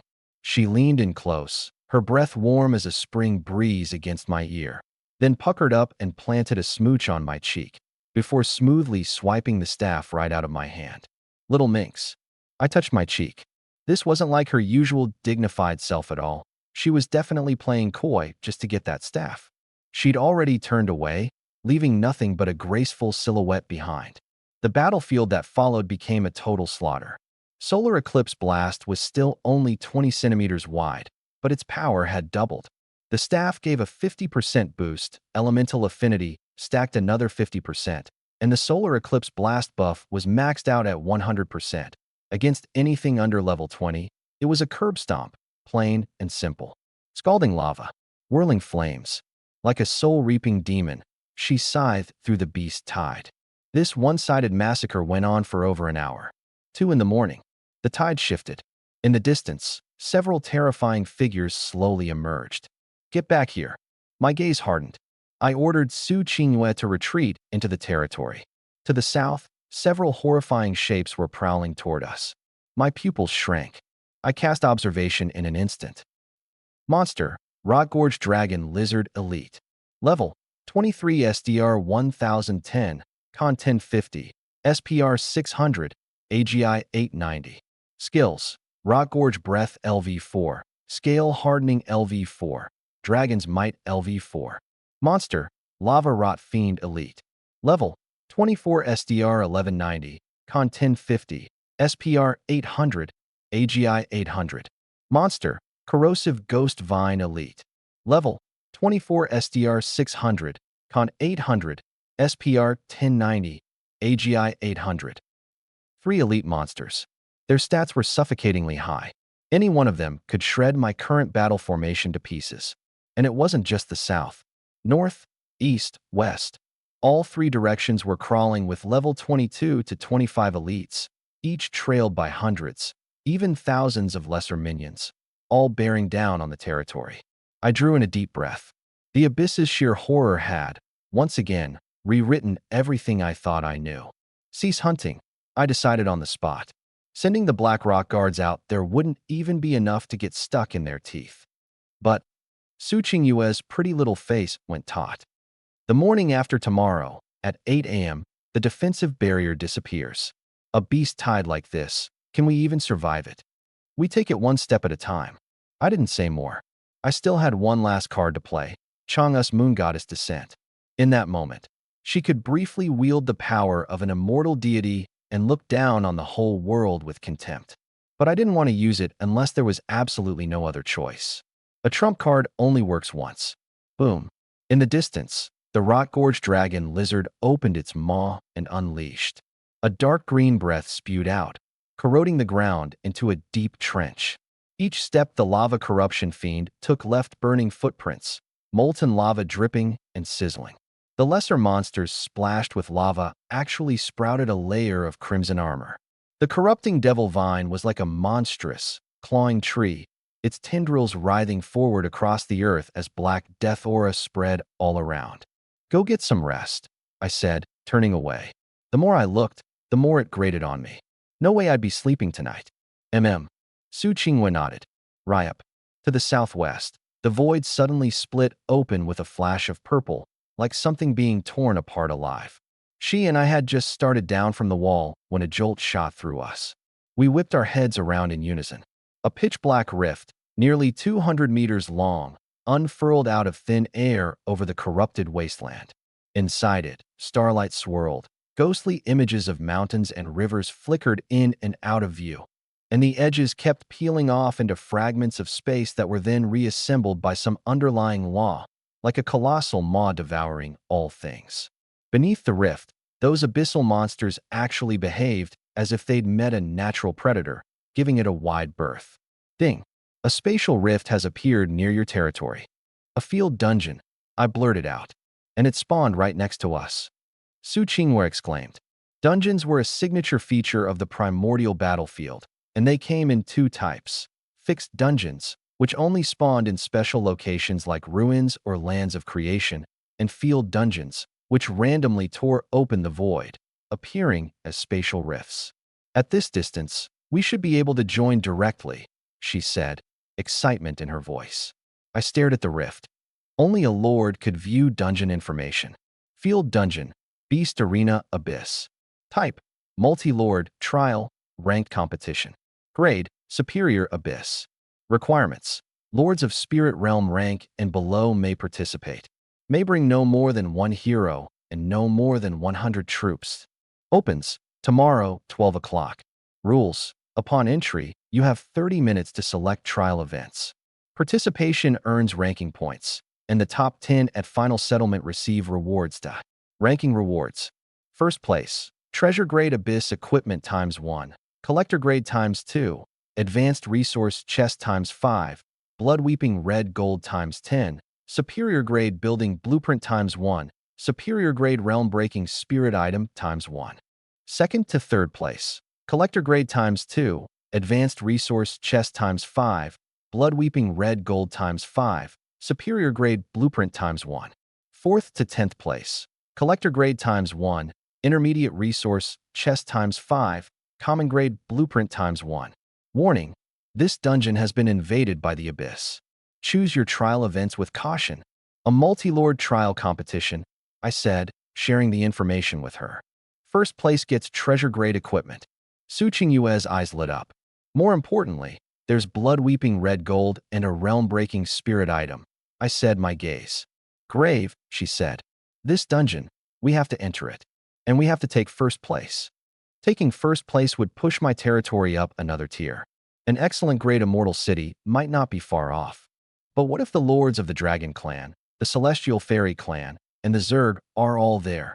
She bit her red lips. What's there to be afraid of? I laughed. We're leveling up inside the abyss. The most dangerous places always hide the richest rewards. They may have racial divine treasures, but that doesn't mean they're stronger than us. The truly strong never take the easy road. Su Qingwe lifted her clear eyes, glancing at me a few more times, her cheeks quietly flushing red. Come on, let's shower and get some sleep. I stepped forward, scooped her up sideways, and slung her over my shoulder. Hey, put me down, she cried out coquettishly. Been putting on weight. You're a little heavy. I gave her a pat. You're the fat one. My constitution stat is even higher than yours now, she protested. Oh, really? Then I'll have to check that out properly in a bit. What followed was a night of passion, clouds and rain, drifting through the mist. It was a good while before I let her go, then got up and headed toward Chang'e's stone house. Knock, knock. Come in. A cool, aloof voice drifted out. I pushed the door open. Moonlight flowed through the room. Chang'e sat cross-legged on the bed, faint lunar radiance swirling around her. She was meditating, as detached from worldly things as ever. Fairy Chang'e, these abyssal crystals might be of use to you. I set the common grade abyssal crystals on the table. She slowly opened her eyes, her starry gaze sweeping over them. Leave them. Next I took out Lord coins, refined iron, bone essence, corrosion crystals. Leave them. The same line, over and over. I refused to believe it. I brought out spirit iron, plus a single piece of blood-weeping crimson gold. Chang'e has received your gift. Favorability +2. Now leave. I need to focus on my cultivation. Her gaze was cold, as if those 2 points of favorability had never existed. Rest well, fairy. I got up and left. So picky. A whole piece of blood-weeping crimson gold for just 2 points. I quietly made up my mind. Sooner or later, I'd max out her favorability. And when that happened, back on the second floor, Su Qingwei was sleeping soundly. I didn't disturb her, just lay down on the other side and opened the chat groups. To my surprise, the human race group was blowing up. It was this late, and a whole crowd of people still hadn't gone to bed. Holy crap. The commotion over at the abyss is terrifying. I can hear the monsters roaring from dozens of kilometers away. Those monsters aren't going to come charging out, are they? I heard over a dozen alien lords died in the Shadow Abyss. Even the Dragon Clan lord got seriously wounded. Hua Jieyu. There seem to be even more monsters in the Corrosion Abyss, and the roars are louder. Chen Xiao. I wonder how Lin Chen's doing. I don't think he'll make it. This abyssal beast tide is on a whole different level. Even if his defensive barrier holds up another 2 days, if he can pull through, then he's a true god. Anyone see him list a concealment ring at the trading post today? 10,000 points, treasured tier, gone in seconds. Selling off his special gear? Bet he's on his last legs, cashing everything out. Watching this crowd write my eulogy, I couldn't help myself. Lin Chun, buying treasured and legendary tier gear. DM me if you've got some. Prices are negotiable. Can trade with concealment rings. The chat went silent for a few seconds. Holy crap, he's still alive. He's still in the mood to buy gear at a time like this? Lin Chin bro, I've got a legendary necklace that boosts range power. Want to trade for a concealment ring? Buffed. He still got concealment rings? Bluffing. I bet he barely has any points left. I didn't bother arguing. I just dropped 2 screenshots. Lin Shun. Concealment ring. Current points. 69,214. Current Lord coins. 72,132. The chat exploded again. Holy hell. Almost 70,000 points? I don't have that much from 6 days combined. 70,000+ Lord coins. Big shot. Save up to 100,000 and you could buy an heirloom tier item outright, right? How many monsters has Lin Chen actually killed? The abyss pays out that well? Now I kinda wanna go. Dream on, buddy. You wouldn't survive 3 hours in the abyss. I found the girl selling the legendary necklace and told her to send me the stats. Wang Xiaoli. Wine Spirit Necklace.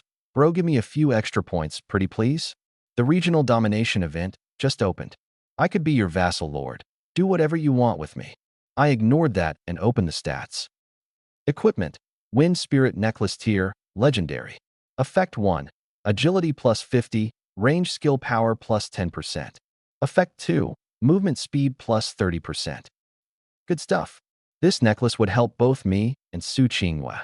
I initiated the trade right away, swapping a concealment ring for it. Su Qingwei would wear it first.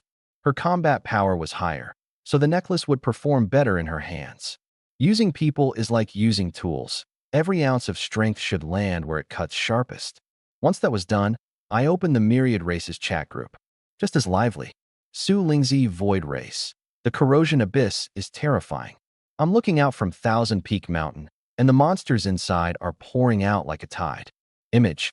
Chong Batian Insect Race. Damn. I was on the outer edge of the Shadow Abyss and bailed on day 1.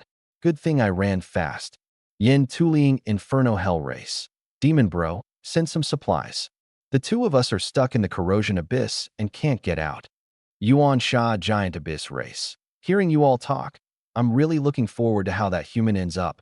Yuan Jutian Giant Abyss Race. That human ain't dead yet? Yuan 2 and Yuan he can rest happy in the afterlife.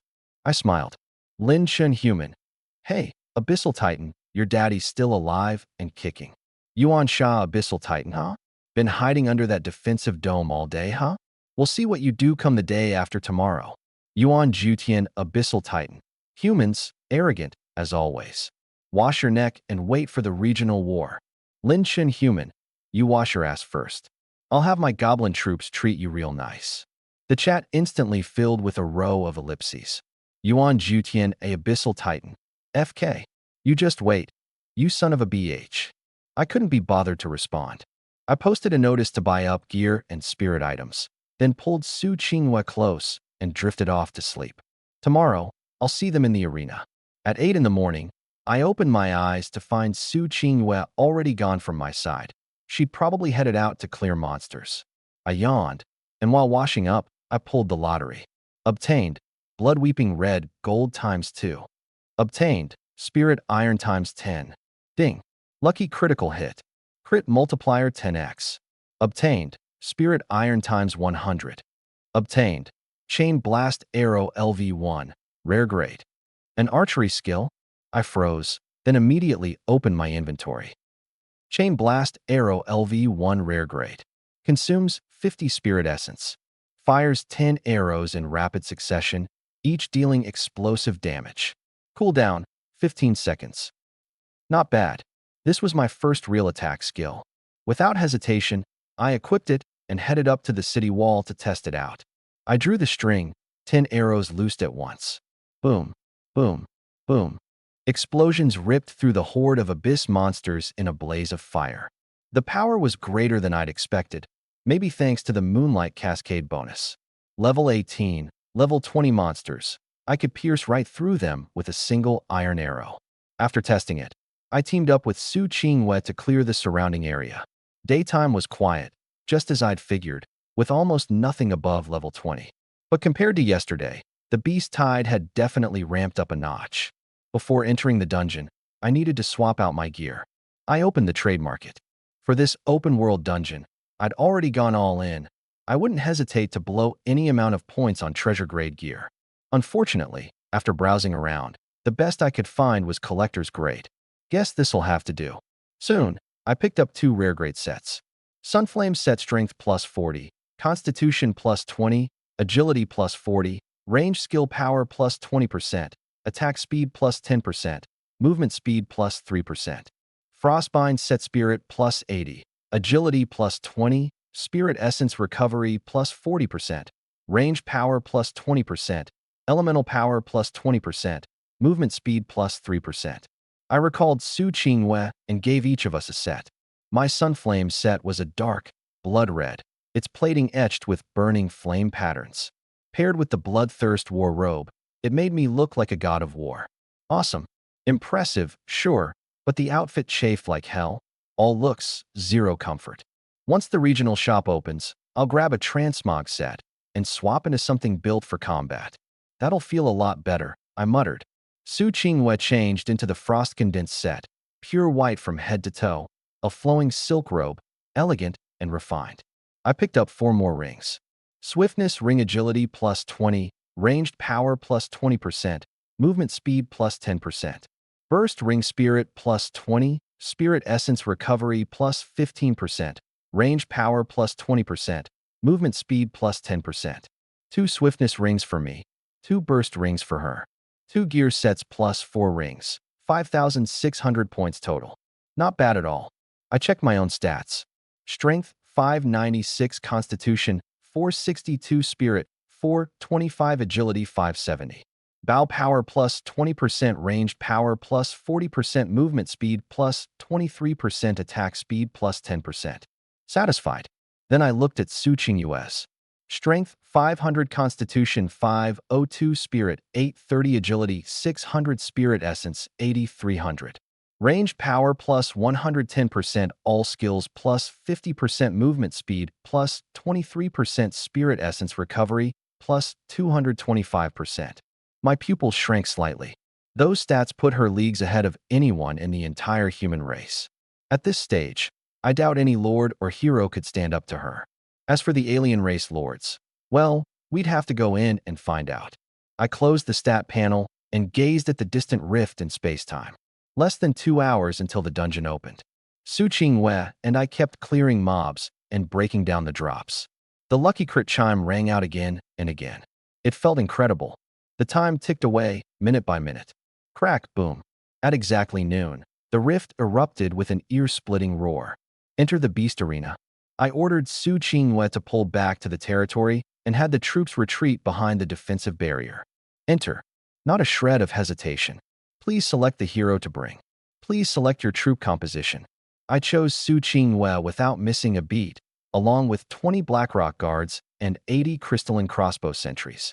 Hmm. Light engulfed us. She, I, and the troops all dissolved into particles of light. Boom. The next instant, we vanished from the territory and plunged into the dungeon. The blinding white light faded, and my feet hit solid ground. I opened my eyes, already standing on a massive stone platform suspended in the void.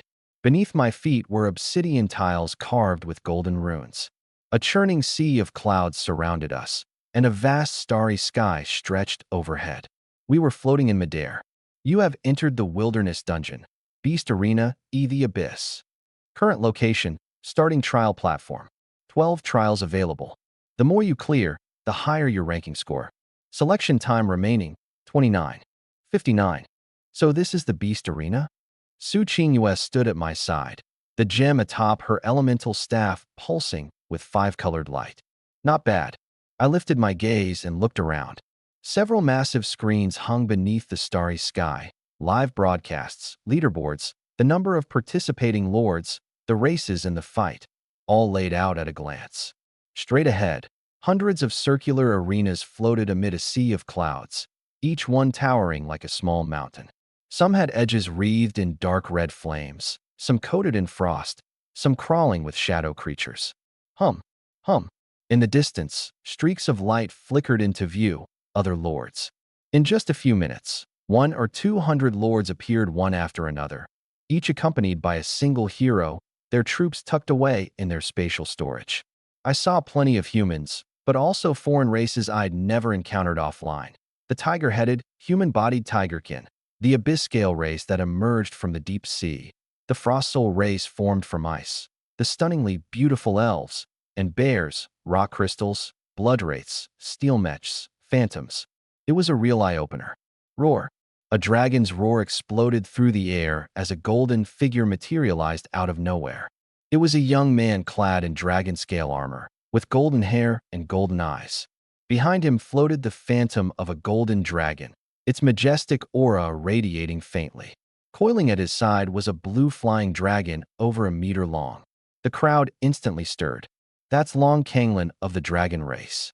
I heard both his strength and constitution broke 500. Is he a pure-blood five-clawed golden dragon? If he is, first place is his for sure. Long Kanglin acted as if he'd heard nothing, walking off to one side to survey the surroundings. I gave him a second glance. On the first day of the arrival, I'd made a deal with him. That low-tier dragon pearl in my hands? He was the one who sold it. Hum. Space rippled again, and a figure trailing an ethereal, immortal aura descended. My eyes lit up. It was a breathtakingly beautiful woman in a white dress, holding a jade rui, her skin flawless as porcelain, a soft radiance shimmering around her, like a fairy come to earth.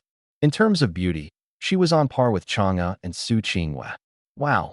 Su Qingyue clicked her tongue beside me, even wiping the corner of her mouth. Hey you. I shot her a sidelong look. What? Everyone appreciates beauty. She didn't even lift her head. Greetings, lords. If anyone wants to buy potions, come find me. In the distance, the woman, Yao Qingxian, gave a light wave of her hand, and an array of potions floated around her. A group of lords crowded in, practically drooling. I'll take some. Me too. Fairy, sell them to me. The celestial fairy race had incredibly strong charisma and got along well with all races, so a scene like this was hardly surprising. Buzz, buzz, buzz. A chorus of insect chittering and green light surged forth. A half-meter-long green worm dropped down, a swarm of insects trailing behind it. Interesting. I like this arena. A boy's voice rang out, sharp as a spicy snack strip. The lords all around went pale. It's Great Demon Green Bug. Stay away from him now. Attention all males. Don't let him lock onto you. I kept a wary eye on that bug and immediately pulled up the hood of my bloodthirst battle robe. Couldn't help it. The Great Demon Green Bug was infamous across the myriad races. Nicknamed the Lust Bug, it screwed the sky, screwed the earth, screwed the very air, and its targets were males of any race. Anyone who didn't flinch when they saw it was either seriously strong or into that kind of thing. What's with those looks? Bug Overlord Tion buzzed his wings and started critiquing everyone in sight. That tiger-headed guy, your fur's so long. What are you even hiding? And you, the ice block. Do you even have a hole? Su Qingwei turned to look at me. I was already wrapped up head to toe. She said, thud. A dull, heavy boom, and two figures materialized not far off. Su Qingwei and I both stiffened. It was the Abyssal Chasm clan. Two bodies of black crystalline stone, humanoid, their crystal stone pupils sweeping the surroundings coldly. The Abyssal Chasm clan is here. Stay away from them. They've got vicious tempers.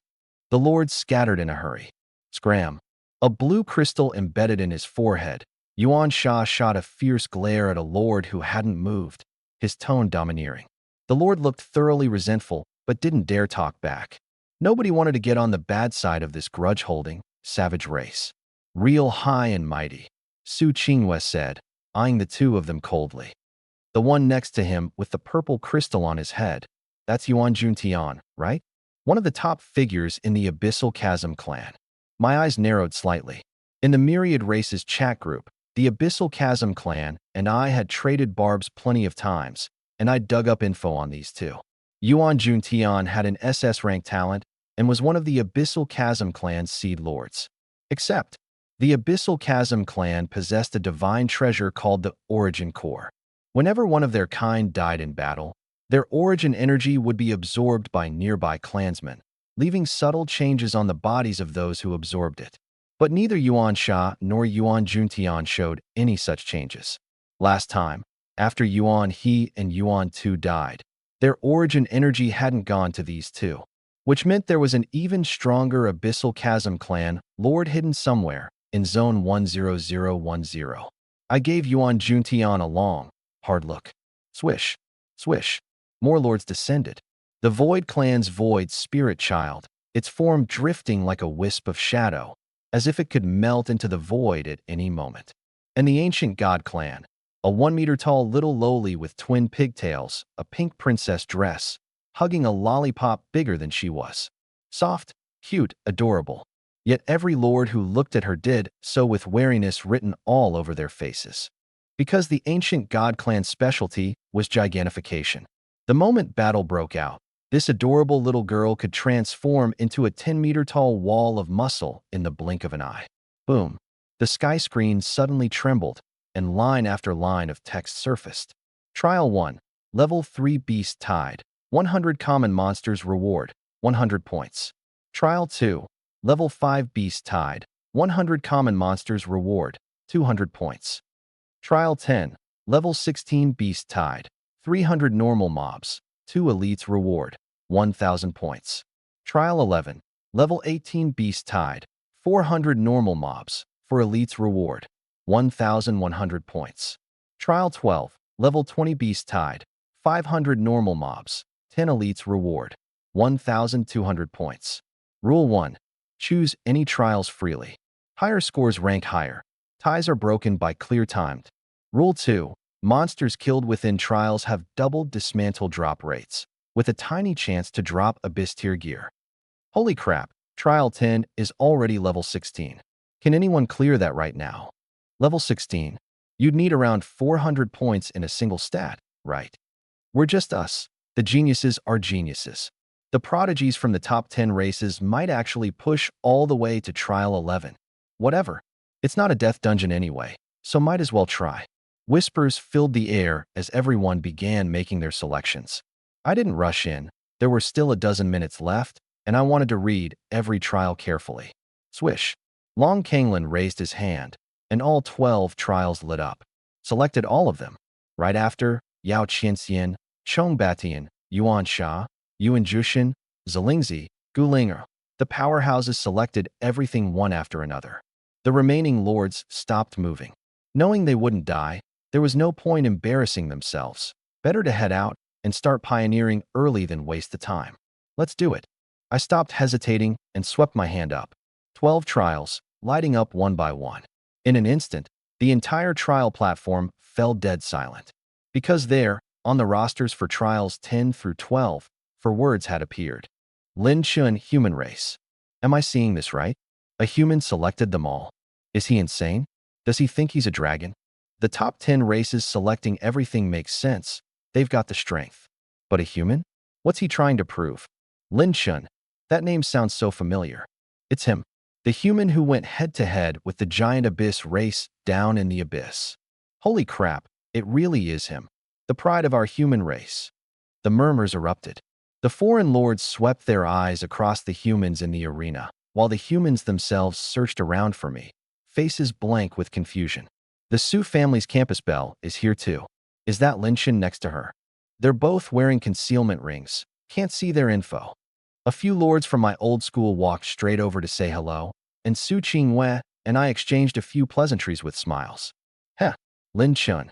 In the distance, Yuan Sha let out a grating sound like grinding stone, translated by the system into everyone's ears. You think you have the right to select every trial? The foreign lords watched with flickering eyes. Some even sauntered closer, feigning nonchalance, ready to watch me make a fool of myself. I smiled and said nothing. Some answers are best given with an arrow, louder than my mouth ever could. I killed 2 of your Abyss clan's worthless wretches. Does that make me qualified? I said it quietly, but it silenced the whole crowd. Yuan Sha's crystalline pupils flickered violently, and his obsidian-hard face twitched. He couldn't argue back. I really had killed 2 Abyss clan lords, and one of them had an S-rank talent. That was a stain on their entire clan. Yuan Sha was about to speak when Yuan Tian, standing beside him, waved him off and stepped forward. Human. Bold. Care to make a bet? Bet on what? I raised an eyebrow. Simple. We bet on the point rankings. If you win, I'll give you a treasure-grade piece of gear. If I win, you give me 50 superior-grade Abyss crystals. Huh. You're really reaching, aren't you? I sneered. 10. That's my max. He was quiet for a moment. Deal. I sized him up. This Abyss clan lord's pupils had a faint purple tint, unlike the other lords. That was the mark of a talent. What? Too scared to take it. Yuan Sha taunted from the side. Scared of what? I said, cool and easy. I just don't trust your Abyss clan. We'll need a middleman. I don't trust you to keep your word either, Yuan Tian nodded. 100 years of bloody war between our races. There wasn't an ounce of trust to go around. On the interstellar battlefield, a rule set yesterday could be tossed out today. Yuan Tian brought in Long Tsonglan of the Dragon Clan. Long Tsonglan gave me a nod of acknowledgement and smiled. I'll oversee this bet. Whoever breaks their word makes an enemy of my Dragon Clan. Of course. Fine by me. Word of the bet spread instantly, and the alien lords buzzed with chatter. Have the humans lost their minds? Betting against the Abyss clan? No chance. That Yuan Tian is a purple abyss, not a white abyss. White abyss. Purple abyss. To gauge an Abyss clan lord's talent, just look at the crystal on their head. White is the lowest, then green, blue, purple, and gold going up. The murmurs were full of doubt. In the Kunlun Star region, humans were weak, our foundation nowhere near the Abyss clans. 100 years of interstellar war, and we'd been losing ground every step of the way. If not for the 10 Starfield lords holding the line, humanity might have been wiped out long ago. It was the truth. A few of the human lords' faces flushed red and pale, but they had nothing to say against it. You got this, bro Lin. You have to win. These Abyss clan bastards are way too cocky. I just nodded, my gaze calm. What they couldn't see was the ledger already balanced in my mind. Lin Chen. A light, ethereal voice rang out. I turned. A fairy of the celestial fairy clan was approaching with graceful, lotus-like steps, every movement elegant beyond measure. Fairy Yao. This is Gu Linger, one of the seed-level lords of the ancient god clan. She gestured to the little girl beside her. Lei Ho. Hello. Gu Linger lifted her chin and shouted something in human speech. Her voice so full-bodied it startled both me and Su Qingwei. Can you keep it down? Yao Qingxian rubbed her ear helplessly. Haha. This is Su Qingwei, my human lord, I introduced. After the greetings, there was something odd in the way Yao Qingxian looked at Su Qingwei. The celestial fairy race's observation techniques could see through hidden equipment. She couldn't make out the specific stats, but she could see the words hero, Su Qingwei. A lord who'd become a hero? It was the first time she'd encountered anything like it. She couldn't help giving me a second glance, then smiled and let it go without asking. I've set up a little group chat, priority trading, shared intel. The abyssal race is in it too, if you don't mind. She raised her hand, and a group invitation materialized. I accepted without a second thought. Everyone in this group was a top-ranked lord, which made their trades and information incredibly valuable. As for the abyssal race, I'd just ignore them. Including me, there were 29 people in the group. Scrolling through, I saw that besides Long Kanglin, the dragon race also had a Long Xingtian, the insect race had Chong Batian, and the abyssal race had Yuan Jutian along with someone called Yuan Lin. Yuan Lin. My gaze sharpened. Nobody got into this group by accident. This guy was very likely the strongest abyssal lord in the region. Less than 10 minutes until the trial begins. Good luck. Yao Qingxian smiled and waved, ready to leave. Oh, right. Fairy Yao. Didn't you want an abyssal dread core? I suddenly remembered and pulled a dark purple crystal from my pack. The crystal was a deep, shadowy violet all the way through. Looking into it felt like staring straight into the abyss, and it gave off the deep blue sheen unique to rare-grade items. I'll take that. 10,000 points. Before I'd even finished speaking, Chong Batian flew over, his mung bean eyes locked hungrily on the core in my hand. Chong Batian, you've got some nerve. Ever heard of first come, first served? Gulinger yelled at the big green bug. You little brat. Chong Batian spread his insect wings, and the tiny flying bugs around him surged toward Gulinger like a tide. Useless. The bugs passed right through her body, as if hitting a phantom. Can't fight outside a death dungeon. Forget already? Gulinger shot him a sidelong glance. TCH.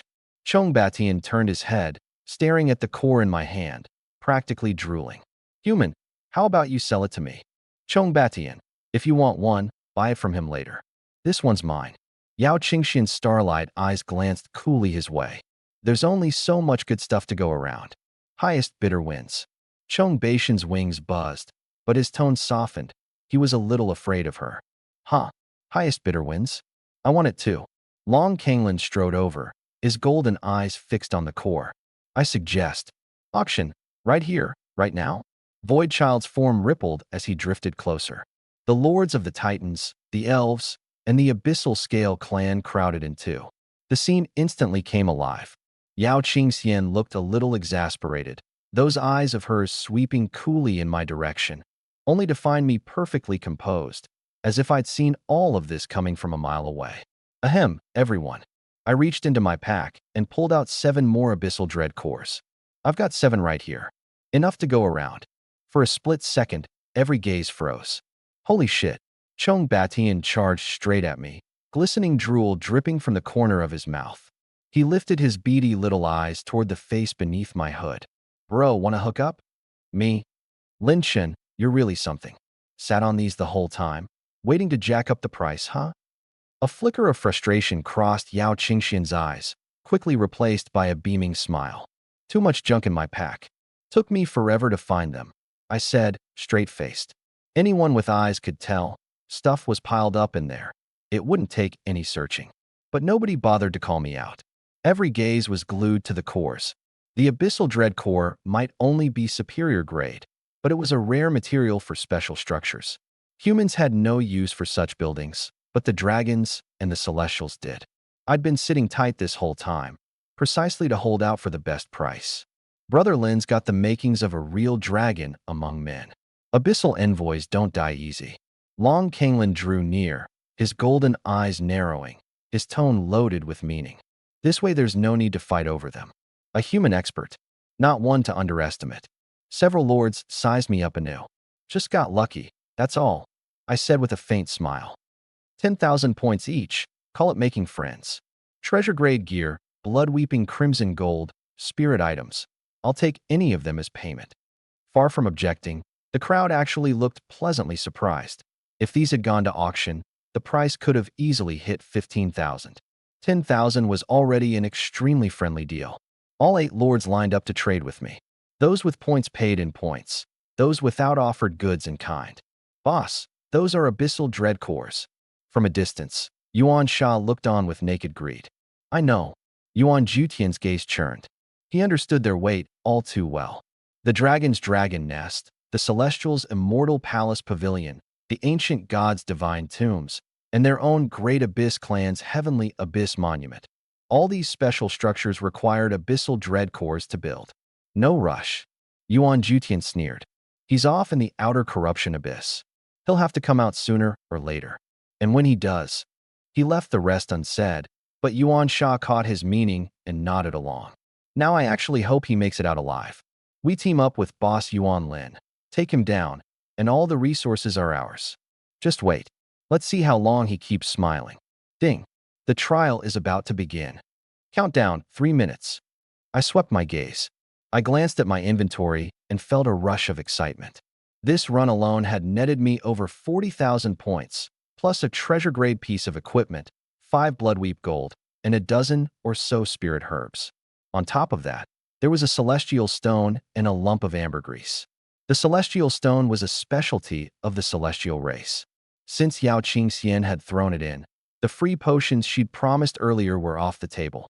I was more than happy with that. Potions only get cheaper the further you go, so why sweat the small stuff? This celestial stone was a genuine rarity.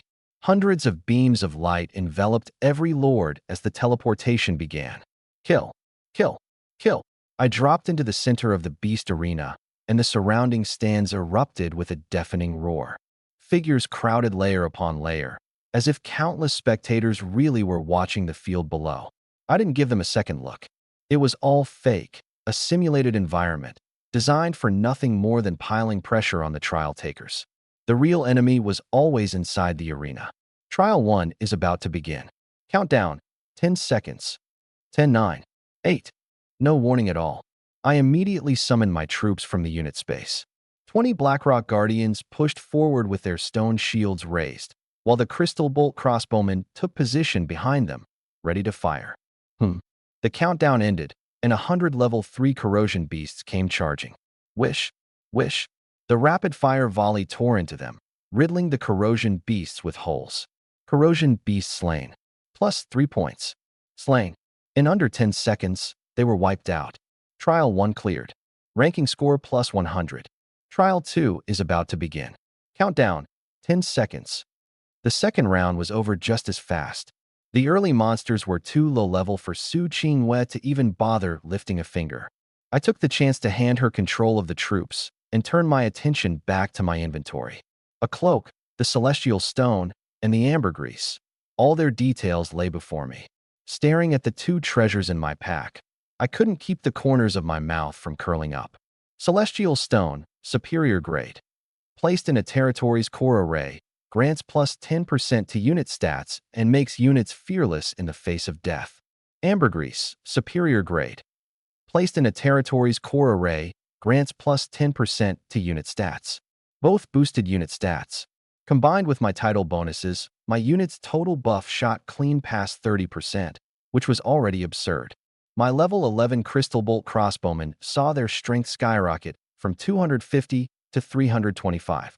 At that power level, they could crush units of level 14 or 15 with ease.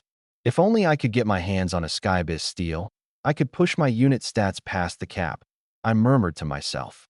Unfortunately, the Sky Abyss steel was a specialty of the Abyss Titan race, and the Abyss 2 and Abyss I'd killed earlier probably hadn't had time to forge any.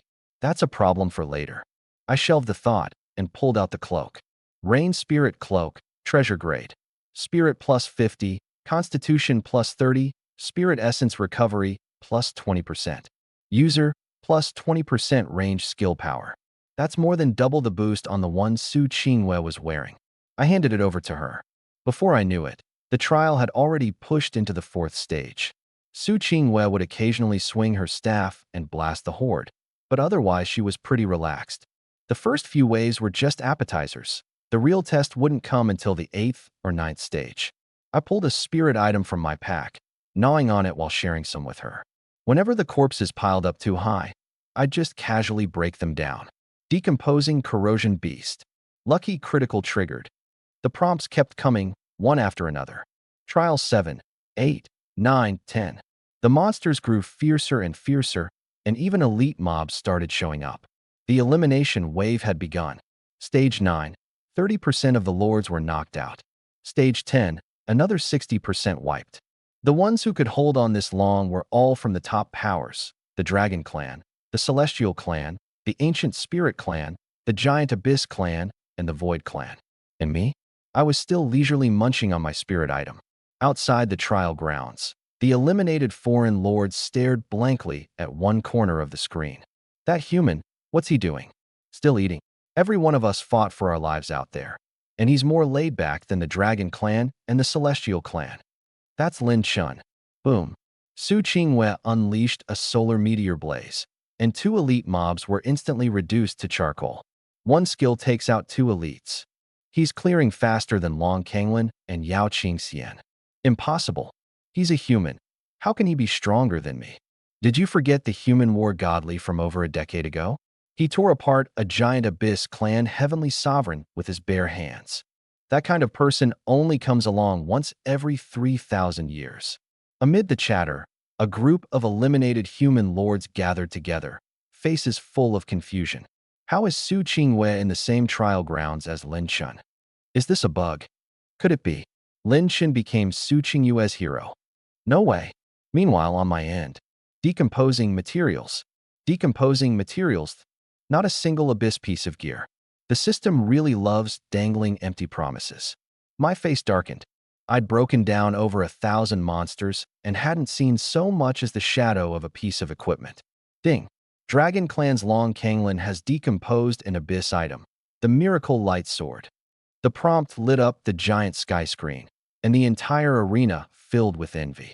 Looks like the system wasn't lying after all. Screech. Screech. A dense, ear-splitting chorus of gnashing came from the distance. Trial 11 had begun. 400 gloom-void demon spiders surged forth like a black tide, 4 of them massive in size, elite class. Form ranks. Fire.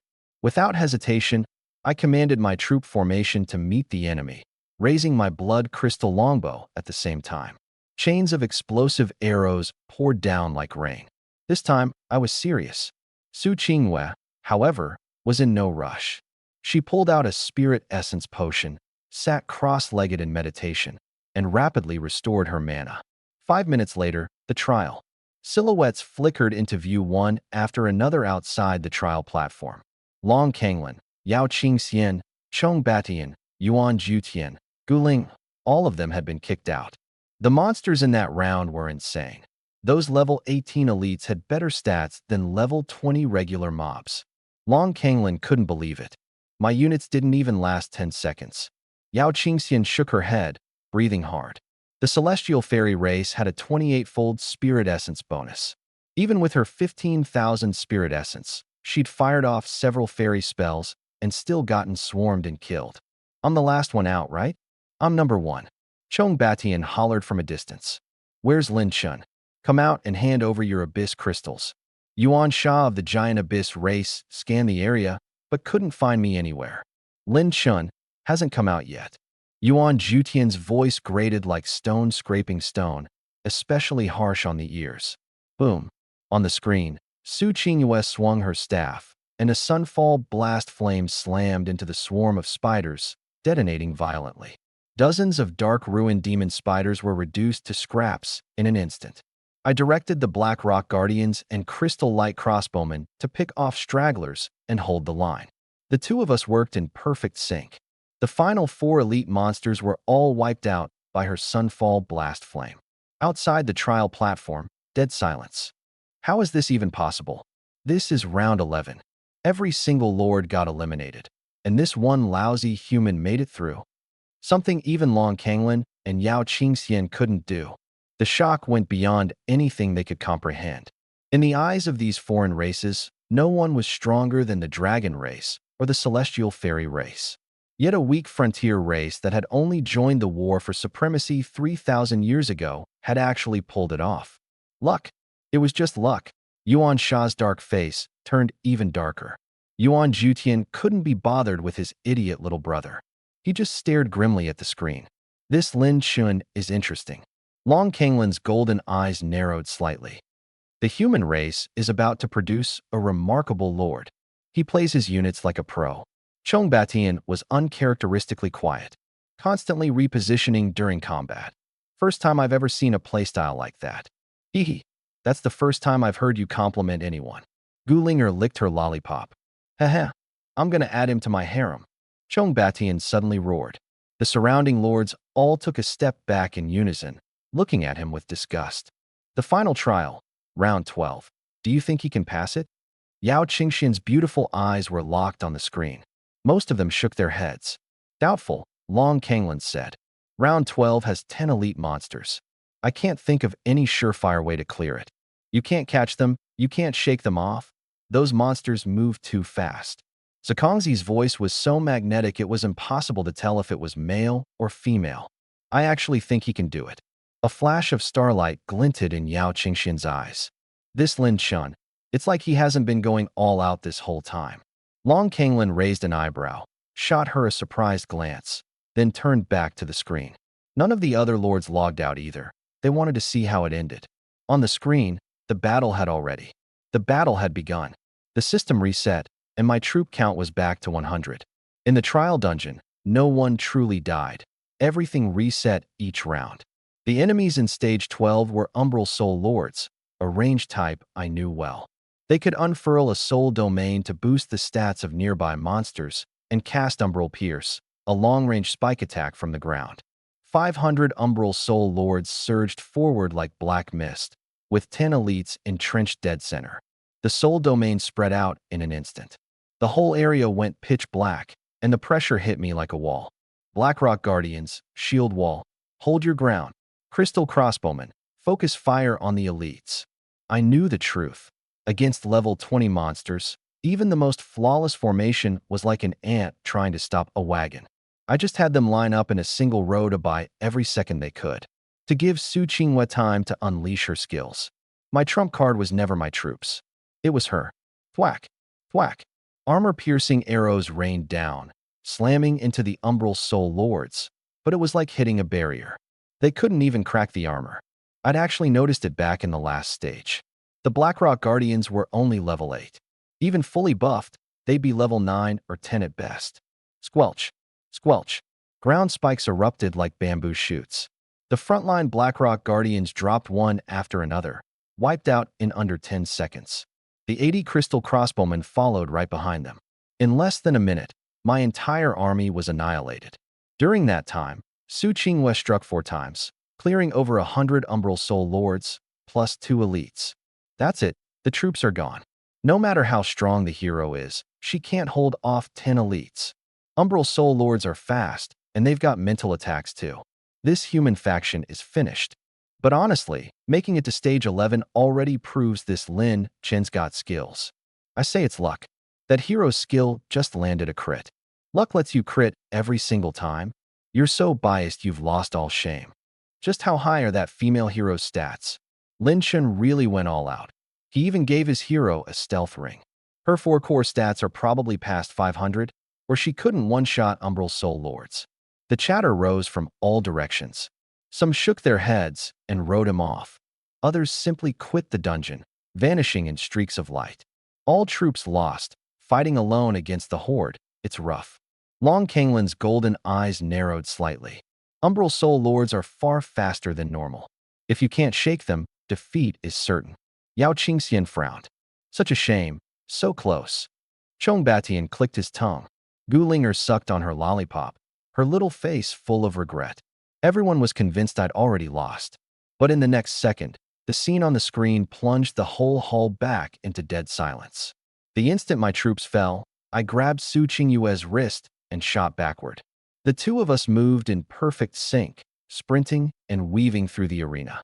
500 monsters plus 8 elites, yet not a single one could gain an inch on us. The pinnacle of strategy was never about brute force. Standing firm. Knowing when to retreat is harder than knowing when to advance. Die. I gave a low command, and my blood crystal bow instantly knocked an arrow. 10 armor-piercing arrows, trailing moonlight, shot out in rapid succession, straight for the frontmost elite soul lord. Boom. The explosive arrows detonated like miniature bombs.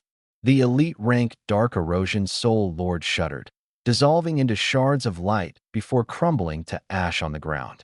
1 shot, 1 kill. The dozen-plus spirit treasures I'd bought had sent my stats soaring. Now, taking down an elite rank Soul Lord was child's play. Boom.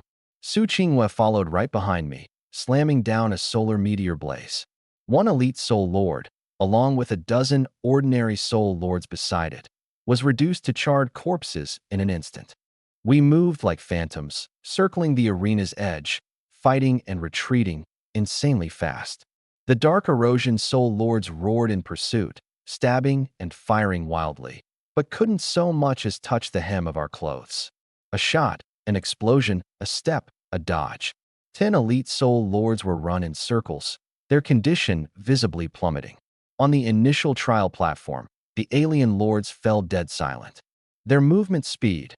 How can they be faster than the Dark Erosion Soul Lords? Is he cheating? Yuan Sha of the Abyssal clan blurted out. The surrounding alien lords all turned to stare at him, like he was an idiot.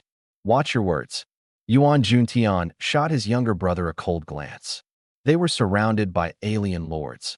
Openly accusing the primordial would bring serious trouble. I was just kidding. Embarrassment flashed across Yuan Sha's black crystal face. Boom. The battle ended faster than anyone had expected. Su Qingwei and I picked off the Dark Erosion Soul Lords one by one, like flying a kite. A few had lost track of us and were wandering in the distance, so Su Qingwei had to circle back to clean them up. I, meanwhile, strolled leisurely over to break down the corpses on the ground. On the trial platform, the lords watched the screen as the dust settled. Some were pleased, others crestfallen. That a human lord could make it this far left many of the aliens with complicated feelings. Let's go, this is boring. We've got work to do. Humans have only been in the Lord War for 3,000 years, and they've already produced a monster like this. Back in the day, our Tiger Beast clan was no different from humans a few thousand years ago. We were even the 10,000 clan's lapdogs. Brother, aren't you still lapdogs now? Piss off. I'm a tiger. On the trial platform, the alien lords withdrew one after another. Some stayed, though, like Long Kanglin and Yao Qingxian. Once I finished breaking down the corpses, I walked out of the arena. Ding! All lords have completed the trial. Congratulations to human Lord Lin Chun, who takes first place with 7,800 points. Instance closing countdown. 29 minutes, 59 seconds. Su Qingwei and I stood on the trial platform, calm and composed, without a trace of, damn. The gazes of the lords who'd stayed to watch all turned my way. Shock, awe, disbelief, all blending together. I couldn't be bothered to react. I just opened my inventory. The first place reward lay there quietly, gleaming brilliantly. One glance, and my heart nearly stopped. This ranking reward had actually triggered a lucky crit, multiplied a full 5 times over. 30 blood-weeping crimson golds, plus 5 treasure-grade abyss equipment pieces, all radiating a dazzling purple light, so bright it nearly blinded me. Brother Lin, you're seriously impressive. I, Long Kanglin, am thoroughly convinced. Long Kanglin cupped his hands from a distance, his eyes narrowing. Someday I'll introduce you to Long Xingtian. He's the saint of our dragon clan. You flatter me, Brother Kanglin. There's a limit to how strong the human race can get. But your potential is extraordinary. You'll surely rank among the top 100 one day. I said it all nice and polished. Dragon clan, celestial immortals, that type all eat this stuff up. Just telling them what they want to hear. Haha, it's you who's the real deal, Brother Lin. Long Kanglin was in high spirits. All right, enough with the mutual ass-kissing. Chong Batian walked over, his beady eyes fixed on me. Lin Chen, are you selling that treasure-grade gear? A chill ran down my spine. I pulled my cloak a little lower. Sorry, it's too rare. I think I'll keep it for myself. Shame. Come find me anytime if you change your mind. Other business works too. He stared at me for a moment, then grinned, buzzed his insect wings, and vanished into a streak of light. Here's your bet. Yuan Jutian walked over and tossed me a treasure-grade spear. I caught it on instinct. Too bad I don't use spears, but this thing could sell for a decent chunk of points right now. Not bad. One of the better treasure grades. I gave the spear a swing and pocketed it with a grin. I'll gladly take it. Lin Chun, don't get cocky. Yuan Sha glared at my grinning face, fury boiling inside him. The day the regional war begins is the day you die. We, the Giant Abyss clan, will tear you to shreds. My eyes narrowed, my expression turning cold. I'll be waiting. I just worry that when the time comes, none of you will even have the guts to show your faces. That one line left Yuan Sha speechless, his face turning livid. Lin Chun, I'll admit you're strong right now. Yuan Jutian spoke calmly. But a lord's growth depends on talent, on luck, and above all on race. That's a gap nearly impossible to cross. I didn't answer. The gap between races is real, but a gap is always something meant to be crossed. When the regional war comes, I'll be waiting for you. The two giant Abyss clan lords slowly faded into the light and shadow, losing a treasure-grade piece and still staying this composed. This Yuan Jutian really does have extraordinary self-control. Lin Shen, I'm heading out first. Remember to come to me if you want to buy potions. Yao Qingxian, who had watched the whole standoff with great interest, finally spoke up. Definitely. I nodded. Long Kanglin, Gulinger, Su Kongzi, and the other foreign race lords. The lords nodded one after another and teleported away. Then the human lords gathered around. Some from my own academy, others from the two academies of Modu and Sandan. With no conflicts of interest between us, everyone was just looking to make connections, and the conversation flowed pleasantly. Hey, big shot. What's the deal with you and Sue, the campus queen? Someone probed. I just smiled and said nothing. That's a secret. No comment for now. They knew when to back off and didn't press further. We chatted a while longer, and gradually everyone logged out. I glanced at the now empty trial platform, then up at the countdown in the sky. Taking a deep breath, I locked eyes with Su Qingwei. Return. Light and shadow swirled around us. The familiar sensation of space warping faded away, and Su Qingwei and I found ourselves back in the immortal city. It was already evening. The golden setting sun pierced through the crimson mist unique to the abyss, casting a glow as red as blood. Thankfully, bonfires dotted the entire city, so it didn't feel too eerie. The mist had thickened considerably. Visibility was less than 50 meters. It was like this every night. Roar. Outside the defensive barrier, abyss monsters surged forward like a tide, slamming against it ferociously and tirelessly. I'll go clear the monsters. Without another word, Su Qingwei grabbed her elemental staff and headed out. The more the monsters piled up, the worse it would get. She had her job clearing monsters. I had mine. We'd taken first place in this dungeon, and the rewards were generous, boosted fivefold by a lucky critical hit, no less. Clatter. I dumped out all the rewards, and the items piled up across the floor. The 5 pieces of treasure-grade equipment, shrouded in a hazy purple glow, stood out the most. On top of that, there were 10 pieces of collector-grade equipment, 25 resource crates, 5 superior-grade special building blueprints, and 5 realm-breaking fruits. Realm-breaking spirit items, they're as common as cabbage now. Too bad, superior-grade spirit items were useless to Su Qingwei and me at this point. What we needed were treasure-grade realm-breaking items to advance to the next realm. After thinking it over, I listed all 5 realm-breaking fruits on the auction house at 3,000 points each. The price wasn't high, but there was nothing I could do about it. By now, most of the hero lords had already broken through, so demand was next to nothing. Just 2 days ago, you couldn't have snagged one of these for 30,000 points. Once they were listed, I started sorting through the equipment. I went through everything once, kept a few pieces, and listed the rest for sale. As for the ones I kept, I divide them up in detail over dinner with Su Qingwei tonight. Next up were the high-grade resource crates and special building blueprints. I opened all the resource crates first. Obtained Wood X 1000. Obtained Stone X 100. Obtained Blood Weeping Crimson Gold X1. Ding. Lucky critical hit triggered Multiplier X8. Obtained Blood Weeping Crimson Gold X8. Obtained Purple Charm Spirit Herb X1. Obtained Blood Spirit Mushroom X1.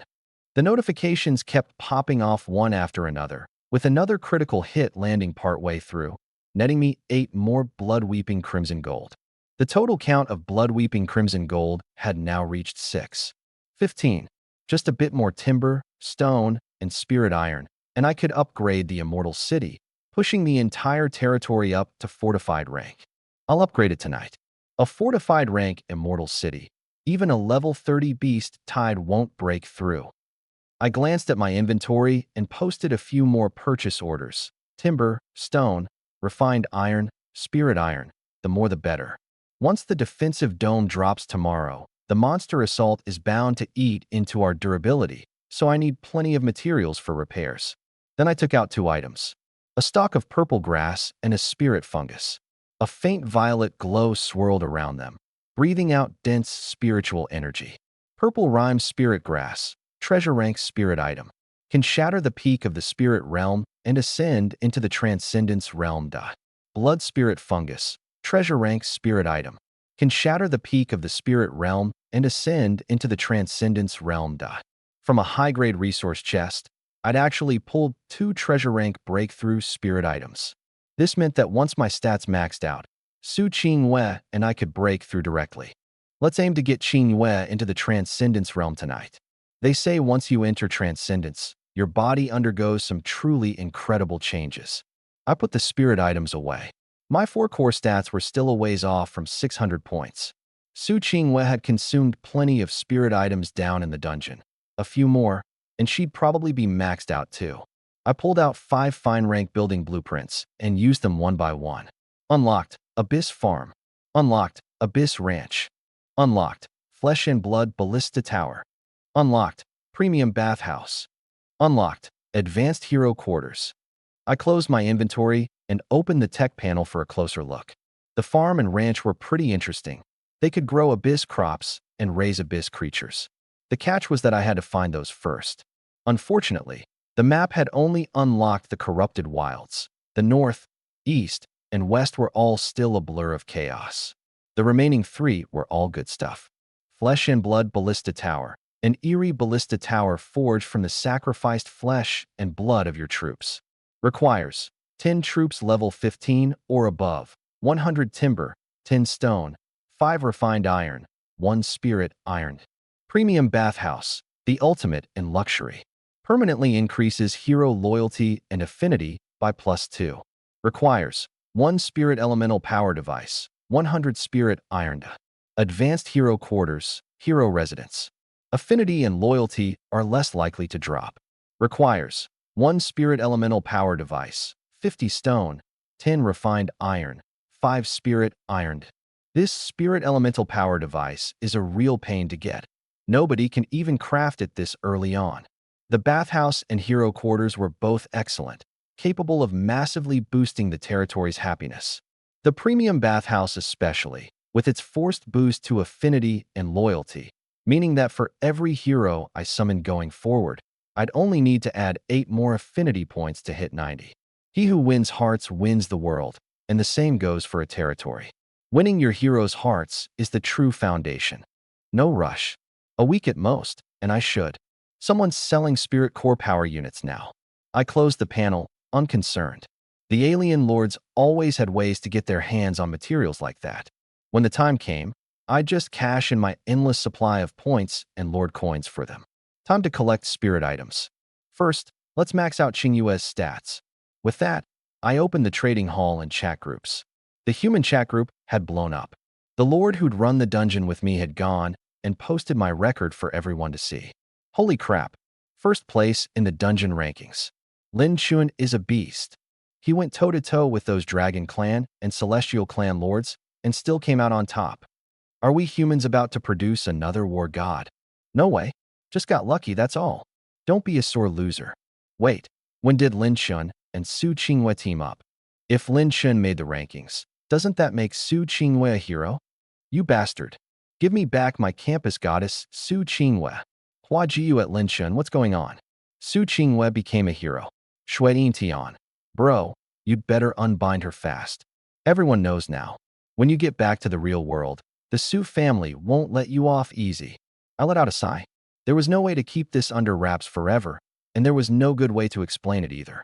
A lord subjugating another lord as a hero. This was probably a first in human history. Maybe even a first for the entire primordial battlefield. I only replied with 2 lines. Don't worry, everyone. I'll unbind her the moment we leave the abyss. Also, buying spirit items, no limit.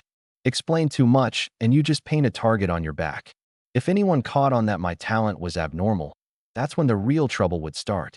Trade requests came pouring in, one after another. Li Feng, 1 fine grade jade marrow flower, 1 fine grade jade spirit fruit, 12 common grade. Wang Kuan, 8 common grade. I contacted each of them and bought everything on offer. I took the common grade ones too. Sure, They only boosted stats by 1 to 6 points. But hey, even a small mosquito is still meat. I skipped any spirit items that had hit their usage cap, like Sky Origin fruits. Buying those would be pointless. By the time I'd finished the buying spree, the sky had quietly darkened. After dinner, I dumped everything I prepared for Su Qinghua straight into her hands. This much, her eyes went wide, glued to the spirit items in her hands without a single blink. Max out your stats first, then break through your realm. What about you? She asked, looking at me curiously. Couldn't get any more. I've only got a few left on me.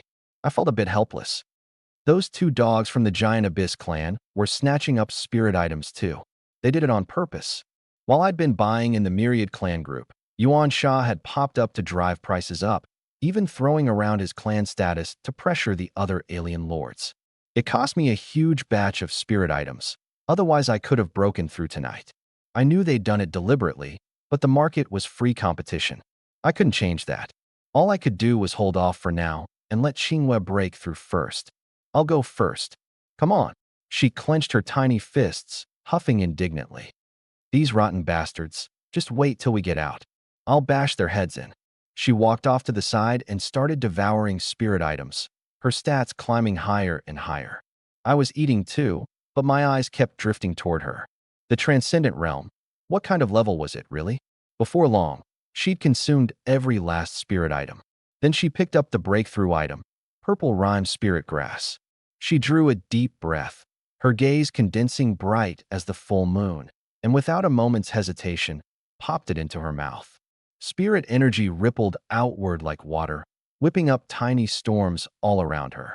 Threads of terrifying power slowly seeped from her body. My whole body tensed. I hurried back, leaving the entire clearing to her. 10 minutes later, boom. A visible shockwave of spirit energy exploded out of her, sweeping across the surroundings. Su Qinghua opened her eyes and let out a long breath. That breath shot down like an arrow, boring a 2-centimeter hole into the ground. She rose slowly, took a few steps forward, each one landing on empty air. She was walking on nothing, but this air-treading power was extremely weak. She hovered only 5 or 6 centimeters off the ground, and after 3 minutes, it fizzled out. Breath sharp as an arrow, steps upon the void. So this is the Transcendent Realm. My heart gave a jolt. All 5 of my senses are wide open now, and I've unlocked my first divine treasure. She closed her eyes to feel her surroundings, then opened them, her face glowing with delight. Sight, hearing, smell, taste, touch, all of them elevated several times over. The word transcendent said it all. She had shed her mortal shell. Now she could channel spirit energy through her entire body at will. Running, walking, everything could be amplified and empowered by spirit energy. The price? Spirit energy consumption skyrocketed exponentially. Ding! The breakthrough notification arrived, fashionably late. Hero Su Qinghua has broken past the limits of the spirit realm and entered the transcendent realm. 4-dimensional cap unlocked. Massive stat boost. Strength plus 240. Constitution plus 240. Spirit plus 240. Agility plus 240. Trait acquired. Potential limit. Innate to the human race.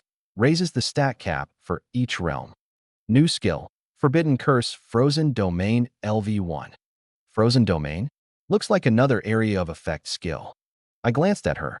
She snatched up her staff and, buzzing with excitement, was about to charge off toward the shooting range. Hold on. Which divine treasure did you open? I stopped her. Suddenly her face went red, and she took off without looking back. Ugh, never mind that for now. I'll tell you tonight. I was totally lost. What was she blushing about? Whatever. I pulled up her stat panel. Hero, Su Qinghua. Realm, Transcendent Realm. Talent/class, Forbidden Curse Caster. Strength, 890/840. Constitution, 890/840. Spirit, 1360/840. Agility, 95, 0/840. Spirit Essence, 13, 600/13, 600. Loyalty, 100. Affinity, 100. Elemental Staff, Collector Grade Abyss. Solar Roding Eye, Collector Grade Abyss. Elemental Resonance Ring ×2, Treasure Grade Abyss. Spirit plus 200, Spirit Essence Recovery plus 30%, Cooldown minus 10%. Elemental skills have a 50% chance to deal double damage. Elemental Mage Set. Collector Grade, Abyss. Spirit plus 120, Agility plus 60, Spirit Essence Recovery plus 100%, Range Power plus 50%, Elemental Power plus 20%. Royal Standard Cloak. Treasure Grade, Abyss. All stats plus 50, Spirit Essence Recovery plus 50%, Elemental Power plus 50%. Skill Power Bonus. 220% Spirit Essence Recovery, 260%. Spirit 1360. I stared, a little dazed. No wonder. She'd swapped out every piece of gear she owned. 3 treasure-grade items, plus a full set of collector-grade Abyss equipment. At this stage, no hero could hold a candle to her. Not even the heroes of those dragon or celestial lords. Boom. Over at the distant range, she unleashed Frozen Domain. A circular area 20 meters across was swallowed by bone-deep cold, frost raging everywhere. The summoned magic dummies froze into ice sculptures in an instant, then shattered into dust. Even from way over here, I could feel that biting chill. I pulled up the new skill. Forbidden Curse, Frozen Domain LV1 Legendary Grade. Costs 1,000 Spirit Essence. Casts a 20-meter diameter domain. Targets with spirit lower than the casters are instantly frozen and take instant shatter damage. Cast time 18 seconds. Cooldown 60 seconds. Legendary Grade. Absolutely broken. Just pile on spirit like crazy, and it's instant freeze, instant shatter. Anything inside the zone has zero chance to resist. I could already picture it. The moment the territory war kicks off, she throws out one frozen domain, and the whole battle is decided on the spot. "I'm heading into combat," she shouted, waving her staff at me. I nodded and watched her walk out past the defensive barrier, then turned and headed for the territory core formation stone. I placed the Celestial Stone and the Ambergris on it. Celestial Stone placed successfully. Unit stats plus 10%. Units now fight fearlessly to the death. Ambergris placed successfully. Unit stats plus 10%. The Crystal Light Crossbow Guard stats jumped instantly. Strength 325, Constitution 234, Spirit 195, Agility 325, title bonuses included. Still too weak. I shook my head. Run into anything level 15 or above, and heading out is just suicide. They could still hold their own against the beast Tide by day, but come nightfall, they were hopelessly outmatched. Those Abyss Envoys, Rot Abyss Dragon Lizards, Dark Erosion Soul Lords, one skill could sweep away a whole row of them. Let me collect some unit draw chances and give it a shot. I put up a buy order. This item's already been driven up to 1,200 points each, and whenever a special event hits, the price goes berserk. When it first dropped, it only went for 5 to 800. Tomorrow the protective barrier disappears, and every lord out there is scrambling to pile up combat power. No rush. I'll just wait it out. I opened my territory panel, stared at the immortal city's level, and murmured, "Time for an upgrade." I hauled the timber and stone out of storage and dumped them on the ground, then pulled the blood-weeping crimson gold from my pack. 50 of them, each the size of a fist, crimson all over, with veins of dark red blood flowing inside. Downright eerie. This was a treasure-grade mineral, the core material for upgrading a territory to fortified grade. Upgrade Immortal City to fortified grade. Cost: points times 50, 000. Timber times 2, 000. Stone times 1, 000. Refined iron times 600. Spirit iron times 200. Blood-weeping crimson gold times 50. My heart clenched. After buying up those spirit materials, I had less than 130,000 points left, and this alone would wipe out more than a third of it. But there was no skipping it. Without the barrier, a common grade city might not hold against the abyss monsters that came out at night. Build. Beginning construction of Immortal City, fortified grade. Estimated time, 24 hours. Construction LV1 bonus applied. This only takes 10 seconds. The talent may have vanished, but the building skill had stuck around. It let me construct anything at a ridiculous speed. Boom. The territory shook. What had been 5 acres of land now sprawled wildly in every direction. The Lord's stone house shot up 3 stories, built of pale gold metal and stone, exquisitely carved, its walls covered in mysterious array patterns. A blacksmith shop and a tailor's shop rose one after another, along with the teleportation array unique to fortified grade. With a teleport stone, you could return to the city from far away. But what put me most at ease was that ring of walls. 12 meters high, 5 meters thick, towering and imposing. Refined iron and spirit iron had been melted into the stone, and crimson veins showed through at the seams, traces of the blood-weeping crimson gold used in the casting. This city was far safer than I'd imagined. After all, this was an immortal-grade blueprint, capable of reaching Celestial Palace grade at the very top. Celestial Palace, a palace in the heavens. I flipped open the panel. Territory, Immortal City, fortified grade. Durability, 10,000/10,000. Buildings, core array stone, advanced lord's house, resident houses times 5, blacksmith shop, tailor's shop, medium warehouses times 2.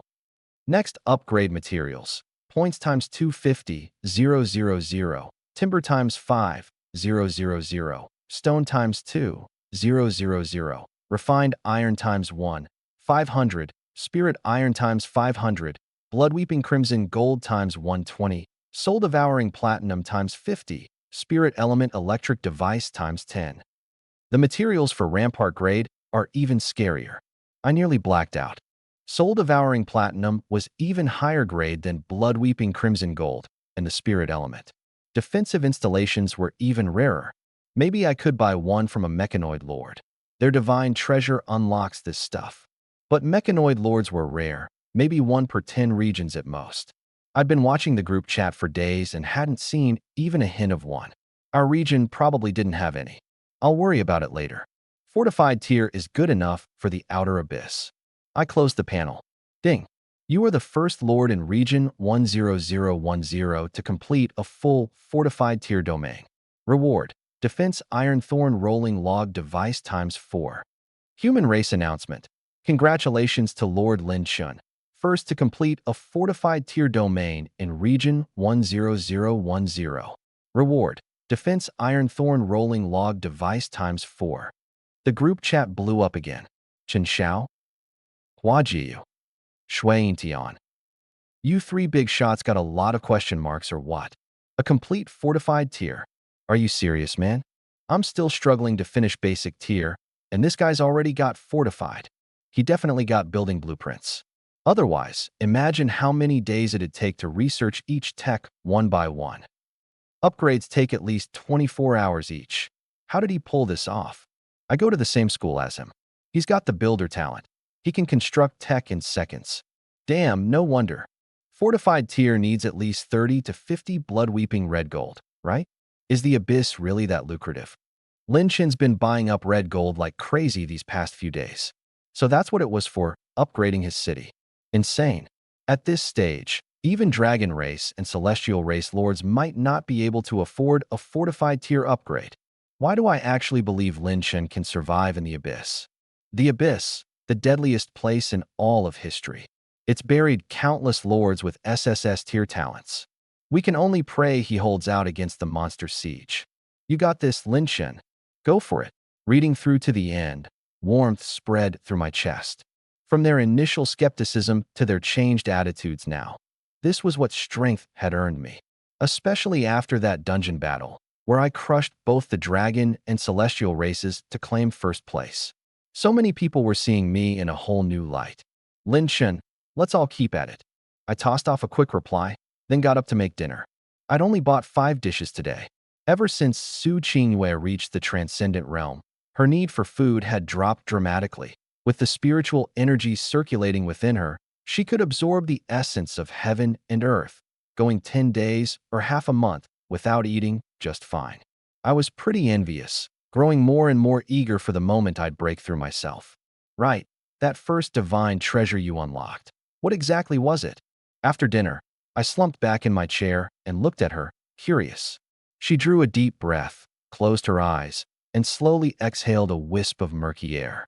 The spiritual energy around her began to swirl, glowing with a faint white radiance, like a celestial maiden in meditation. A moment later, she opened her starry eyes and cast a moist, glistening glance my way. "My lord, together let's. Come take a bath with me." I froze. The pure, reserved campus belle rarely showed a side like this. That soft, lingering purr at the end of her words stirred something in me. "Feeling bold today, huh?" I walked over and pulled her into my arms. "Hee hee." She giggled sweetly. A blush-inducing battle quietly began. An hour later, everything raced along under my control. When it was over, I didn't rush off to sleep.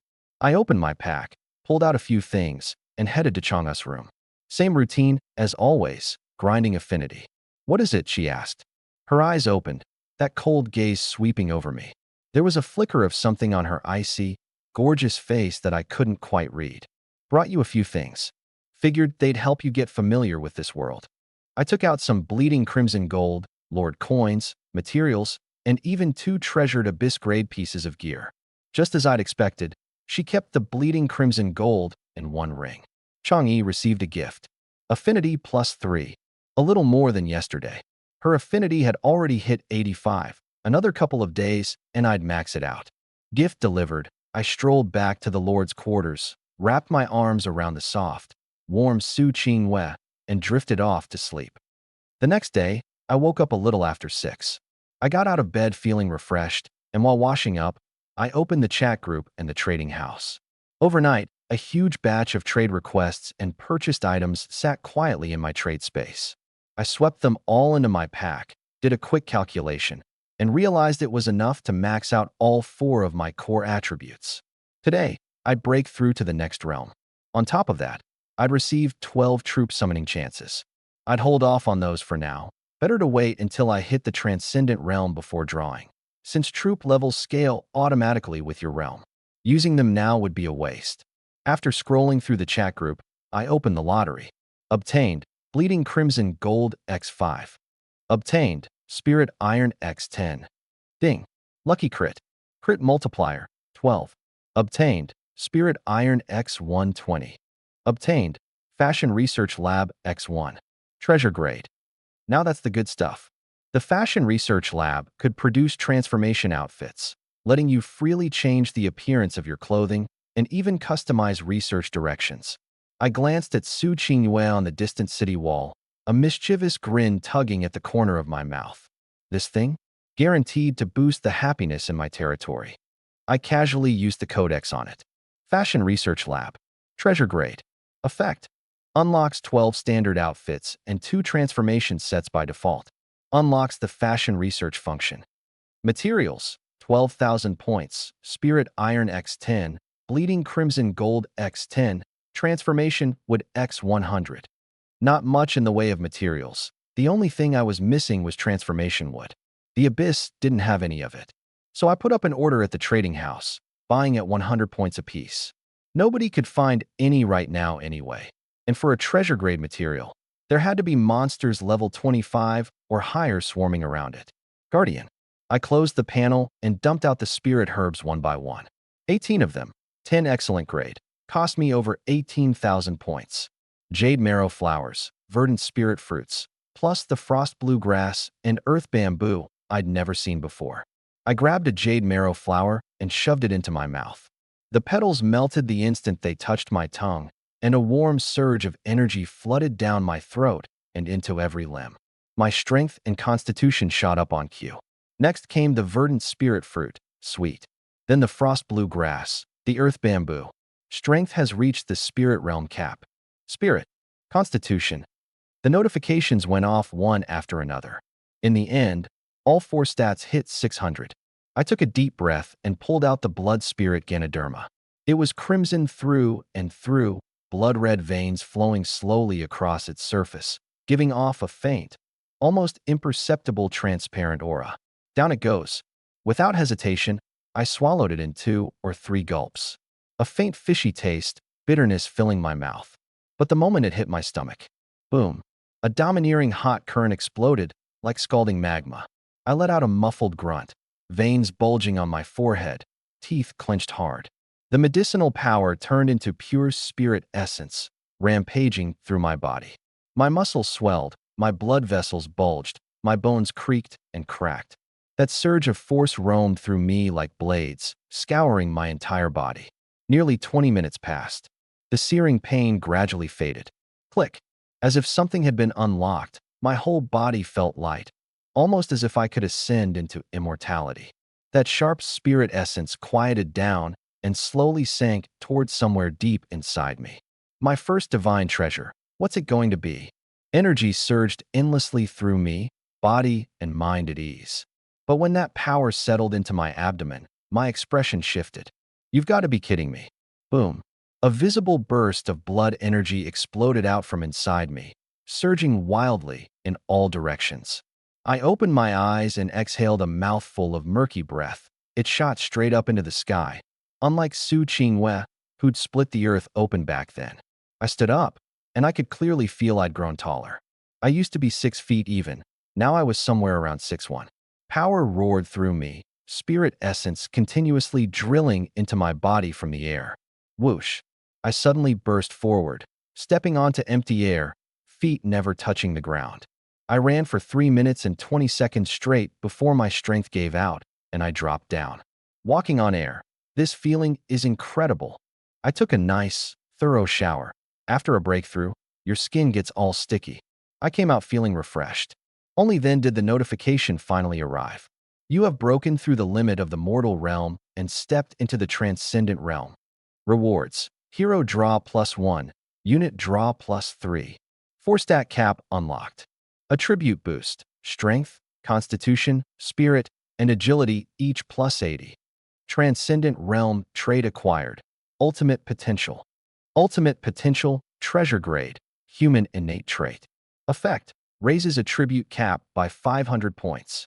You are the 1001st. Region Zero's first human lord to break into the Transcendence realm. Reward. Windcloud Inner Armor ×1, treasure grade. Human Race Chat Group Announcement.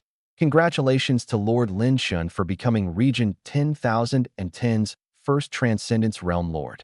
Reward. Windcloud Inner Armor ×1, treasure grade. The breakthrough notification and the group announcement flooded in at the same time. The entire chat group instantly blew up. Transcendence Realm? We actually have a Transcendence Realm Lord now. Am I seeing this right? It's Lin Chen again.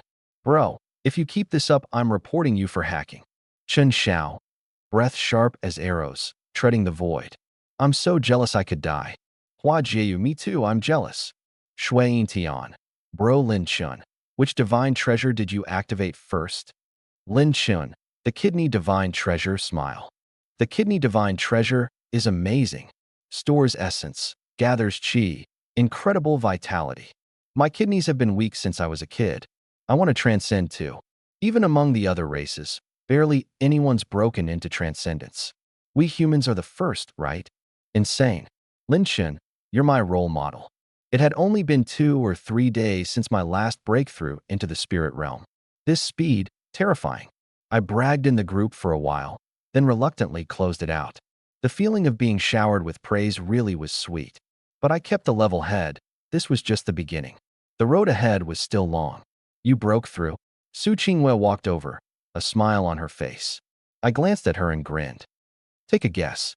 Guess. She froze for a moment, hardly daring to believe it. Don't tell me you got the Kidney Divine Treasure too. Haha. I just smiled and said nothing. She instantly deflated. Thinking back to last night, when I hadn't even activated a divine treasure yet and was already that ferocious, now that I had, what was going to happen to her?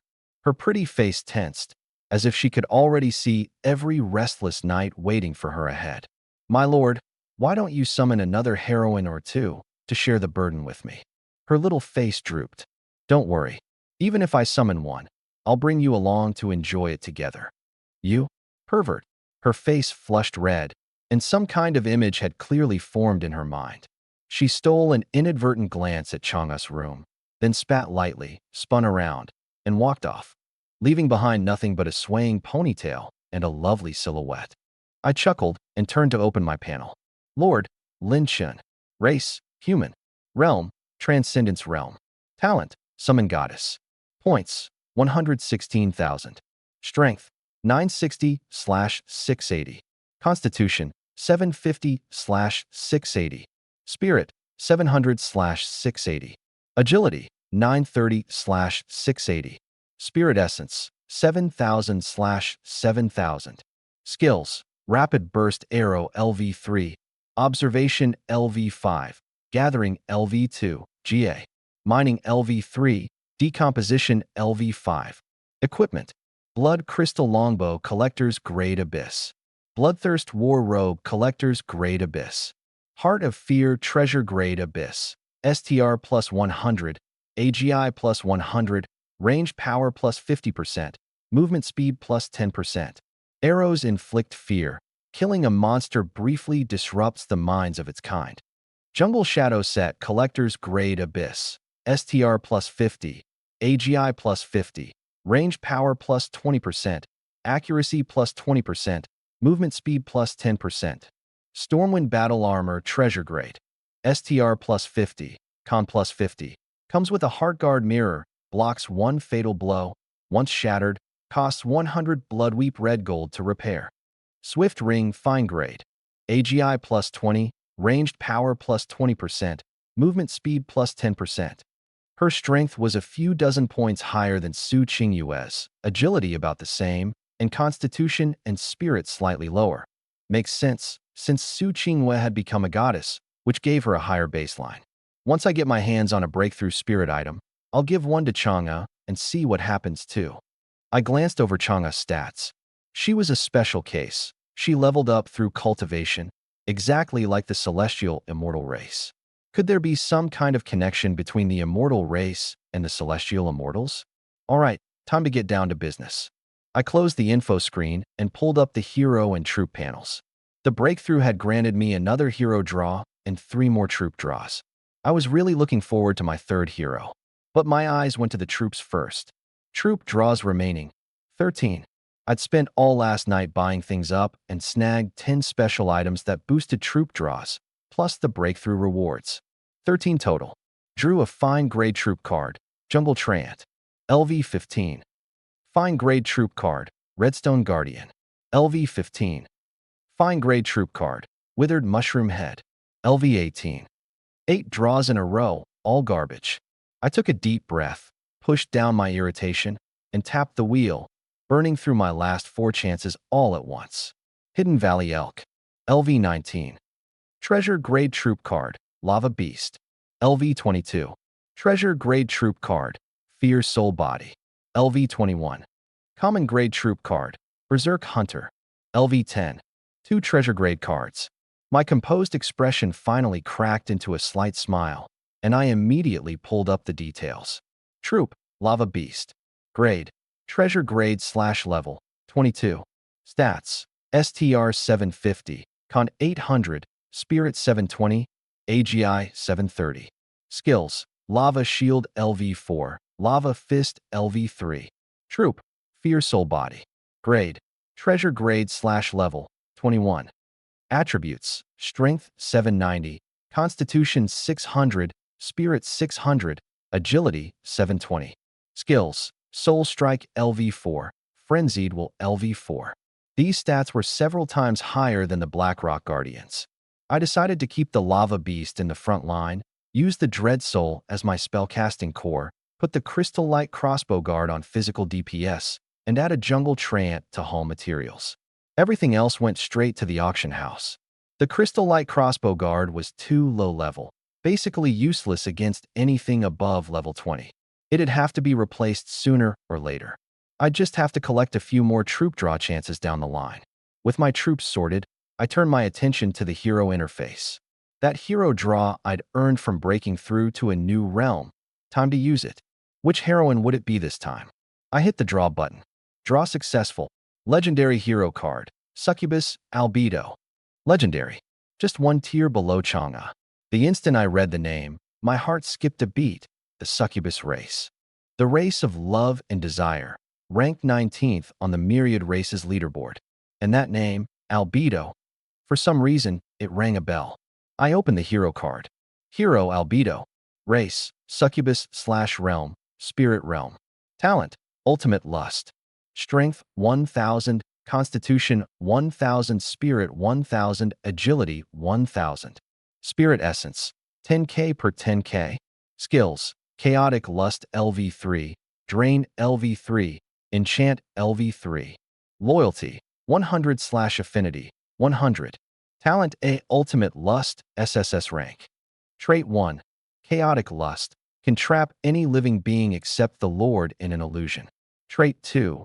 Drain Enchantment drains the energy of the dead to enchant territory troops. Trait 3. Dual Cultivation Lord only slowly boosts attributes. I stared at those maxed out loyalty and affinity values, momentarily speechless. In other words, the moment she arrived, she'd be completely mine. But my opponent was of the succubus race. I wasn't so sure about this. The succubi's reputation echoed across the sea of stars. I might not be a match for them. Let's see her goddess profile. Goddess, albedo. Height 178, weight 62, measurements 98, 66, 98. Description: a primordial figure of the succubus race, wielding the ultimate power of love and desire. I took a deep breath, steadied my heartbeat, and, instead of rushing to summon her, flipped to the very bottom. The third special ability. The gift icon lit up. Permanent special ability acquired. Infinite Spirit Essence.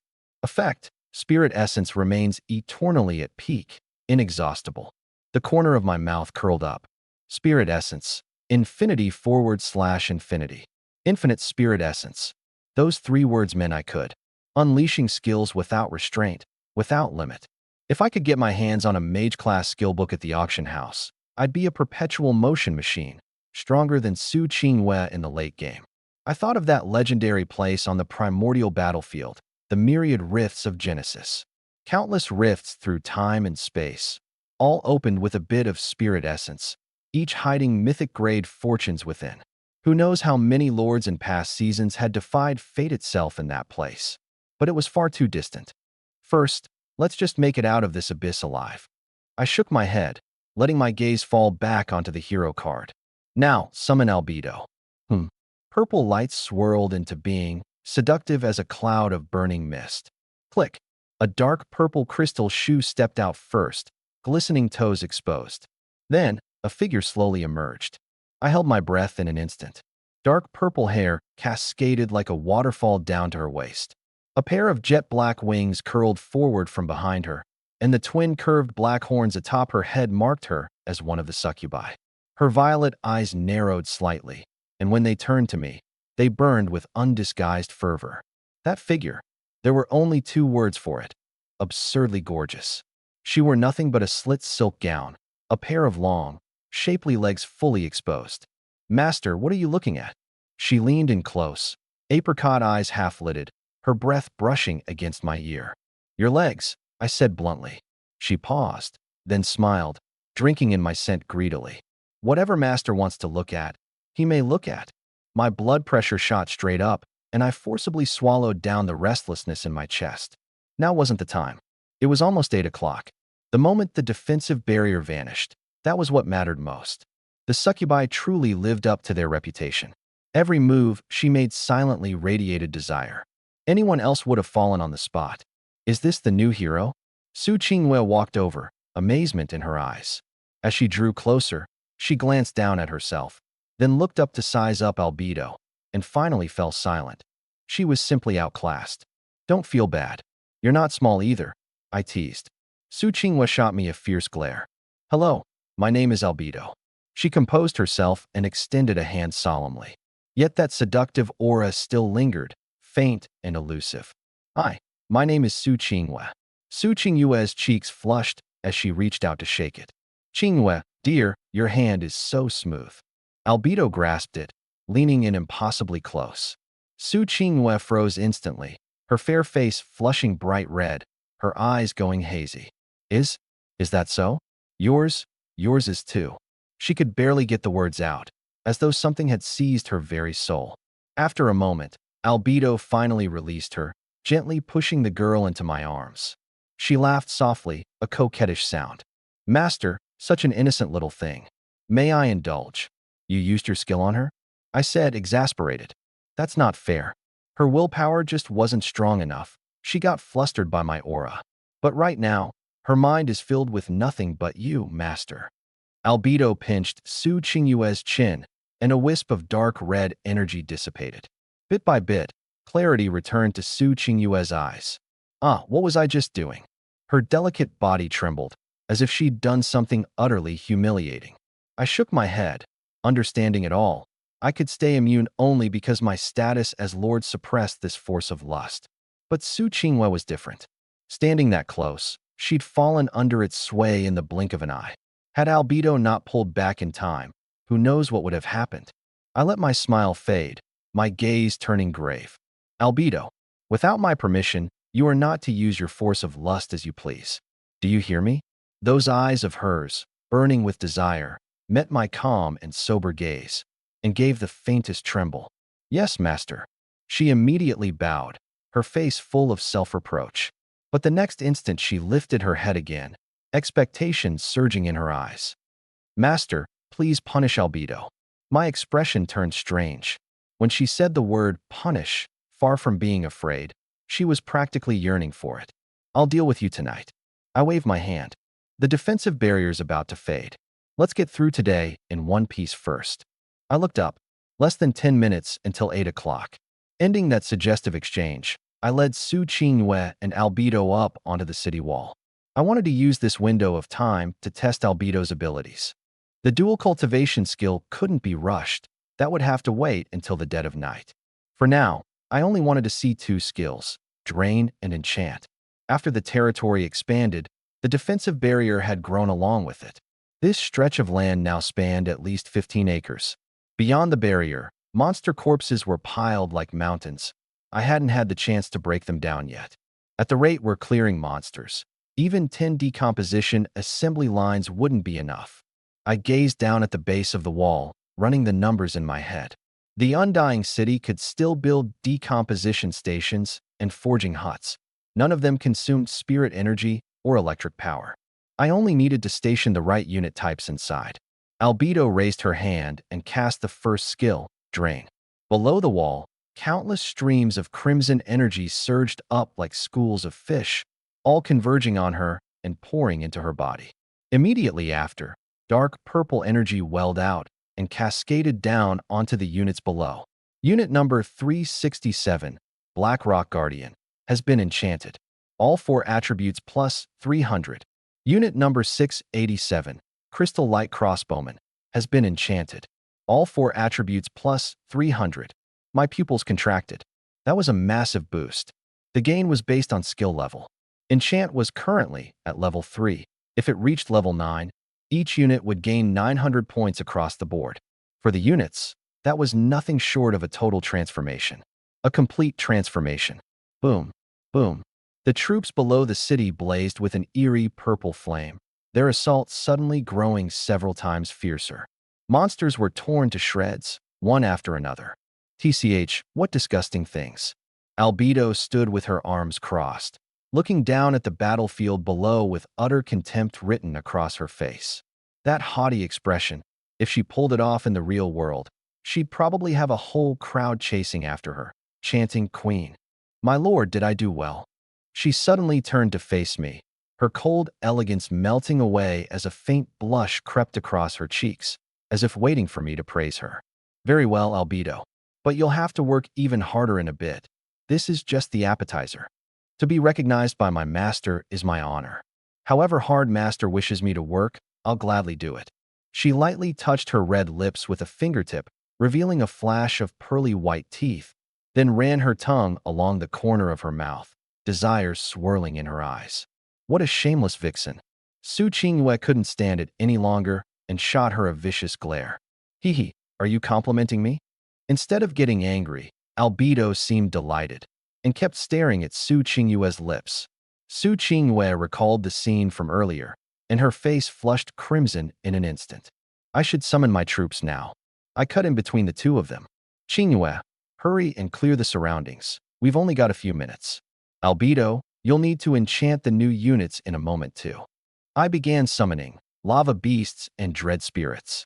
The dread spirits were the main force. They could stand atop the city walls and pour attacks straight down. 200 dread spirits, split into 4 groups spread across all 4 walls, plus 100 lava beasts. I'm running out of points. This abyss is a bottomless money pit. I glanced at the numbers. I'd started with over 170,000. Now only 40,000 remained. I immediately cleared out my backpack and storage, listing all my surplus materials, spirit items, and equipment on the trading house. Before I knew it, 8 o'clock was almost here.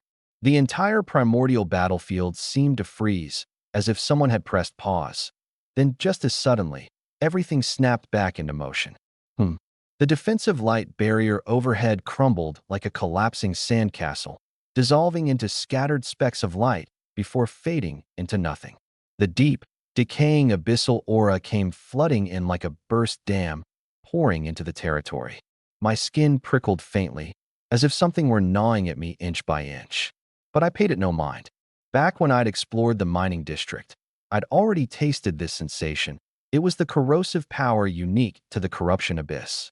After stepping into the transcendent realm, I'd simply become more sensitive to it. Phew, what terrifying corruption. A trace of wariness surfaced amid Albedo's languid charm. Master, if this keeps up, we'll all turn into those monsters outside the city. I narrowed my eyes. You recognize this power? No. She shook her head. I just sense its impurity. It's been fighting against the power of lust within me this whole time. No. Pure. I nodded thoughtfully. Don't worry.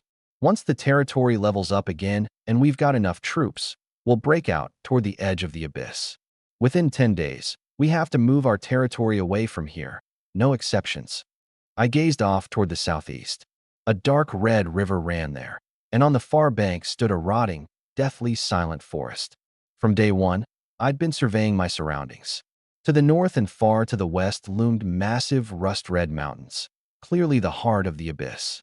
To the south, nothing but endless wasteland. Only the east looked promising, safest, and most likely the way out of the abyss. The trouble was, this place was brutal. My troops couldn't venture far into the wild, so the map I'd managed to scout was pretty limited. Looks like there won't be a second beast tide. I pulled up the system panel to check the daily summary and forecast. Generating daily summary and forecast. I skimmed past the summary, claimed my rewards, and went straight for the forecast. Forecast. The absolute safety defensive dome has vanished. Good luck to all lords. Psychic energy in the primordial battlefield has erupted. Beast tides are breaking out everywhere. Stay alert. The Wailing Abyss and the Withered Void Abyss are seeing frequent disturbances. An even larger beast tide is taking shape. The Shadow Abyss and Corrosion Abyss continue to unleash their energies. Beware the second beast tide. More elite monsters will appear at night. New dungeons have appeared across the land. The primordial battlefield is mutating. Spirit elemental energy will surge non-stop over the next 3 days, and a verdant Genesis land is forming. Time until the regional domination event begins, 7 days. The messages scrolled down line by line. Today's forecast was unusually packed. I checked the Corrosion Abyss first. The beast tide hadn't let up, and elite monsters would likely swarm in after nightfall. Then I looked at the verdant Genesis land. I wonder if a Genesis land could spawn inside the abyss. That's a treasure trove capable of nurturing top-tier spirit items. A flicker of longing crossed my eyes. Top-tier spirit items didn't just boost your stats. There was a chance they'd grant whoever consumed them a skill, a talent, or even an entire class. By now, the chat group had absolutely blown up. A verdant Genesis land, and it showed up this fast. I want a god fruit. I heard eating one lets you transform into a god for 5 seconds. They call it 5-second real man. Dream on. Where would a Genesis land this early get a broken fruit like that? You never know. Yeah, maybe I'll pick a mythic fruit too. One skill, and I wipe out an entire alien lord squad. Quit dreaming. How are your territories doing? The beast tide's here. Mine's still holding. More monsters than usual. Figure it'll break out within half an hour. Nobody gets it. 7 days of grinding, and I finally leveled my territory up to common tier. I feel you, bro.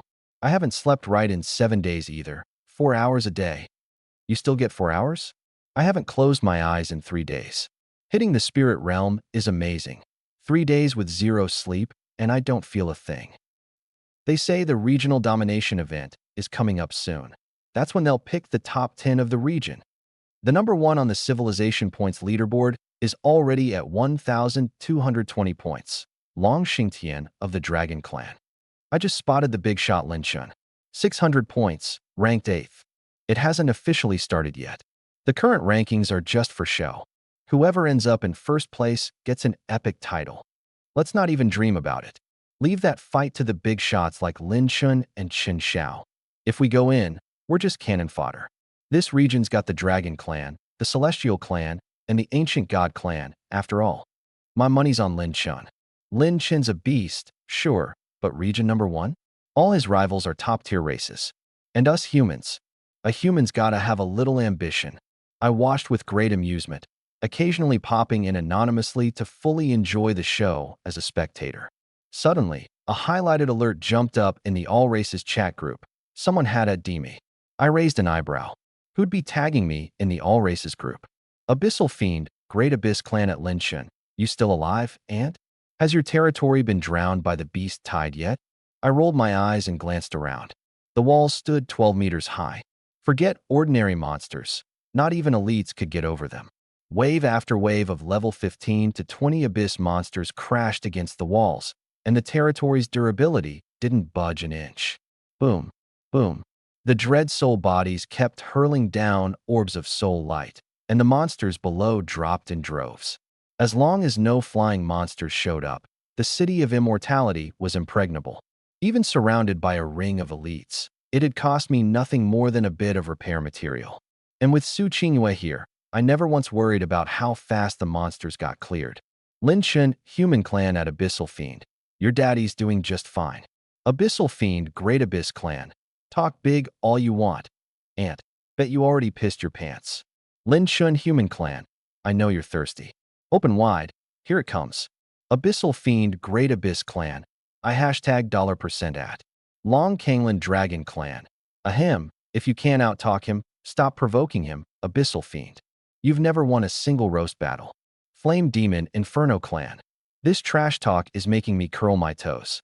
Tai Xingtian Titan Clan at Yuan Jutian. Your Great Abyss Clan's producing real prodigies. Huh? Interesting. Yuan Jutian Great Abyss Clan. After tearing into the Abyssal Fiend, I felt a lot better. From now on, whenever I'm in a bad mood, I'll just come to the All Races group and mess with the Great Abyss Clan. Master, there's movement in the distance. Albedo suddenly turned to gaze at the wilderness to the south and west. I followed her line of sight. The second beast tide. Sure enough, it was coming. It just hadn't shown itself yet. About 3 minutes later, a swath of red suddenly rose along the horizon. My expression tightened. In less than 10 minutes, that red tide surged forward like a broken dam, charging with reckless abandon. Boom, boom. The monsters slammed viciously into the walls, shattering into mush, then reforming again. Taking shape. My pupils constricted. They were spewing massive amounts of corrosive fluid, gnawing away at the city walls inch by inch. Strange, the durability didn't drop at all. Is a sturdy great immortal city really this tough? What I feared most was never the monsters, but this corrosive fluid. The corrosion abyss earned its name for good reason. Its power was absolutely terrifying.